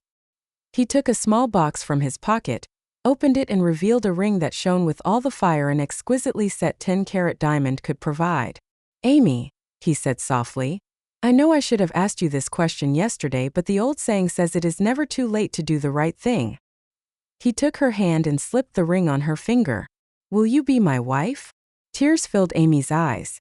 "Yes," she said, laughing and crying at the same time. "Oh yes, Nico, yes, yes, yes." The cafe filled with cheers as she flung her arms around his neck and kissed him. And just that quickly she knew the shocking truth. She was deeply, passionately in love with her husband. He had bought wedding bands too, of course. A wide one set with diamonds for her. A more austere version of the same ring for himself. Still, even several weeks later, Amy would catch sight of the solitaire and the wedding band glittering on her left hand and wonder how all this could have happened. Didn't it take time to fall in love? Didn't you have to get to know a person? His likes, his dislikes. His favorite foods, his favorite movies, all that and more. She and Nicolo were still learning those things, but none of them seemed terribly important. One look into her husband's eyes in that cafe, and she'd tumbled straight off the edge of the earth. Or maybe it had happened when they met. Maybe what she'd experienced in Nicolo's arms that first night had been more than mind-blowing sex. Maybe it had been love even then. What did it matter? She loved her husband. He was everything she'd wanted without ever knowing she'd wanted it. There'd been a man once when she was in college. He'd talked of a future together. Of how he'd be there for her. Supportive of her pursuing a career despite being married. It had all sounded wonderful until it was time to apply to grad school, and she told him about her grandfather, about how he thought her attending graduate school was foolish, about how hard she was going to have to work to change his mind about letting a woman inherit SCB. "You mean you might not inherit the company?" he'd said. That night, he dropped her at the apartment she shared with 3 other women. "I'll call you," he'd told her. He never did. He'd been her one lover, until the night she met Nicolo. Nicolo who wanted her. Not what she could bring him. Nicolo who she loved with all her heart. She wanted to tell him. Wanted to take his face between her hands, look into his eyes and say, "Nico, my husband, I adore you." But she couldn't. She was a liberated woman with 2 degrees. A woman who could hold her own in the toughest business crowd, but when it came to love, she couldn't say the words without hearing them first. Someday soon Nicolo would say them. He would tell her he loved her because surely he did. His actions, his lovemaking, his sacrifice of her grandfather's bank. Why would a man do those things if not for love? It was only a matter of time before he said the words. Except as time slipped past, doubt crept in. Nicolo was the same. Kind, tender, generous. Passionate. So passionate, even as her belly grew more rounded, that there were times she wept with joy as she came in his arms. But a little voice had started whispering things she didn't want to hear. "Are you sure, Amy?" It would say slyly. "Will he really tell you he loves you? Are you sure he's not just manipulating you the way your grandfather did all those years he let you think you'd take over at the bank? James's lie kept you docile. Maybe this is Nicolo's lie. To tame you. To keep you warming his bed." The thoughts were ugly. And untrue. Absolutely untrue. Amy blocked them out, but sometimes, in the darkest part of the night, the voice still whispered to her, and when it did, her heart turned cold. Her birthday was fast approaching. Nicolo reminded her of it. "How did you know?" she said, and he gave her a smug grin and said he'd known it from the day they married. "It's on your passport, remember? Tucked away in my safe." It was, he said, an important birthday. 25, she said, and gave a dramatic sigh. A quarter of a century. Nicolo laughed and caught her up in his arms. "I'm serious, Cara. It is important." His eyes darkened. "I want you to have a very special day. We'll drive north to Tuscany. I have a house there. It's much smaller than the palazzo, very quiet, very private." He smiled. "I'll take you to my favorite little trattoria, so you can practice your Italian by ordering all the local dishes." She smiled back at him. "It sounds wonderful. I can't wait." And I can't wait to see your face when I give you your birthday present. I think I know it will make you very happy. He put her on her feet. Amy lay her hand over her belly. You've already given me the best gift in the world, she said softly. Niccolò put his hand over hers just as the baby gave its first kick. She knew she'd never forget the incredulous look that came over his face. Was that my son? Or your daughter? He kissed her. And after that, she stopped listening to that sly little voice because without question, what it said was a lie. Chapter 13. Amy's birthday fell on a Saturday, which was, Niccolò said, perfect for their visit at the house in Tuscany. There's an infinity pool and a hot tub, and a terrace that looks out over the valley. No servants, just a housekeeper who comes in only a couple of times a week. He took Amy in his arms and kissed her. We'll have all the privacy we could want, Cara, so I can teach you some new words in my language and better yet, show you exactly what they mean. How does that sound? It sounded wonderful. Almost too wonderful to be true, but then the last several weeks had all been like that. The only thing that could be more perfect would be if Niccolò said he loved her. Amy hoped that might be the special gift he had for her. A sweet declaration of his love. Then life would be perfect. They planned to leave early Friday morning, but Niccolò had to go to his office first to sort out a minor emergency. Amy walked him out the front door. I'll be back in an hour, no more, he said as he kissed her goodbye. Not a minute more, she answered, kissing him back. He smiled, but then his expression grew serious. Are you happy here with me, Cara? She answered by pressing her mouth to his again. Sometimes, he said, his arms tightening around her. Sometimes I think it was fate that sent you on a collision course with me in front of that hotel, and sent us to the same club that evening. He took her face in his hands. And lately I think too that we should repay fate's kindness to us by making peace with your grandfather. Amy sighed. I know. I've thought about it. He's old. And frail. And I suppose in his own way, he did what he thought was right. Niccolò brushed his mouth gently over hers. I am glad you feel that way, Cara, because that plays into my birthday gift for you. Making peace with James? I don't understand. You will, he said and kissed her again. I will explain this weekend, I promise. Niccolò, that's not fair. At least give me a hint. A hint? He grinned. All right. He put his hand on her rounded belly. Part of your gift is as much a gift for our baby as for you. Some hint. I'm more confused than before. Niccolò rolled his eyes. One more hint, woman, and then my lips are sealed. Let's see. He took her hand, turned it over and touched his finger to a line across her palm. I see a journey in your future, he said, his tone as solemn as any fortune teller's. Then he looked up and grinned. No more questions, Principessa. Niccolò the Magnifico has finished telling the future for now. Amy laughed. You're a hard man, Niccolò the Magnificent. And you are soft, Cara, he said huskily. As soft as silk in my arms. A long deep kiss. Then he trotted down the steps, got into his Ferrari and roared away. She looked after the car until it vanished through the gates. Then she went back into the palazzo, out onto the terrace overlooking the rear gardens, smiling as she gazed over the riotous colors of the flowers. A hint? Niccolò had given it all away. Her special birthday gift was a trip to New York and a reconciliation with James. It was a generous gesture for her husband to make. Niccolò was a proud man. Her grandfather's attempt to manipulate him had backfired because of that pride. Now he'd overlook it and make peace for her sake, and for the sake of their child. You're a good man, Nico, she whispered softly. A wonderful man.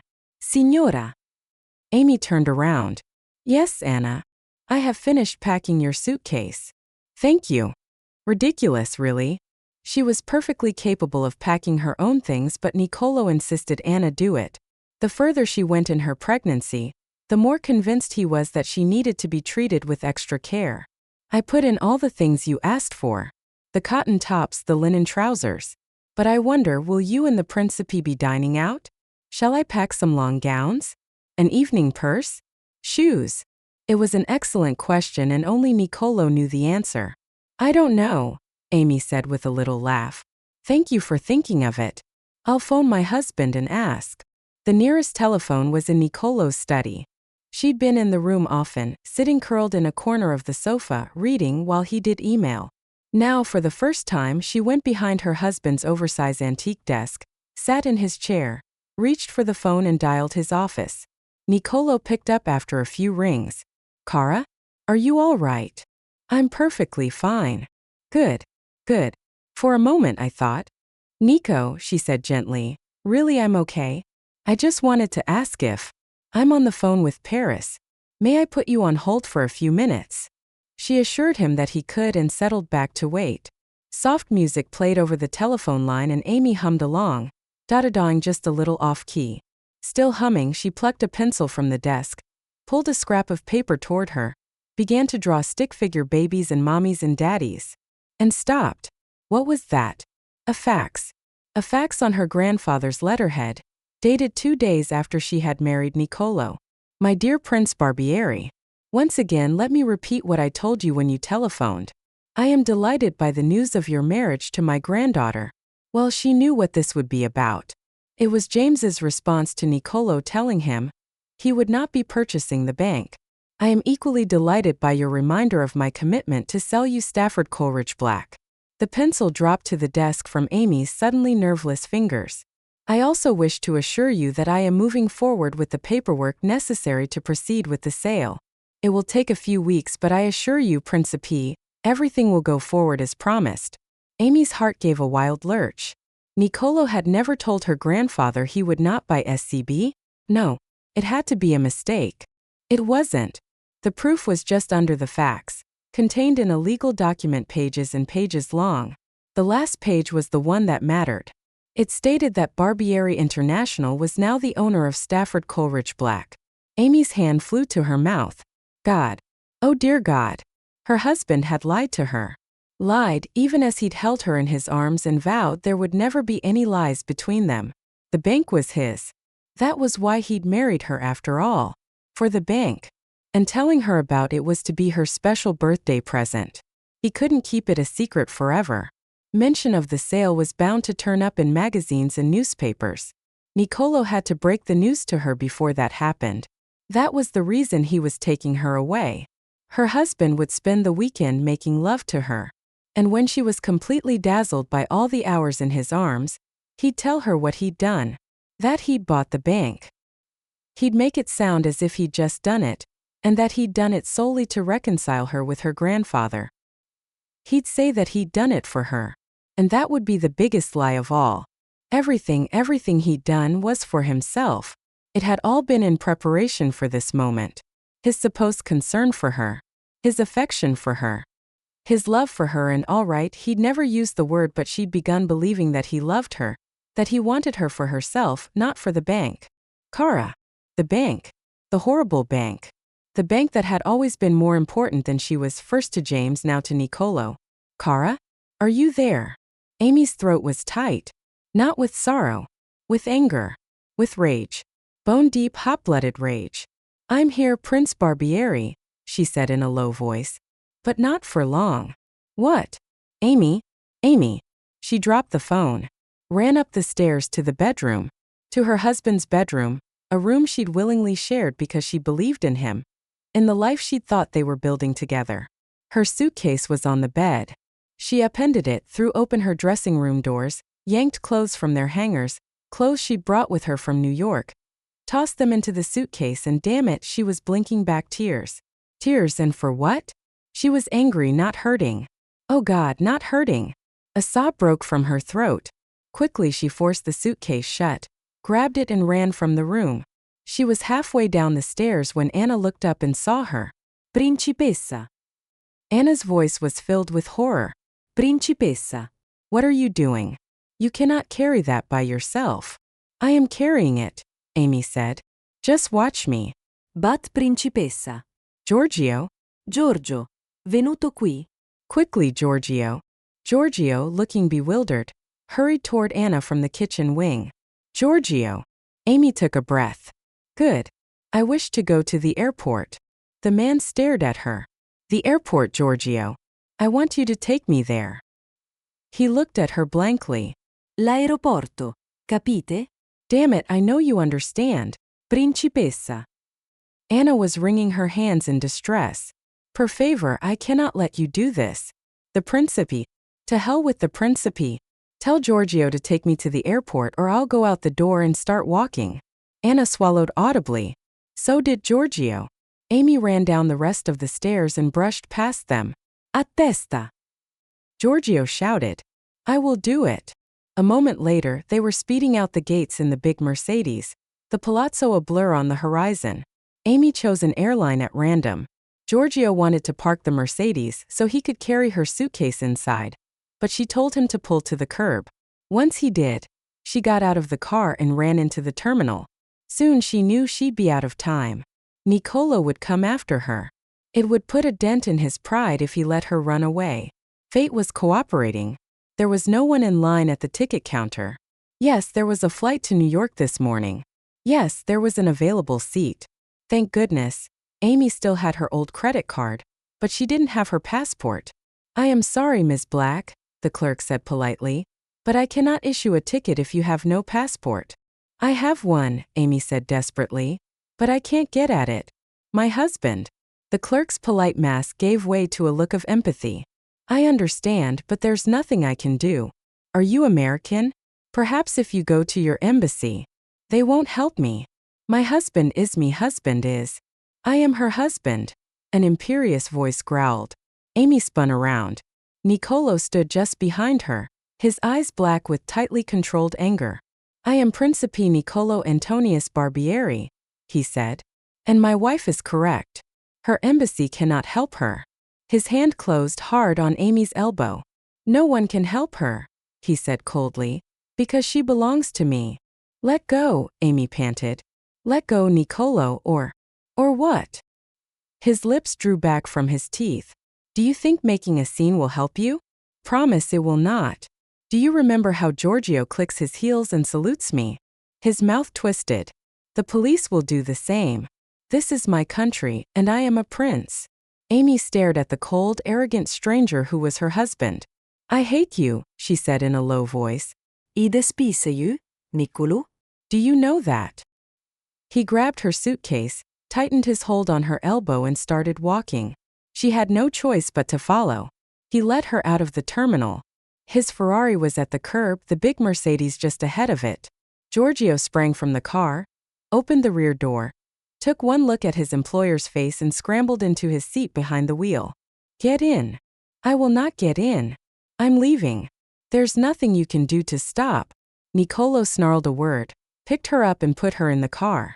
Then he climbed in beside her and banged a fist on the closed privacy partition. The Mercedes leaped away and merged into the traffic exiting the airport. Now, he said, turning his hot, furious gaze on Amy, tell me what you think you are doing. Tell Giorgio to turn this car around. Amy shot to the edge of her seat and pounded on the partition. Giorgio? Take me back to the airport. There was no response. The car kept moving forward. I'm leaving you, Niccolò, Amy said. Do you hear me? I am leaving you, and there's nothing you can do to stop me. I won't have to do a thing. Niccolò folded his arms. Customs will do it for me. You have no passport. I'll get one. I'll phone the American embassy. They won't give a damn that you call yourself a prince, especially when I tell them that you're really an arrogant, deceitful lying. Be careful, Cara. It is not wise to add fuel to a fire that is already burning. It was hard being so close to him, looking into the eyes she'd foolishly let herself believe shone with love for her. His eyes were cold now, cold and flat and empty. Suddenly Amy felt almost unbearably weary. He was right. He was a prince. A macho male. He held all the cards, she held none. He'd lied to her. Hurt her in the worst possible way, but he'd shown her kindness too. There had to be a shred of kindness left for her in his heart. Amy sank back against the seat. Don't do this, she whispered. Please, Niccolò. Just let me go. There was a time you called me Nico. She looked at him. His voice was low. The anger in his eyes had been replaced by bewilderment, but he was a good actor. She knew that better than anyone. A mistake, she said. Everything was a mistake. Cara, I do not understand. I left you were happy. The next thing I know, The next thing you know, she said, trying to sound cold, trying not to give way to tears. The next thing you know, the game's up. What game? What are you talking about? Your game. This game. You and me. She took a deep breath. It's over. I don't want you anymore. Why do you not want me? What happened? I came to my senses is what happened. Meaning I realize what a joke this has been. You, me, this farce of a marriage. Is that what our marriage is to you? A joke. Another change of tone. There was warning in it now, but Amy was beyond heeding that warning. You know it is. She cried out as he pulled her to him. His lips crushed hers. His kiss was savage and deep, but it didn't touch her heart. He had lost his power to seduce her. He would never have that power again. Except God, she was going to cry. Going to? She was crying already. Tears burning her eyes as she fought against them, and she didn't want to give him the satisfaction of seeing her weep, because there was nothing to weep about. She didn't love him, she'd never loved him. I don't love you, she gasped, tearing her mouth from his. The words came out before she could stop them. Niccolò raised his eyebrows. Strange. How could you not love me when you never claimed to love me? I meant I didn't love you, even when I thought I did. Yet you never said those words to me. I said I thought I loved you. But I didn't. It was all sex. You knew that. You used it against me. I see. I used sex to make you fall in love with me. Yes. No. I didn't fall in love with you. Damn it, you're twisting everything the way you always do. What have I twisted in the past? You know damned well what you twisted. And I'm not going to do this. I'm not going to give you the chance to try to convince me not to leave you because I've made up my mind. I am leaving you and you won't lose a thing, because the bank is already in your pocket. Niccolò cocked his head. Really? The bank is in my pocket. Amy slammed her fist against his chest. Don't, she cried. Don't make fun of me. Don't lie. Don't. Tears began streaming down her face. You could only pretend to hate the man who owned your heart for just so long, and then the enormity of losing him, of having been a pawn that meant nothing to him, became too painful to bear. She sagged against his hands. Please, she said brokenly. Please, Niccolò, if you have any feeling at all for me, let me go. Cara. His arms went around her. He gathered her close despite her struggles and drew her into his lap. Tell me what happened. What hurt you? Tell me so I can make it go away. What happened? She said as a shudder racked her body. Is that I discovered the truth. No, he said gently. I don't think that's possible, because if you knew the truth, if I had told it to you a long time ago, you would not be weeping in my arms. I'm not weeping, Amy said, her body shaking with her sobs. Of course not. You're too strong to cry. Isn't that right, Cara? His smile tilted as he took a white linen square from his pocket and handed it to her. I told you I'd work up to a handkerchief someday. Amy wiped her eyes, blew her nose, then balled the hanky in her fist. Now, what is this truth that has made you want to leave me? She lifted her head and met his eyes.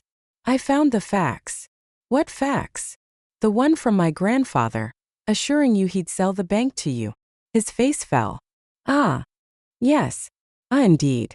I found everything. That fax and the papers that showed the sale had gone through. What else did you find? His tone was neutral. At least he wasn't going to try to deny the truth. Isn't that enough? Her voice broke. I'd married you. I'd agreed to live with you, to be your wife. Why did you have to lie? Why did you tell me you weren't going to buy the bank? Why did you make me fall? What, Cara?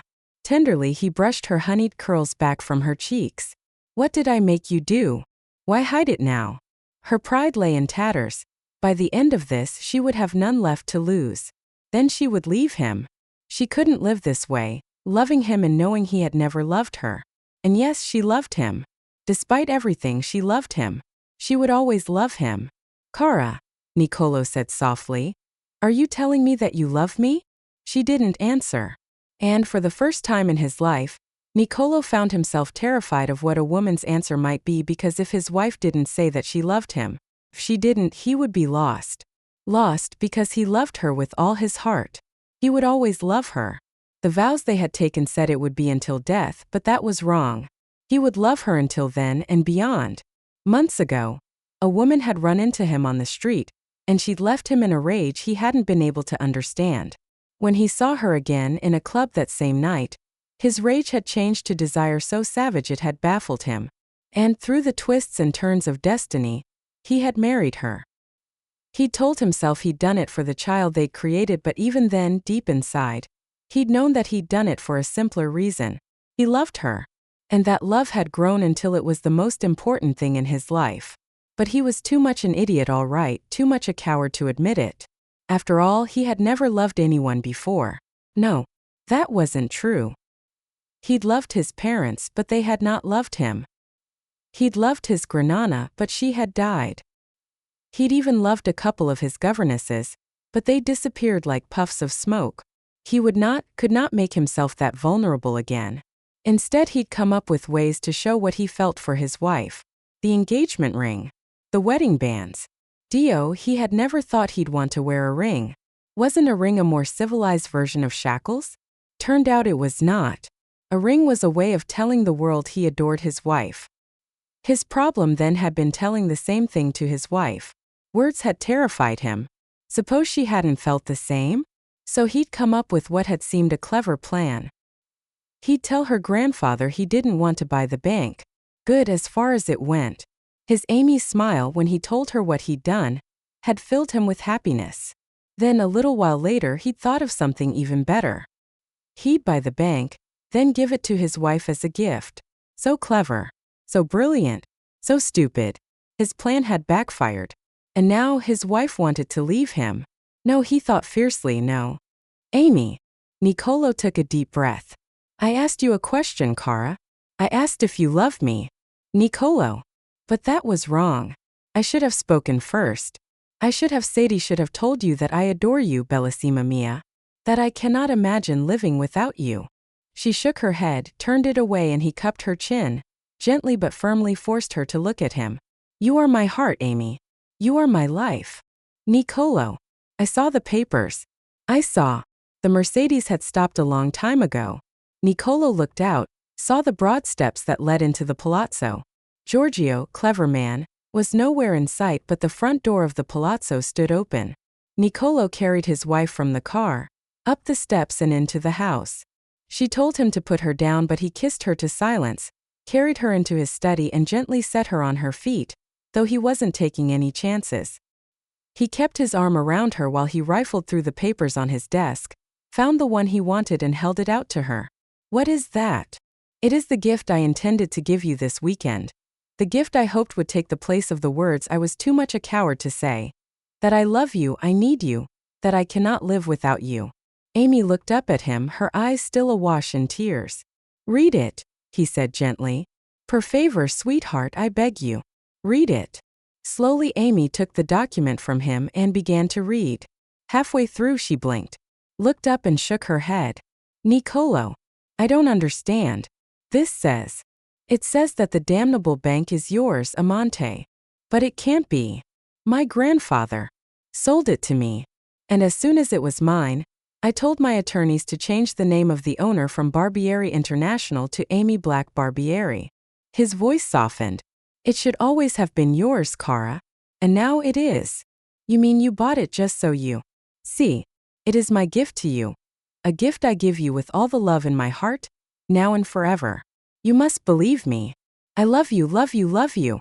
And then Amy was in his arms, her mouth on his, and the papers transferring SCB from husband to wife were on the floor where they belonged, because nothing was or would ever be as important as the love between Prince Niccolò Antonius Barbieri and his princess.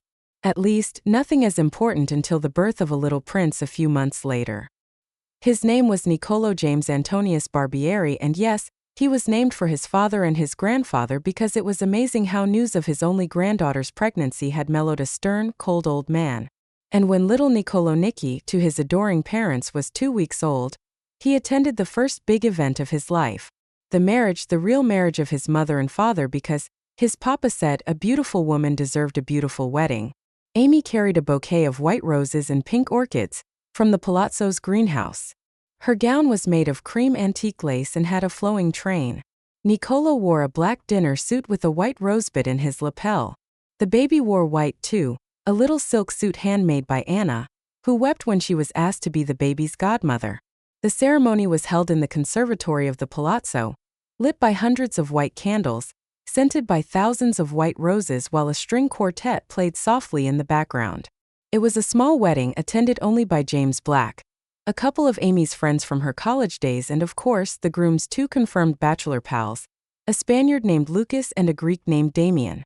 They slapped Nicolo's back, kissed his bride, said how happy they were for them both, and agreed, in low voices over glasses of excellent vino, that marriage was okay for Nicolo but it would never be right for them. Although, Damien admitted, Nicolo certainly did seem happy. Just look at how he was smiling. At how he kissed his son goodnight when Anna said it was time for her to put the baby to bed. At how he danced with his wife, and how he swept her into his arms midway through the evening, kissed her, then carried her through the conservatory and into the palazzo. Time for a toast, Lucas said, raising his glass. Damien looked at him and grinned. They both knew exactly how the old toast was supposed to go, but not tonight. Not ever again where Nicolo was concerned. To Nicolo, Lucas said. The men touched glasses. And to Amy, Damien added. May they live happily ever after. The guests cheered, and the sound carried through the softness of the night, and through the open windows of the second-floor bedroom where Nicolo was just putting his bride on her feet. I love you, he whispered against her mouth. Ti amo, she said against his. Then he drew her down into their bed where they made that vow of love again. This time with their bodies, their souls and their hearts.